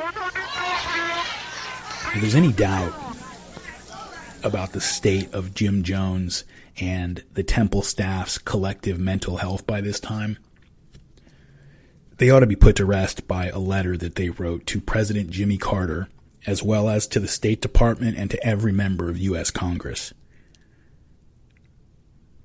It's page after page after page of unhinged ranting about the conspiracies against the Temple and pleas for intervention by the U.S. President on their behalf. It's a letter that sane people do not write to the President of the United States. Quote, "For the past year, we have been subject to disruption so persistent and extreme it would try the patience of Job. A black mayor speaking in our church was subjected to electronic surveillance by members of the armed forces. Our crates were broken into by U.S. Customs who refused to explain why. An Indian leader was threatened with blackmail if you refused to join those people lying on Jim Jones. The media was whipped into a frenzy against People's Temple by hostile ex-members, which attack we later proved was coordinated by a man with a 75-page criminal record and also connected with Interpol. The ex-members themselves have a long, verified history of advocating terrorism and every kind of immoral, devious act. These are only the highlights. The instigator of this most recent wave of harassments is Timothy O. Stone. He is trying to wrest Reverend Jones' 6-year-old son, John, away from him through his own false claim to paternity and will stop at nothing to achieve that end. We are appalled to see a small child used as a pawn in these efforts and the custody case grotesquely manipulated to damage not only the individuals involved, but the project, ours and Guyana's national policies, the integrity of members of Congress, and your own administration's efforts to improve our relations in that area of the hemisphere. We have already been pushed far enough. Now, as Tim Stone threatened to instigate, the IRS is looking into the church's fiscal affairs. This is the last straw. I believe you will understand through the course of this letter why we felt we were left no option but to bring our distress of the immediate concern to the immediate concern of our President, members of Congress, and the State Department, and why it will be of utmost concern to our nation's leaders. Tim Stone is not the father of John Victor. He personally witnessed the child's abandonment by his natural mother, Grace Stone, and the child's subsequent trauma some 2 years back when she ran off with another man and thousands of dollars Jim Jones had set aside for his son's future education. When she returned months later and demanded to see John, she flung the child back into Jim's arms, saying, "Take him, he's yours," in the presence of several witnesses. Jim suffered days of physical symptoms so severe in the wake of the incident, many around him feared he could die of heart failure from the shock of witnessing such gross cruelty against his son. Mr. President, this would seem to make no rational sense, but there are other undisclosed pressures being brought to bear on the situation. Tim Stone wasn't just a passing member of People's Temple. He was its legal counsel and prided himself on being a model member for 10 years. As recently as August 1977, he was quoted as saying, "I have always made known my esteem for Jim Jones." His sudden, unaccountable 180-degree turn now, with no further contact with Jim Jones, People's Temple, or its members, is absolutely suspect. Yet we do know during that time he was threatened by certain individuals with prosecution, which was already underway for some law he allegedly violated. Since his sudden turn, that prosecution has been withheld. End quote. That's such a bit of it. The letter goes on for 12 pages describing every petty grievance the concerned relatives and various temple members have with each other and all the attacks against the temple, and claiming that it's all the result of an international conspiracy involving Interpol and agencies of the U.S. government as well as private interests.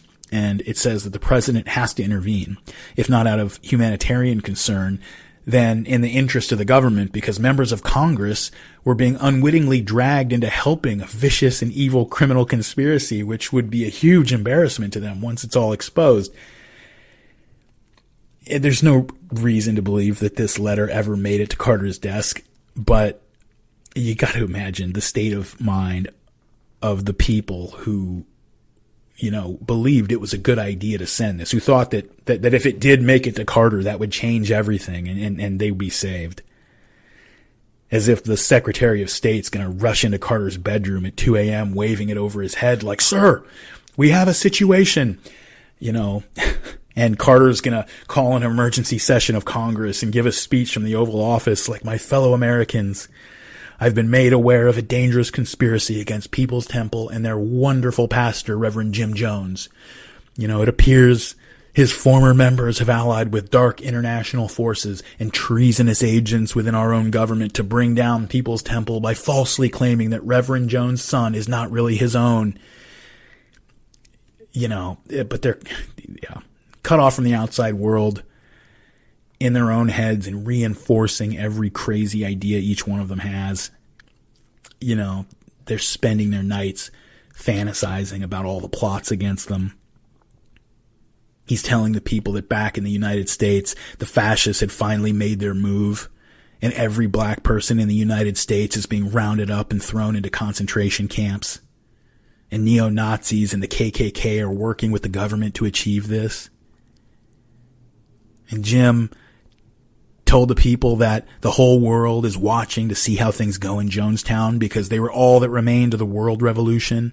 And again, with all the other leaders backing him up, famous radicals like Angela Davis and Huey Newton seeming to back him up, with a famous radical attorney like Charles Gary, you know, the guy who represented Huey Newton, had represented many other famous radicals trying to help them. The people believed all this. I've got a very, very severe headache. Terribly severe. Terribly agonizing severe headache, if you want the goddamn truth. You might say, well, the death of the movement would be good, because then I won't be alive. Then I can do my thing. But why do you take that right? I wish I could take that right, but I can't morally take that right. I could die tonight, then I'd be out of my misery. But the death of the movement. All over the United States, from in the one end to the other, there's a conversation about People's Temple going on. They made it, those people made it. Thousands socialists over there in Guyana. The ambassador told us yesterday, the talk of Congress, we're the talk of Congress. Okay, we're the talk of Congress. You can know we're the talk of the left. They're watching us. The Soviet Union, fascinated by us. They come by the Cubans every day in the Soviet Union. Totally fascinated. In fact, a little threatened by our goodness and our lack of elitism. But they're going to come and study it. And they said that we could be a model. The Soviet ambassador stood earth spell. That's not the word I want, but I'm under too much pressure. Spellbound. He was spellbound by the fact, he said, Jim Jones took the church and used the church to bring people to atheism and the communist study. Not even communist practice. He'll be overwhelmed with the communist practice, even though some of you don't know why you're practicing communism. He said, you mean he got the church and got them out of atheism? He said, we haven't been able to do that with the Soviet Union's churches in 50 years. And he said, we got control over them. We got the funding over them. We have to give them the money so that the religion won't become a vulture on the people, make private collections. We maintain the church and let them have their religion as much as they need it. But he said, we cannot get them out of their religion. Well, the fact is, to be humble, some of us are not out of it. But, and then you got that paranormal factor that does kind of confuse things. It confuses me when I can raise somebody up like Rose and stop our young comrade Williams from being crippled, paralyzed. I don't mean crippled, paralyzed. Hey, that troubles me. And why 3 people die in 3 years, like I mentioned in parliamentary procedure, and each die on March 10th. 3 members of parliament in one small country. Very weird, but that doesn't make me believe there's any loving God. No, there's a long jump from my power to heal to believe there's something loving up there. Because if there's been something loving up there, they'd have left us alone and never made us take the trip in the first place. One of the most remarkable things that happened in Jonestown had to do with race and the division of labor. And it's not a surprise when you know the history of communist experiments, but it's always something to see it happen again and again. The Russian Revolution was led and carried out by intellectuals on behalf of the working class, right? But the Soviet Union that resulted from the revolution was just a new caste system with intellectuals and bureaucrats instead of aristocrats lording over the same workers as before. And any workers who pointed that out were labeled enemies of the people and dealt with accordingly.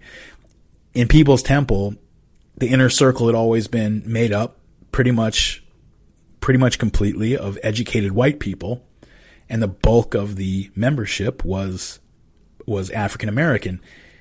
Back in San Francisco, that just meant that, you know, the white people were in the strategy meetings while the rest of the people only showed up on Sundays.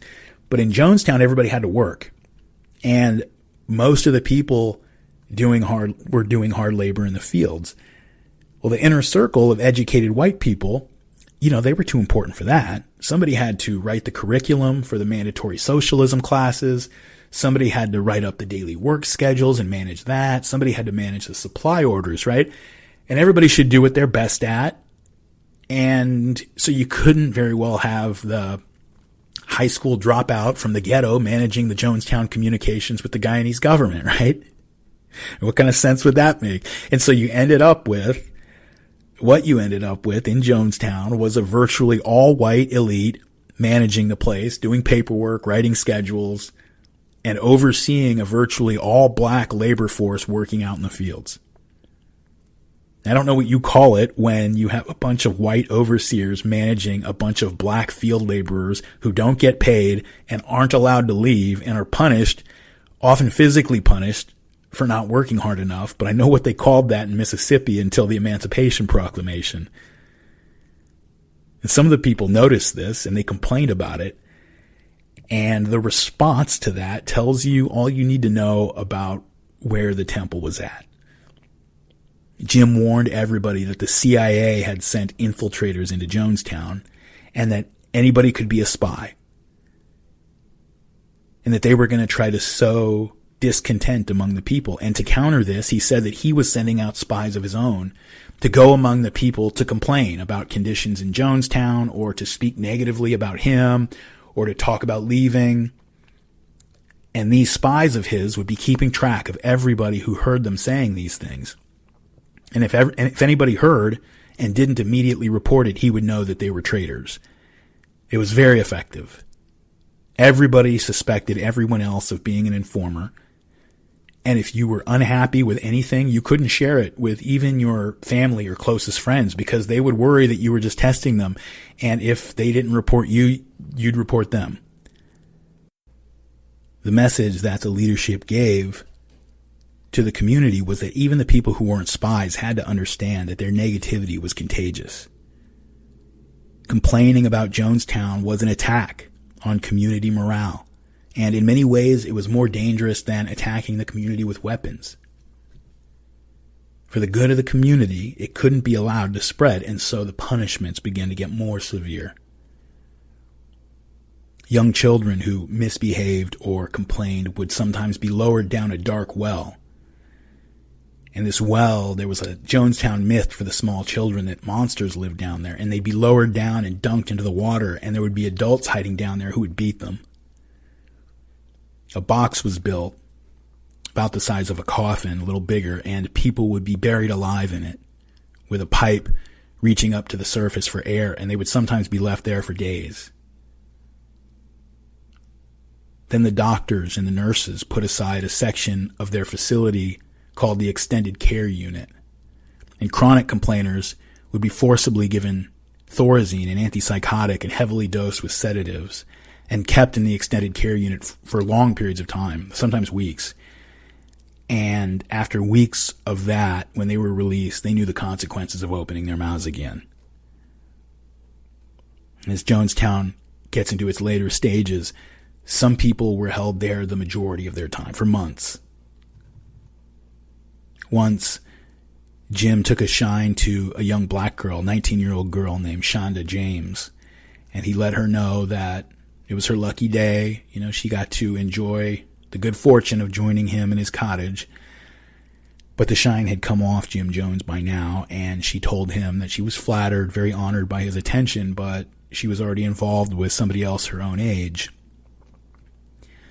And so Jim told his security staff that she was a security risk and had her seized and drugged and confined to the Extended Care Unit. And occasionally his security staff would take this groggy girl, half carry her to his cottage where he would have sex with her body, and then they would escort her back to the Extended Care Unit. And this went on for some time. His son, Stephen, actually found out about this. Stephen's 18, 19 by now, and confronted him, screamed at him. They actually had a fight over it. Stephen jumped on him. It was broken up very quickly. But nobody intervened. Nobody went in there and carried that young girl out of that place. Physical beatings became general in the camp. And Jim Jones didn't need to order them or even be present. If someone broke a rule, other people would just rush them and start beating them. People were punished for small infractions, for failing to memorize newspaper stories he had read to them, or not making sufficient progress in their Russian language classes, which Jim now made mandatory. One follower, a young girl about 17 who made it out on the last day, Juanita Bogue, said that at the time she believed, and some other people believed, that people were being killed for disobeying rules. It wasn't true, but she says, quote, "You either worked the day shift or the night shift. They kept rotating everything, so you couldn't keep up with anything. We were turning into zombies. We were starving to death. Everybody was just so sickly, losing so much weight, eaten up with all kinds of rashes and everything. You more or less started doing whatever you were told." He would do this ritual thing every night, where he would, read a newspaper or something, and then make you memorize it, and then give everybody tests. And if you couldn't pass the test, then it was back to the work crew, the chain gang. I don't know how anybody could retain anything because of the way he kept it up. Everybody in Jonestown was really nice, sweet people. They were really beautiful people, and they don't know how they ended up in that. I went through a big head trip about it because loving everybody so much, right? To see how we were so badly abused. You didn't even realize you were being abused while it was happening to you. Or, I should say, while we all participated in it, because we all did. I took turns going up there and beating people up, too. People took turns beating me up.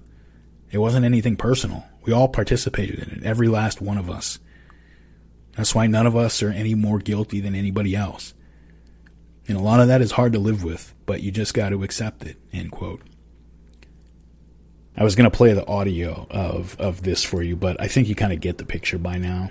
The two boys were brought up in front of the whole community, screamed on, abused, beaten down, physically beaten for an hour. It just went on and on. You're talking about 700, 800, 900 people assembled just beating down these two teenagers, screaming on them.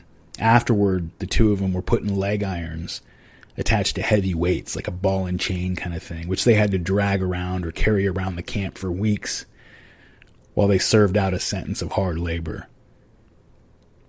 One time, an old black man, I don't know the guy's age specifically, but you can just hear it in the audio. I mean, this is an old man. Sounds like he's in his 70s or 80s. He hadn't heard from any of his relatives back in the United States for a long time, and so he asked a woman who was being sent back to the United States on an assignment from Jim to bring his people a message, just, asking maybe why he hadn't heard from him, send me a letter, I'm doing fine. Well, they were at a nightly meeting, and she ratted him out publicly, and it was the same deal. I mean, this is, like I said, this is an old man, and they are just going off on this guy, and he's kind of stuttering his way through it, trying to explain that he didn't mean anything by it. He just wanted them to know that he was doing all right. He just missed his family, and the community is just abusing this guy into submission. And not just Jim. I mean, people are just taking turns on this guy, and it goes on for a long time. The audio quality, for this clip isn't great, and I'm not so good at cleaning it up. And anyway, like I said, I think you just get the picture by now, so I'm not going to play it, but the thing to really know about it is that it was not unique. I mean, this is the kind of thing that was going on every night, all the time now.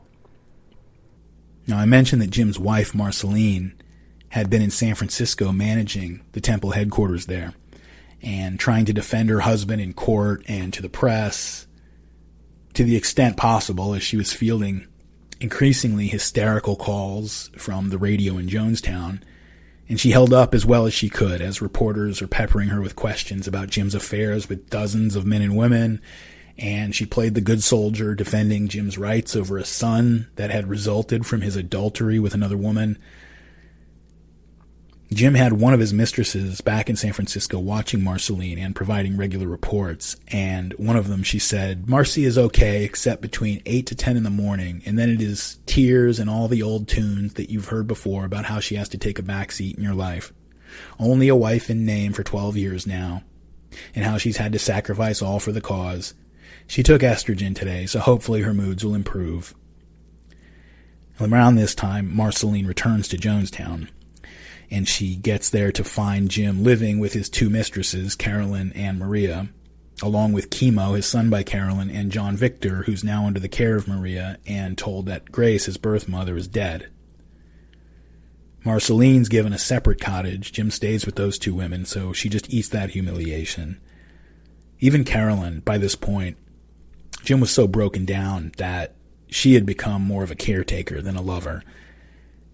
And she also took on more and more of the day-to-day responsibilities of running Jonestown as Jim was falling apart from drug abuse and psychosis. Maria had become his primary mistress, but like the others before her, she had to endure watching Jim take others randomly into his bed whenever he felt the urge and had the energy. Secretly, Marceline began moving money into foreign bank accounts in the names of her sons so that they might have something set aside if the walls ever closed in completely. Marceline knew Jim better than anybody else, and she saw when she got there how completely his mind had fallen apart. At some point, evidence of what she was doing was discovered and brought to Jim, but he didn't do anything.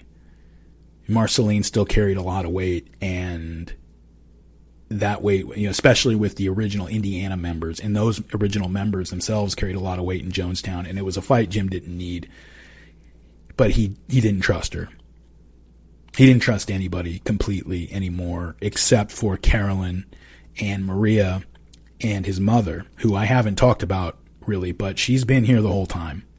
In all the biographies, she's always a very, very background character, but she's a very important person in Jim's life. She has been there the entire time. She's been in Jonestown the entire time.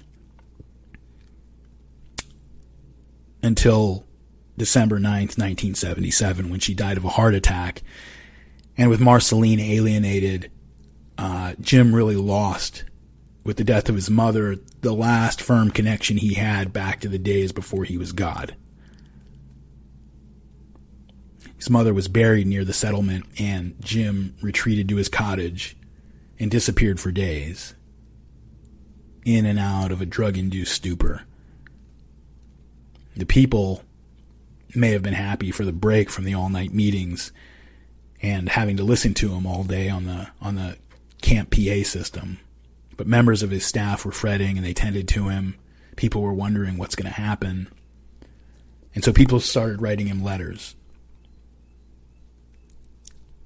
Some of those letters were filled with suggestions about what they should do if their situation became dire. And one of those was from a close member of the inner circle named Phyllis Chaikin, and it went like this, quote, "Dad, last night I wrestled with views presented at the meeting. I keep coming back to the idea that revolutionary suicide is the only solution we have. If the young men in the GDF, Guyanese Defense Force, fight because they are told or believe we are a threat to their nation's economic and political survival, their suppliers will give them unlimited directions and supplies because they are fascists. I don't see we will survive continuous skirmishes with the continually dwindling force and arsenal. I see bravado behind many that are for fighting, and that if we carried on hard enough we could protect you and the integrity of the group. I disagree. Either choice, the leader, the group, would not survive. Our enemy's power and resources are astronomical. Our powers are limited. The thing that disturbs me most about fighting a war is lack of control of the consequences. The very people who resist revolutionary suicide because they want to save their asses would make excellent captives for the enemy, saying anything they need to under the illusion that they would be protected. Many of us would have to be tortured, but I worry we would break down.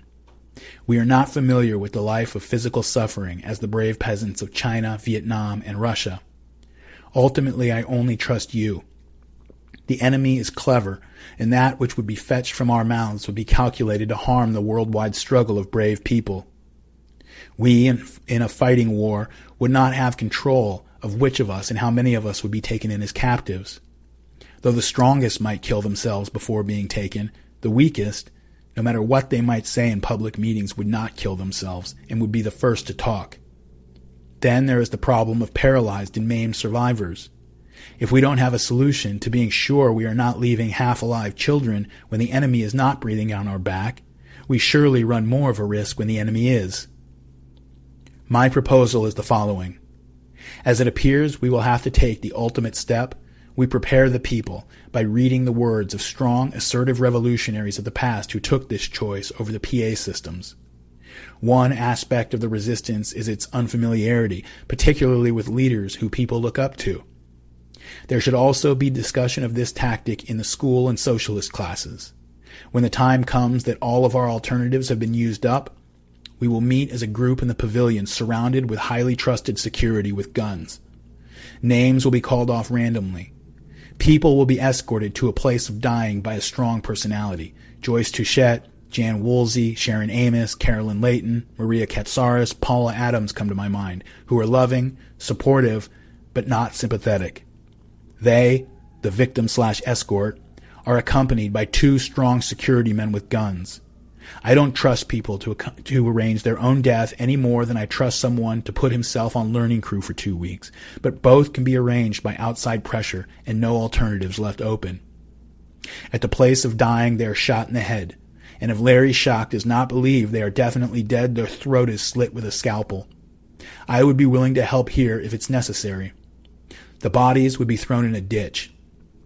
It might be advisable to blindfold the people before going to the death place, in that the blood and bodies remaining on the ground might increase their agitation. The idea sickens me. When I've been on the line in the past and thought I would be fighting, I felt exhilarated. Though I am nothing great with a cutlass, I knew I could do something to divert the enemy or add some jobs or give medical help to a fellow fighter. Actively hit the enemy one way or another. There is nothing exhilarating about this plan. It is horrible, but it is safe. Phyllis." End quote. When Jim finally emerged one evening, he had one thing on his mind, and he called the people to the place of assembly. I don't know how you plan your life, but everybody, even though they know that will and determination can win many a victory, how many plan your death ever?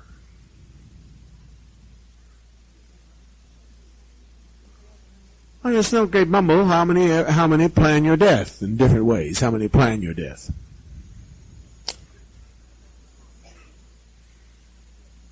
You never plan your death?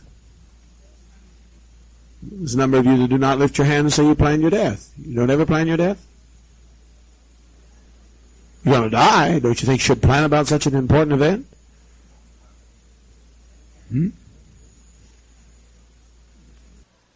You've been brainwashed. You've been brainwashed. Capitalists have made you robots. They made you robots. They teach you, death is the enemy, death is the enemy, so that you will work your ass off. 70 years, you work just like a goddamn little old slave. You work 70 years and you'll never die, because it's death is the enemy. Getting up, you dying every day. Getting up and working all day and coming home and falling in your goddamn bed and drag your ass out every day and couldn't pay for your house and barely could pay for your food and couldn't afford it. If you had a major operation, you'd have had to die because you couldn't afford it.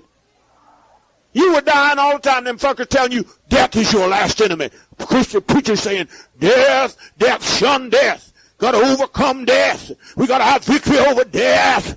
The final enemy, death. You're going to die someday, honey. You old bitch, you're going to die.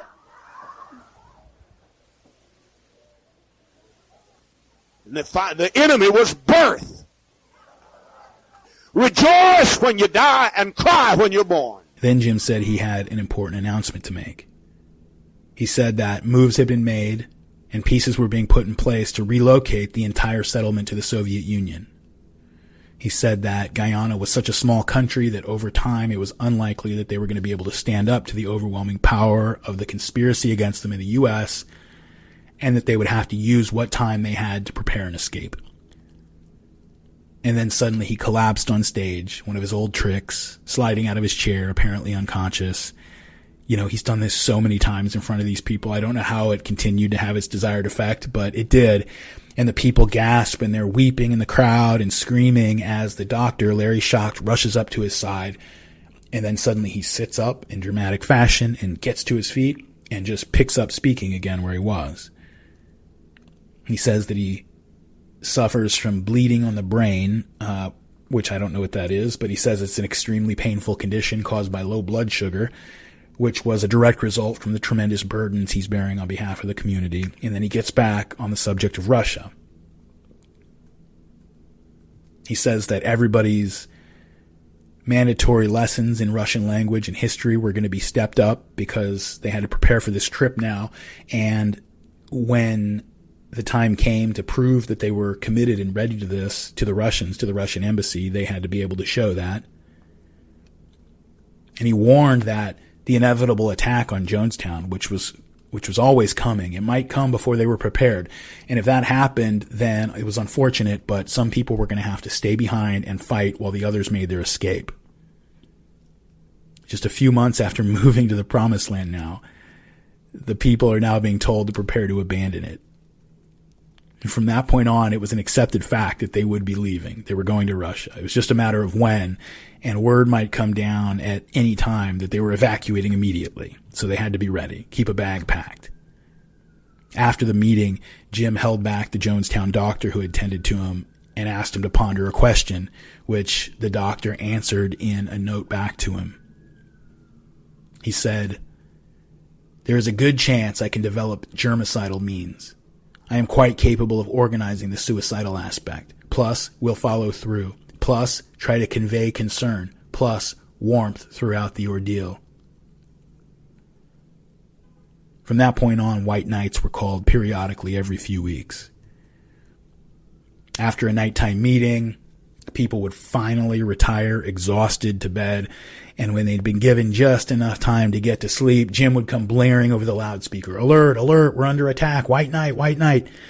And the people would grab their weapons and rush out to their assigned defensive positions, wavering with exhaustion and screaming in unison at some imaginary enemy out in the jungle. And just imagine the scene. It's just a lot of this story is so wild that you have to stop again and just remember that all of this happened. It all happened. These are all real people. Just imagine flying over it in an airplane. And there's just an ocean. It's 2 a.m. There's an ocean of jungle in every direction. And then down below, there's just a little patch cleared, lit up by torches and floodlights, with 1,000 Americans, old people, kids, most of them old people and kids. Some of them rushed out to the tree line in their underwear, waving meat cleavers and cutlasses and shovels over their heads and screaming at the top of their lungs at some imaginary enemy out in the jungle. And they're not just play acting. We're talking about a group of people whose sense of reality had been so twisted that they think this is real.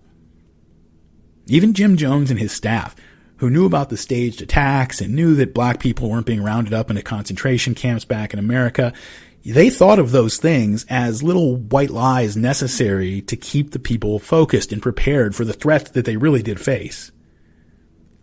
And you just think, okay, how did we get here? Just retrace all the steps that led a preacher from a small town in Indiana to this place.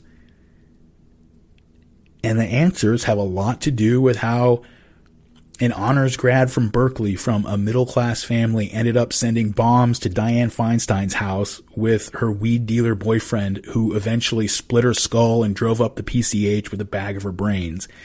And how a pharmacist's daughter and a bunch of other white activists ended up following a mentally ill black convict into a suicidal shootout with the LAPD. Ask these people why they were doing what they were doing, and they would all give very similar answers. They would cite the same influences. They would tell you about the same books. They would repeat the same slogans. At this white night, people show up. They're ready to fight. They got their weapons. And at first, it's no different from others. It's become routine almost. Guyanese soldiers have been spotted nearby. Attack is imminent. Everybody's called to the pavilion to discuss strategy. Someone suggested fleeing to Russia, but Jim says things aren't in place for that yet. And so they debate what to do through the early morning hours until the sun comes up. Jim's leaving from time to time to get reports from the radio room. And finally, he comes back after one trip with the grim news that the Guyanese military is on its way. The very existence of their socialist community was proving to the world that such a thing was possible, and it was actually stirring up revolutionary movements in the United States and other parts of the world. And so the powers that be had made the decision that this had to end right now, and the military was coming to exterminate every man, woman, and child in Jonestown. The number of troops on the way was overwhelming. There was no escape.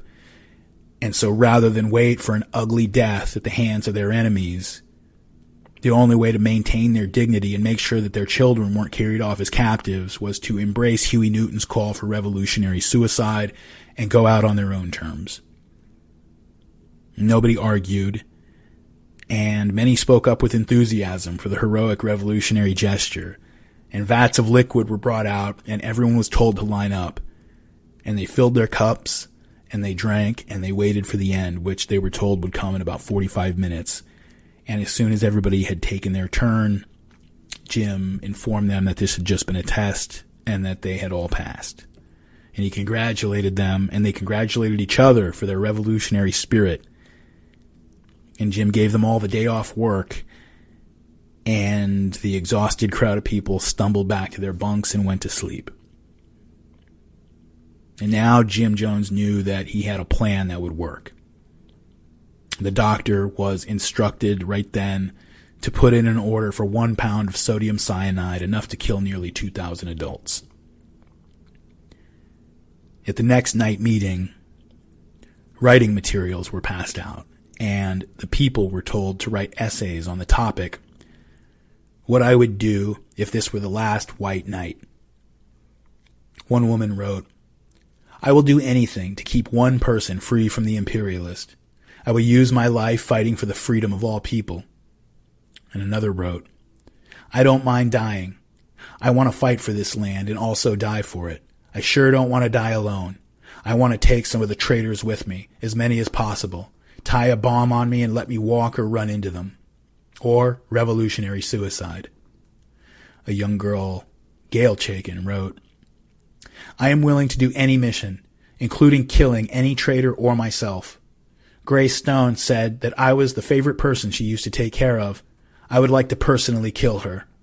I could attach myself to a bomb, burn myself in front of the U.S. Embassy, or tell them that I wanted to destroy the church and ask for a meeting of all those who have left the church, then kill them."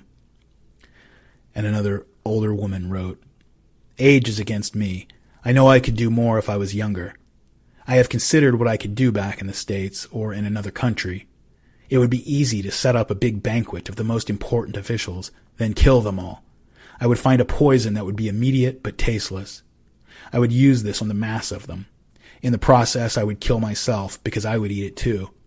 Then no one could trace who or what or why. No one would ever know, but the socialists would be left in a position to move in. Should I perhaps establish connections, they might perchance know that I was a socialist and block me. This would satisfy me, just knowing that my children were fighting hard in the cause. If I am imprisoned, I would hold out as long as I could, and then I would dig into my jugular vein or at the side of the neck where you bleed to death in 2 minutes. I would see that I had plenty of time to accomplish this so that I would not be stopped before I started it. I would prefer taking a batch out with me. I have also considered being a walking bomb." And a mother wrote, "I will take orders if necessary and do anything in my power to get all babies aside, then lay my life down to fight until the end, kill myself if it takes place so as not to be left for the fascists.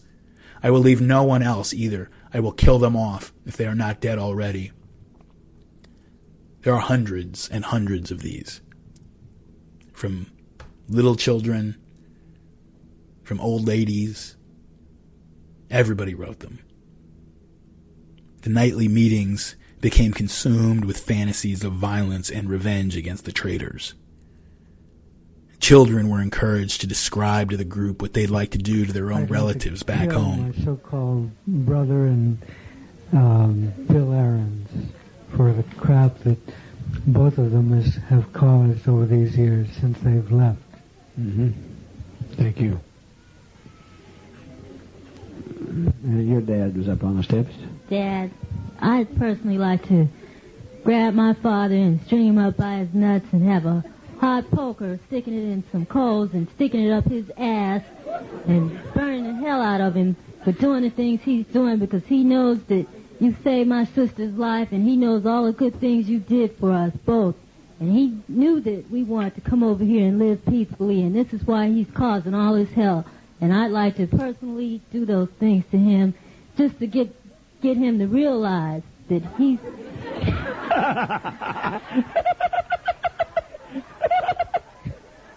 I'm sure when you have him tied up by his balls and a hot booger goes up his ass, he would realize something. Mm-hmm. I think that Mr. Tupper should die, and that I should Mr. Tupper, this always kills me, this family. Mr. Tupper.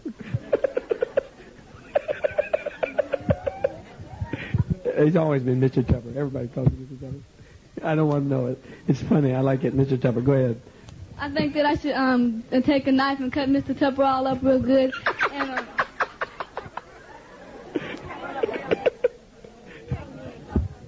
cut him up real good. And then make him look like, cut him up and then put poison in him and invite all my relatives over there and have them eat him, and then I'll die.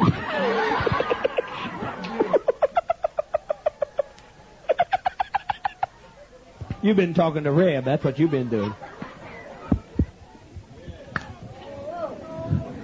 My mom is a damn fool. I hope I knock the fucking shit out of you.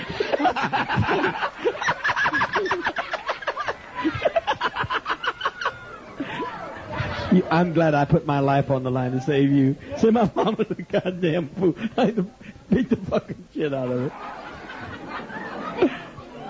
I dare her come out because I'll be the one that's I'm a shotter. Good.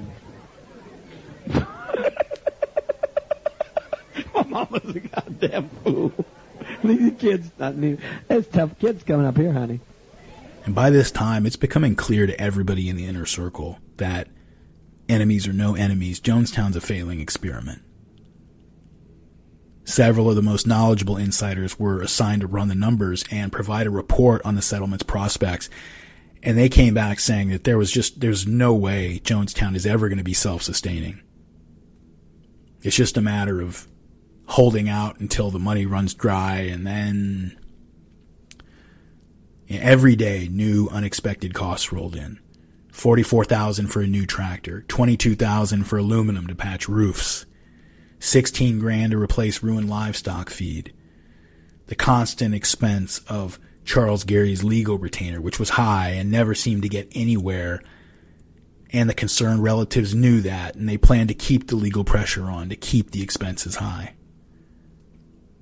There were only about 300 temple members total back in America. There's almost no money coming in from the United States. There were millions of dollars in temple accounts, but they were draining money at a rate of over $100,000 a month, even when things were at their best. And so it was just a matter of time. Maybe they could last a few years, but the walls were closing in, and Jim did not see a way out. He had visions of the temple declaring bankruptcy and his people sulking back to the United States in shame for having followed an idiot like him there. Himself a subject of scorn and mockery in the media while he does his time in jail. He imagined his son living with Grace and Tim Stone, learning from them what an evil man his father was and what a joke he was. He told his people that he had terminal lung cancer and not much longer to live. There's no evidence that that's true. He complained of having strokes and heart attacks all the time. He did constantly suffer from migraines. He was terribly depressed and irritable all the time, and basically only kept out of bed by inhuman doses of methamphetamines and put to sleep only by other drugs. A common acquaintance put Jim in touch with another lawyer back in the United States, a famous guy on the left named Mark Lane, who was a sort of 1970s left-wing Alex Jones kind of figure. He'd written books with conspiracy theories about the Kennedy and MLK assassinations, and he had defended James Earl Ray, Dr. King's convicted assassin, in court, claiming that the assassination was actually an FBI hit. More than anything, he was a publicity hound, always looking for a new way to get his name in the papers, and in that way he was very similar to Jim's other lawyer, Charles Gary. And Gary didn't want to share the limelight with this guy, Mark Lane, but Lane knew better than Gary how to talk to somebody like Jim Jones. He understood the paranoid mindset. Everything Jim Jones said he agreed with. The CIA's after you? Oh, totally. I agree. They've entered into a conspiracy with your former members and relatives of current members? Yeah, right on. The boy John Victor's your son because you had sex with his mother because she demanded it or else she would commit treason? Makes total sense. Again, he was a pretty famous guy on the left back then, especially in the radical circles. Jim and his people would have found credible. Jim believed had read his books and believed his theories. The last thing that needed to happen at this point was a guy like this showing up and telling Jim he was right about everything. And he made it even worse. Mark Lane tracked down the private investigator who had previously been hired by the concerned relatives to look into Jim's contacts in Guyana and see about getting John Victor back, and he flies this private investigator out to Guyana to talk to Jim. And Charles Gary, for all his faults, is begging Jim, cut this guy loose, do not listen to this guy.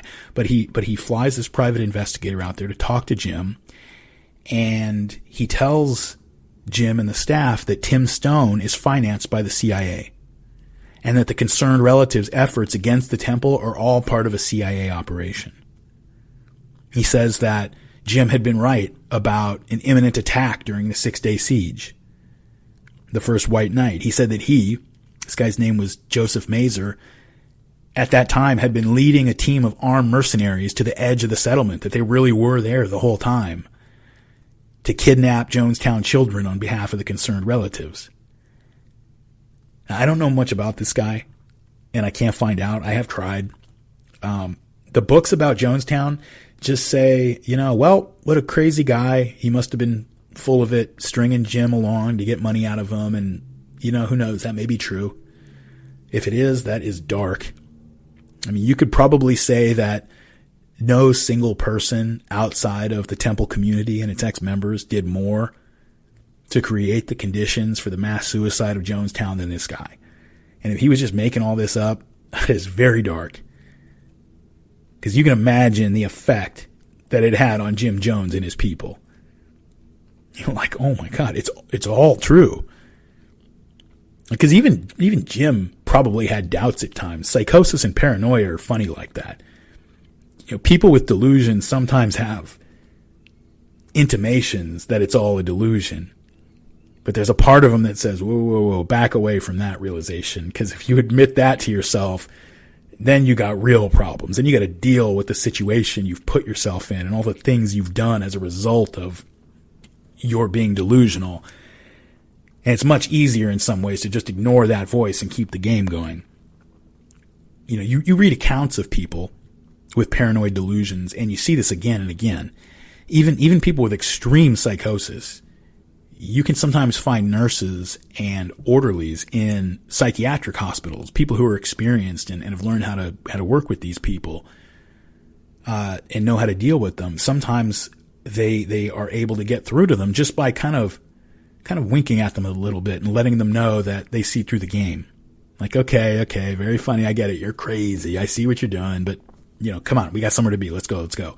And that'll work sometimes. You'll hear hospital workers talk about these occasional moments where the patient and them have this moment, like, yeah, okay. And delusions are not always as cut and dry as they're played out in movies. And sometimes moments of clarity or doubt break through, if only for a few moments before you're sucked back in. But then for somebody like Jim Jones, in the situation he's in, to have a famous lawyer bring him a private investigator who for sure had been hired by his enemies, that's definitely true, who tells him flat out that everything he's been paranoid about is true. It's always been true. He was right all along. And these people are trying to kill you. And then they have tried. And I know because I led the group of mercenaries. If he was just making that up for a few bucks, that is dark. I mean, it's not as dark as the other possibility that he was telling the truth. That's so dark that none of the accounts of Jonestown even go near it. I don't know of anyone who's even tracked this guy down and interviewed him. And so I hate to do this to you guys, but I just don't have any more information on this part. The best I've got is that Mark Lane, the lawyer, knew that Jim Jones was a meal ticket, a desperate paranoid with millions of dollars, and potentially a story that would make a good book, and Lane had this private eye feeding Jim what he wanted to hear to string him along. I'm not accusing the guy of doing that. It's what the biographers imply. I just don't have anything else for you. And so we're moving into the fall of 1978 now. We're getting close to the end. Marceline's parents visited Jonestown briefly in October, and her mother described Jim Jones as very near mental collapse. The final dominoes began to fall when the concerned relatives finally got the attention of a U.S. congressman named Leo Ryan. He seems to have been a decent enough guy for a politician, a media hound for sure. But, he's a politician. His publicity stunts were at least in the service of good causes. One time he had himself booked and checked into a California prison as an anonymous inmate for a while so that he could experience the conditions for himself, make his case for prison reform, that kind of thing. He's kind of a gonzo politician. Again, good intentions to bring attention to an issue, but one of those intentions was making sure that his name was in the headline for the story about the issue he raised. That's how the concerned relatives sold the Jonestown issue to him, and he bit. He put in some inquiries with the State Department, but got back the usual disclaimers that, they looked into it. They'd inspected Jonestown regularly. Jonestown wasn't breaking any rules. And, the State Department, they really were sensitive about infringing on religious liberty. The federal government got in a lot of trouble in the 70s for messing around with different groups, and they just didn't want to deal with it. And so Ryan told the concerned relatives that he was going to go there himself to check on the status of their family members and to meet Jim Jones and to see for himself what was going on. Mark Lane, the lawyer, informed Jim Jones of this and told him that Ryan is probably part of the conspiracy. So Congressman Ryan sends word to Jonestown that he's going to be coming in mid-November 1978. By this point, Jim's emissaries had been bugging the Cuban and Soviet ambassadors about their request to relocate for months with little movement. It doesn't look like it's going anywhere. They're kind of giving up hope on that. His contacts in the Guyanese government are tired of his incessant badgering, and they're to the point of throwing his people out of their offices or just not taking their phone calls anymore. Jim had his lawyers inform the congressman that he was not welcome at Jonestown and would not be admitted if he did make the trip. Both of them told Jim that was not the way to handle things. They found out that Leo Ryan would be making the trip with some other people. He was bringing along several television and newspaper crews to document the whole trip. And his lawyers told Jim that if he refused the congressman entry to Jonestown, then Ryan was going to use the journalist to turn it into a big dramatic scene and then take that back to the U.S. to show how he'd been denied entry while trying to check on the status of U.S. citizens and grow the issue into something even bigger. And so they said, look, just let him in. Let him take a look around and talk to some people. And he'll see what the U.S. Embassy's been seeing all along. Just prepare for the inspection. Show him you got nothing to hide. And then if that works, you can be done with this for once and for all. If Ryan comes away satisfied and then, other officials are contacted by the concerned relatives to try to take action against Jonestown, they'll talk to Ryan and Ryan will say I didn't see anything and they probably won't waste their time. And Jim wasn't sure. He didn't want to let anybody in. He was very wary of that, but the people discussed what to do. They argued about whether to let them in, what to do if they were allowed in. Some people suggested lying in ambush and attacking the party once they came, killing them all, burying them in the jungle, and then committing suicide. Some people pointed out, and many were agreeing with them, that it was becoming clear that nothing was going to stop the congressman from coming in and doing this. He got in a congressional committee to authorize the trip, meaning that this was now official U.S. government business, so the government of Guyana was not going to intervene. Several of Jim's inner circle were now agreeing with the lawyers that you got to let this guy in. Marceline said that, even if a few people wanted to leave, just let them leave. Who cares? Just a few people.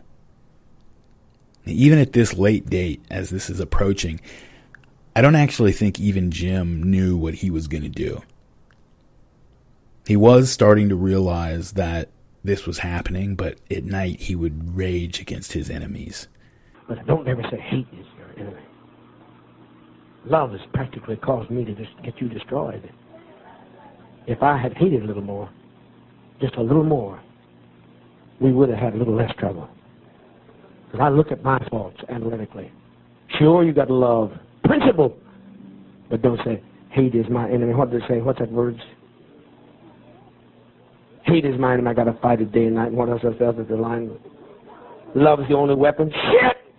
Bullshit! Martin Luther King died with love. Kennedy died talking about something he couldn't even understand, some kind of generalized love, and he never even backed it up. He shut down. Bullshit! Love is the only weapon with which I got to fight. I got a hell of a lot of weapons to fight. I got my claws, I got compasses, I got guns, I got dynamite, I got a hell of a lot to fight. I'll fight, I'll fight, I will fight, I will fight, I will fight, I will fight.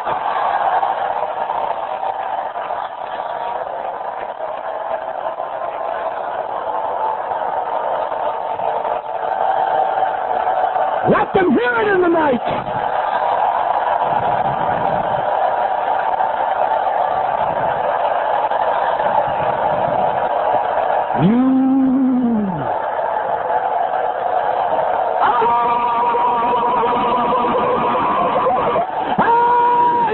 Fight.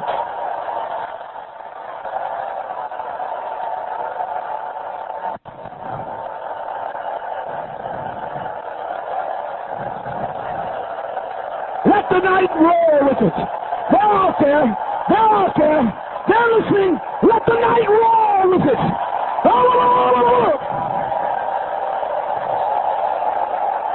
Let the night roar because they can hear us. They know we mean it. We'll kill them if they come.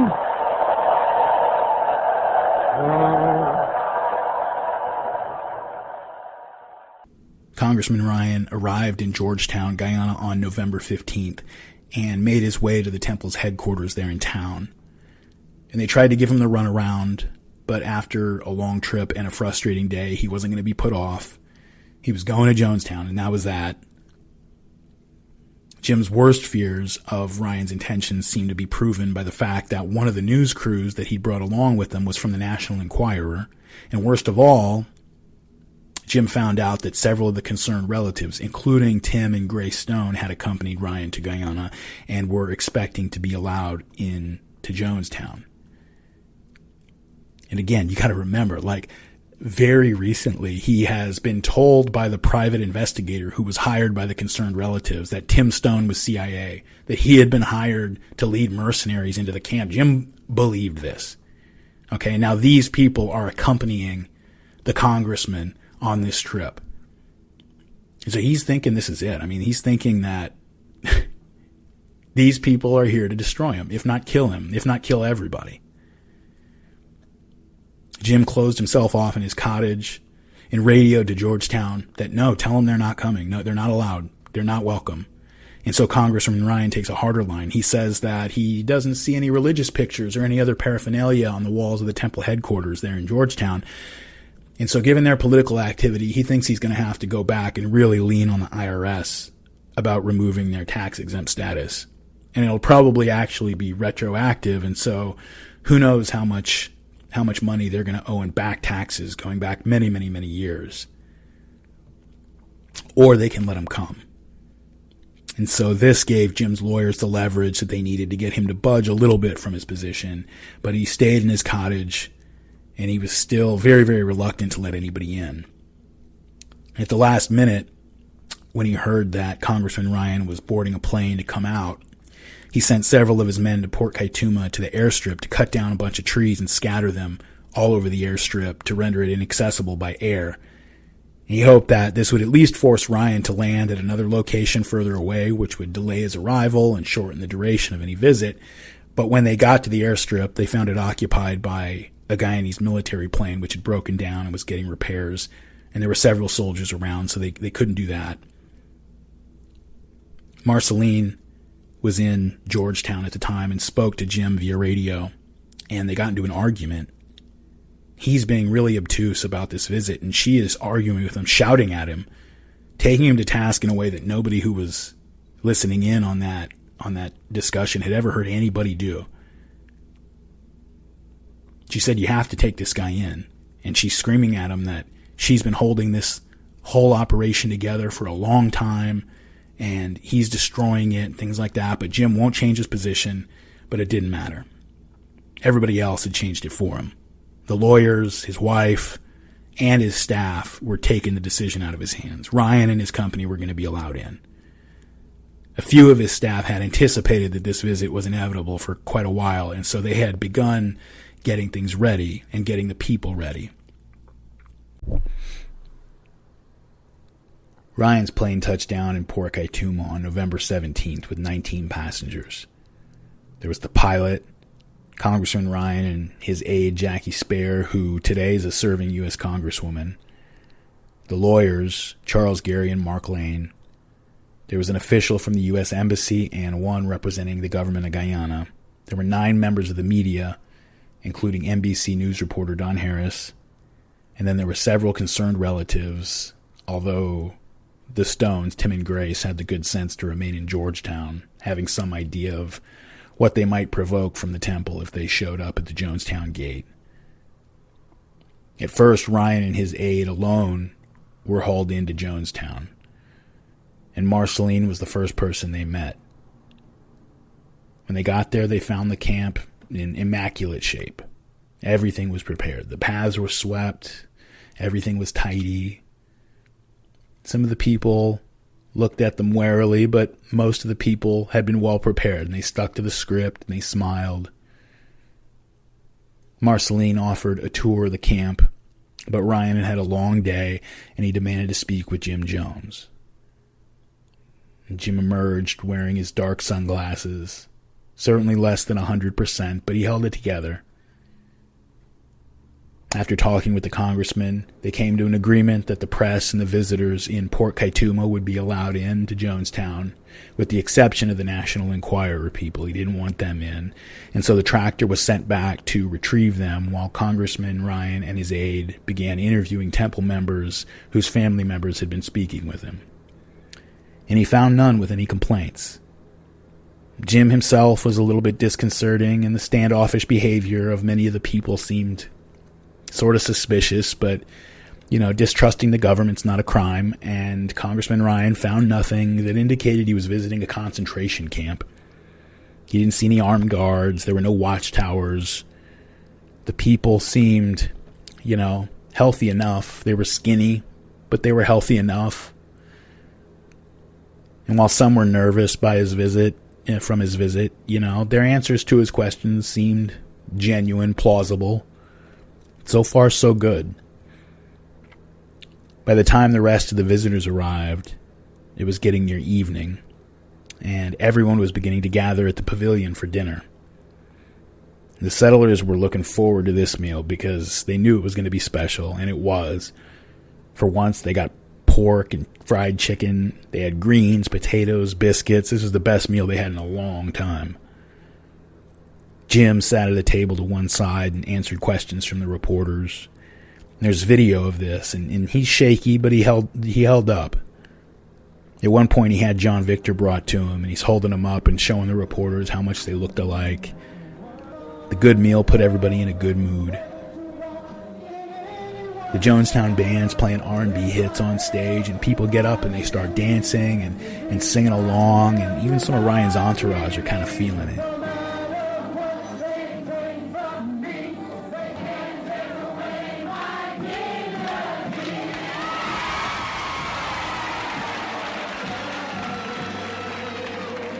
Then the band played Earth, Wind & Fire's That's the Way of the World.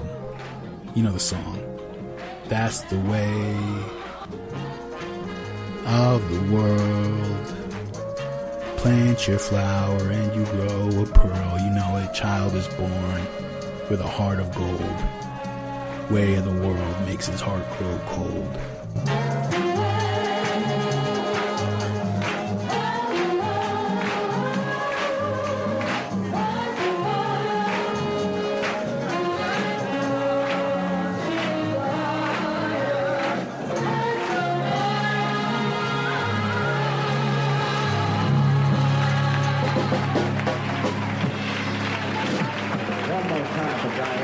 after the song, Congressman Ryan was invited to say a few words to the community, and the members who survived the next 24 hours, even ones who hate Jim's guts today, they all swear that what happened afterward was totally spontaneous. Howdy. So we are at least friends in that extent. I'm very glad to be here. This is a congressional inquiry. I think that all of you know that I'm here to find out more about questions that have been raised about your operation here. But I can tell you right now that from the few conversations I've had with some of the folks here already this evening, that whatever the comments are, there are some people here who believe that this is the best thing that ever happened to them in their whole life.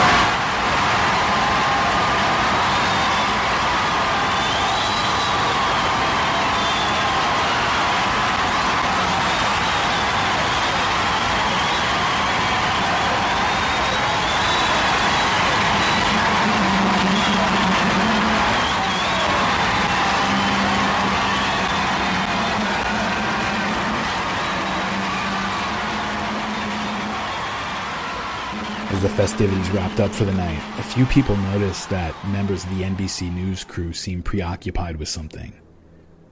One member of the temple had passed them a note asking for their help getting out of Jonestown, but no one else knew that yet. The visitors to Jonestown were told that there wasn't enough room for anybody except for Congressman Ryan and one other person to stay in Jonestown for the night, and so everybody else was taken back to Port Kaituma. Then Ryan was informed of the note, and over the course of the night starts formulating a plan about what to do. The reporters are back in Port Kaituma drinking beer and kind of going over everything that they'd seen during the day. And by now, Jim Jones would have known about the note as well.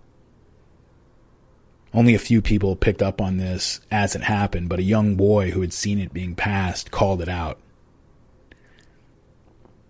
But rather than reacting to the news, Jim just disappeared into his cottage for the night, and that was the last anybody saw of him.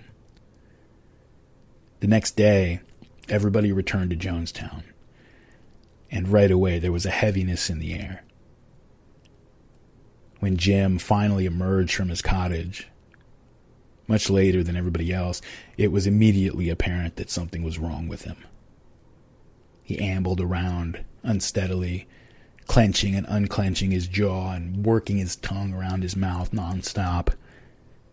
He was so high he could hardly speak, but he consented to do an interview with NBC News, and the reporter confronted him with the note from the would-be defector.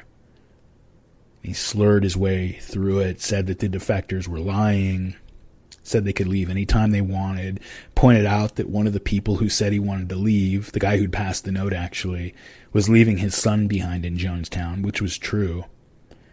The man, Vernon Gosney, was a longtime drug addict who had essentially abandoned his son to the care of the temple, and he was planning to leave without him, and he actually did leave without him. And his son died there that day as his father scurried off. Soon others began to approach the congressman, saying that they wanted to leave. First one, then a handful, then about 24 in total.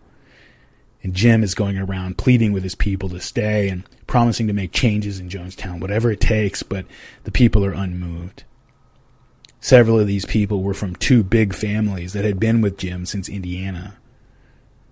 One of the families was the Bogues, whose daughter Juanita was 3 months pregnant and whose boy, Tommy, was one of the two who'd been placed in leg irons for trying to leave camp. Some were leaving while their family members insisted on staying, and some of those wanted to take their children against the will of those remaining. People are screaming at each other, "You can't take my kids, you bring my kids back here," as other people are carrying their kids toward the trailer to leave. The whole community's in one place now, and things are getting extremely tense. The defectors were speaking to Congressman Ryan and his aide and telling them that we got to get out of here now. We're in danger. And Ryan, he's totally oblivious. He doesn't understand at all the situation that he's in. He tells them to relax. You're all protected by the shield of the U.S. Congress. You know, there's media here. There's NBC News cameras here. You're fine. Jim tells the reporters, hey, you know, these people could have left anytime they wanted. You know, I don't know why there's such a big hullabaloo. They can leave whenever they wanted. They can certainly leave now. And if they ever want to come back, of course, they'll be welcome. Farewell. There were enough people now who wanted to leave that they were going to have to be brought to the airstrip in 2 trips. As arrangements were being made, the sky suddenly, very suddenly, just went black, and thunder tore across it, and wind starts ripping through the camp, and everybody rushed to the covered pavilion as torrents of rain began pouring down, heavier than anyone who was there could ever remember having seen in Jonestown in the whole year that they'd been there. Everybody's on edge, wondering what's going to happen, as nearly 1,000 people now are huddled together under the cover, eyeing each other warily, looking at Jim, looking at the defectors, looking at the congressman. And Jim's lawyers are telling him, look, having 24 people out of 1,000 wanting to leave, that is not a problem. On the flight the day before to Port Kaituma, Mark Lane had told a Washington Post reporter that he expected maybe 90% of the people to stay. So that would have meant maybe 90 or 100 people leaving. Turned out that 97% of the people wanted to stay. And so they told him, look, the story is not the defectors. The story is the people who are staying. We can sell that story. That's no problem. There's nothing to worry about. As quickly as it came, the rain ebbed, and people began to make their way through the muck to be transported to the airstrip. As they were getting there, another man ran toward the trailer holding a small child under each arm, saying that he wanted to leave as well, but he was tailed by their mother, who was tugging at the kids and screaming that they were her children too and he couldn't take them. Other people joined the commotion and people began to argue, and Jim is standing apart with several of his most trusted aides, and they're all whispering to each other. And the trailer was full, and so Congressman Ryan tells them to get moving to the airstrip, drop them off and come back, and I'm going to stay behind and try to work out a compromise between these quarreling parents, and then I'll come back with the second load. And so the first batch of defectors takes off down the jungle path. At the very last moment, Larry Layton, one of Jim's most loyal lapdogs, Carolyn's original husband, who had given her up when Jim set his eyes on her. This is the guy who used to stand on the side of the stage with a cup while Jim would be ranting all night. So that Jim wouldn't have to step away when he urinated, Larry Layton would hold the cup and Jim would piss into that. He runs off toward the trailer saying he wants to leave as well. And right then the defectors who were on the trailer are like, no. I don't buy this. This guy can't be trusted. There's no way that guy would want to leave. But he was allowed on board, and the trailer disappeared into the jungle as the remaining members who were staying behind shouted curses at these traitors. Before they were out of hearing range of Jonestown, they heard more shouting erupt.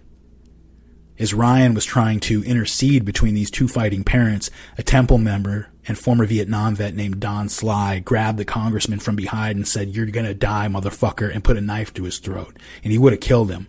But the Temple lawyers happened to be standing right there, and they jumped him and wrestled the knife away.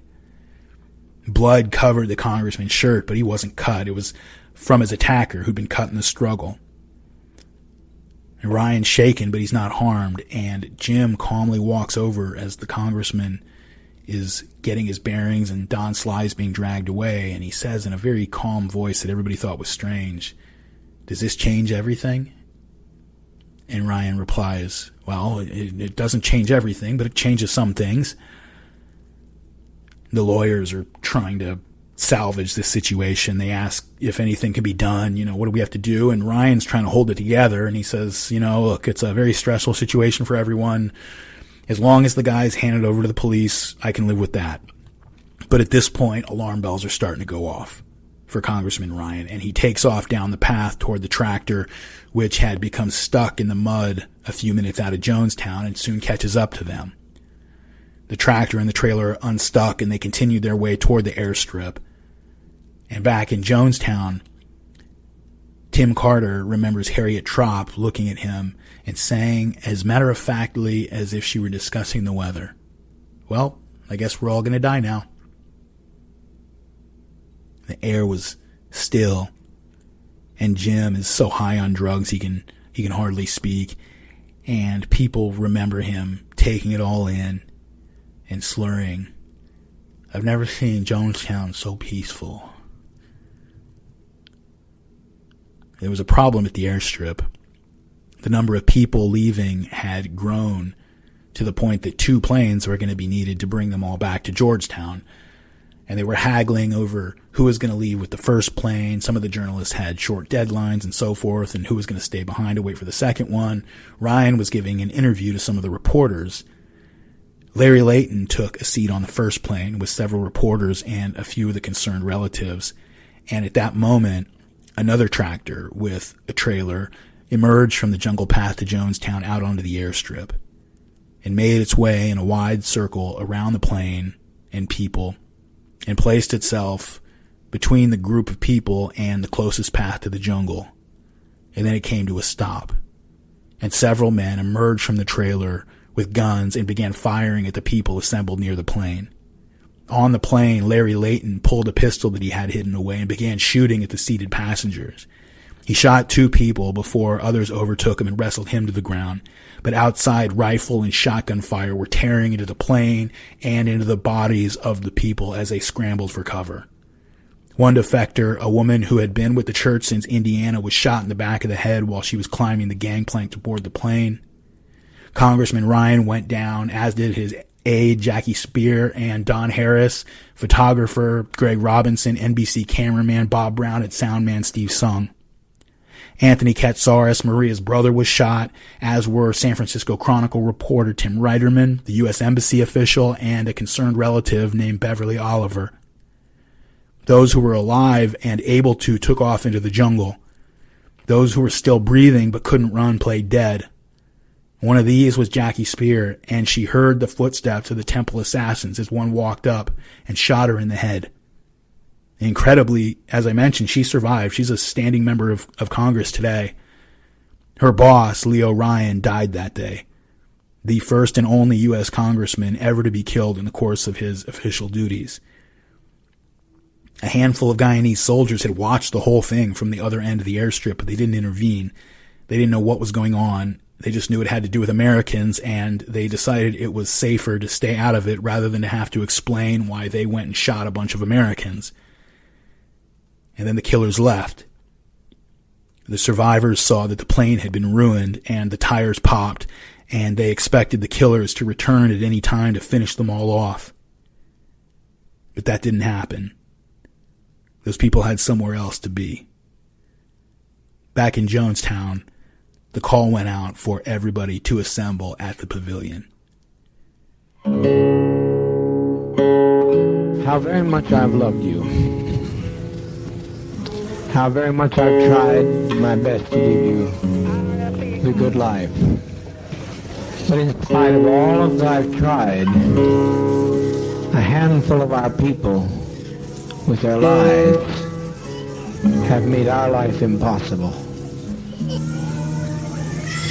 So my opinion is that we be kind to children and be kind to seniors and take the portion like they used to take in ancient Greece and step over quietly, because we are not committing suicide. It's a revolutionary act. It was said by the greatest of prophets from time immemorial, no man takes my life from me, I lay my life down. If we can't live in peace, then let's die in peace.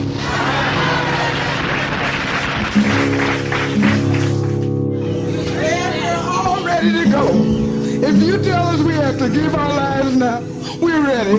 I'm pretty sure all the rest of the sisters and brothers are with me. Wouldn't be alive today. I just like to thank Dad because he was the only one that stood up for me when I needed him. And thank you, Dad. Of the children here, a great deal because of Jim Jones. And the way the children are laying there now, I'd rather see them lay like that than to see them have to die like the Jews did, which was pitiful anyhow. Must be insane. The children, it's just something to put you to rest. Oh, God.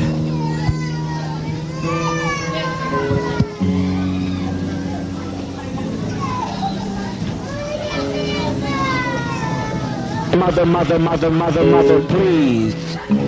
Mother, please, please, please. Don't do this. Don't do this. Lay down your life with your child, but don't do this.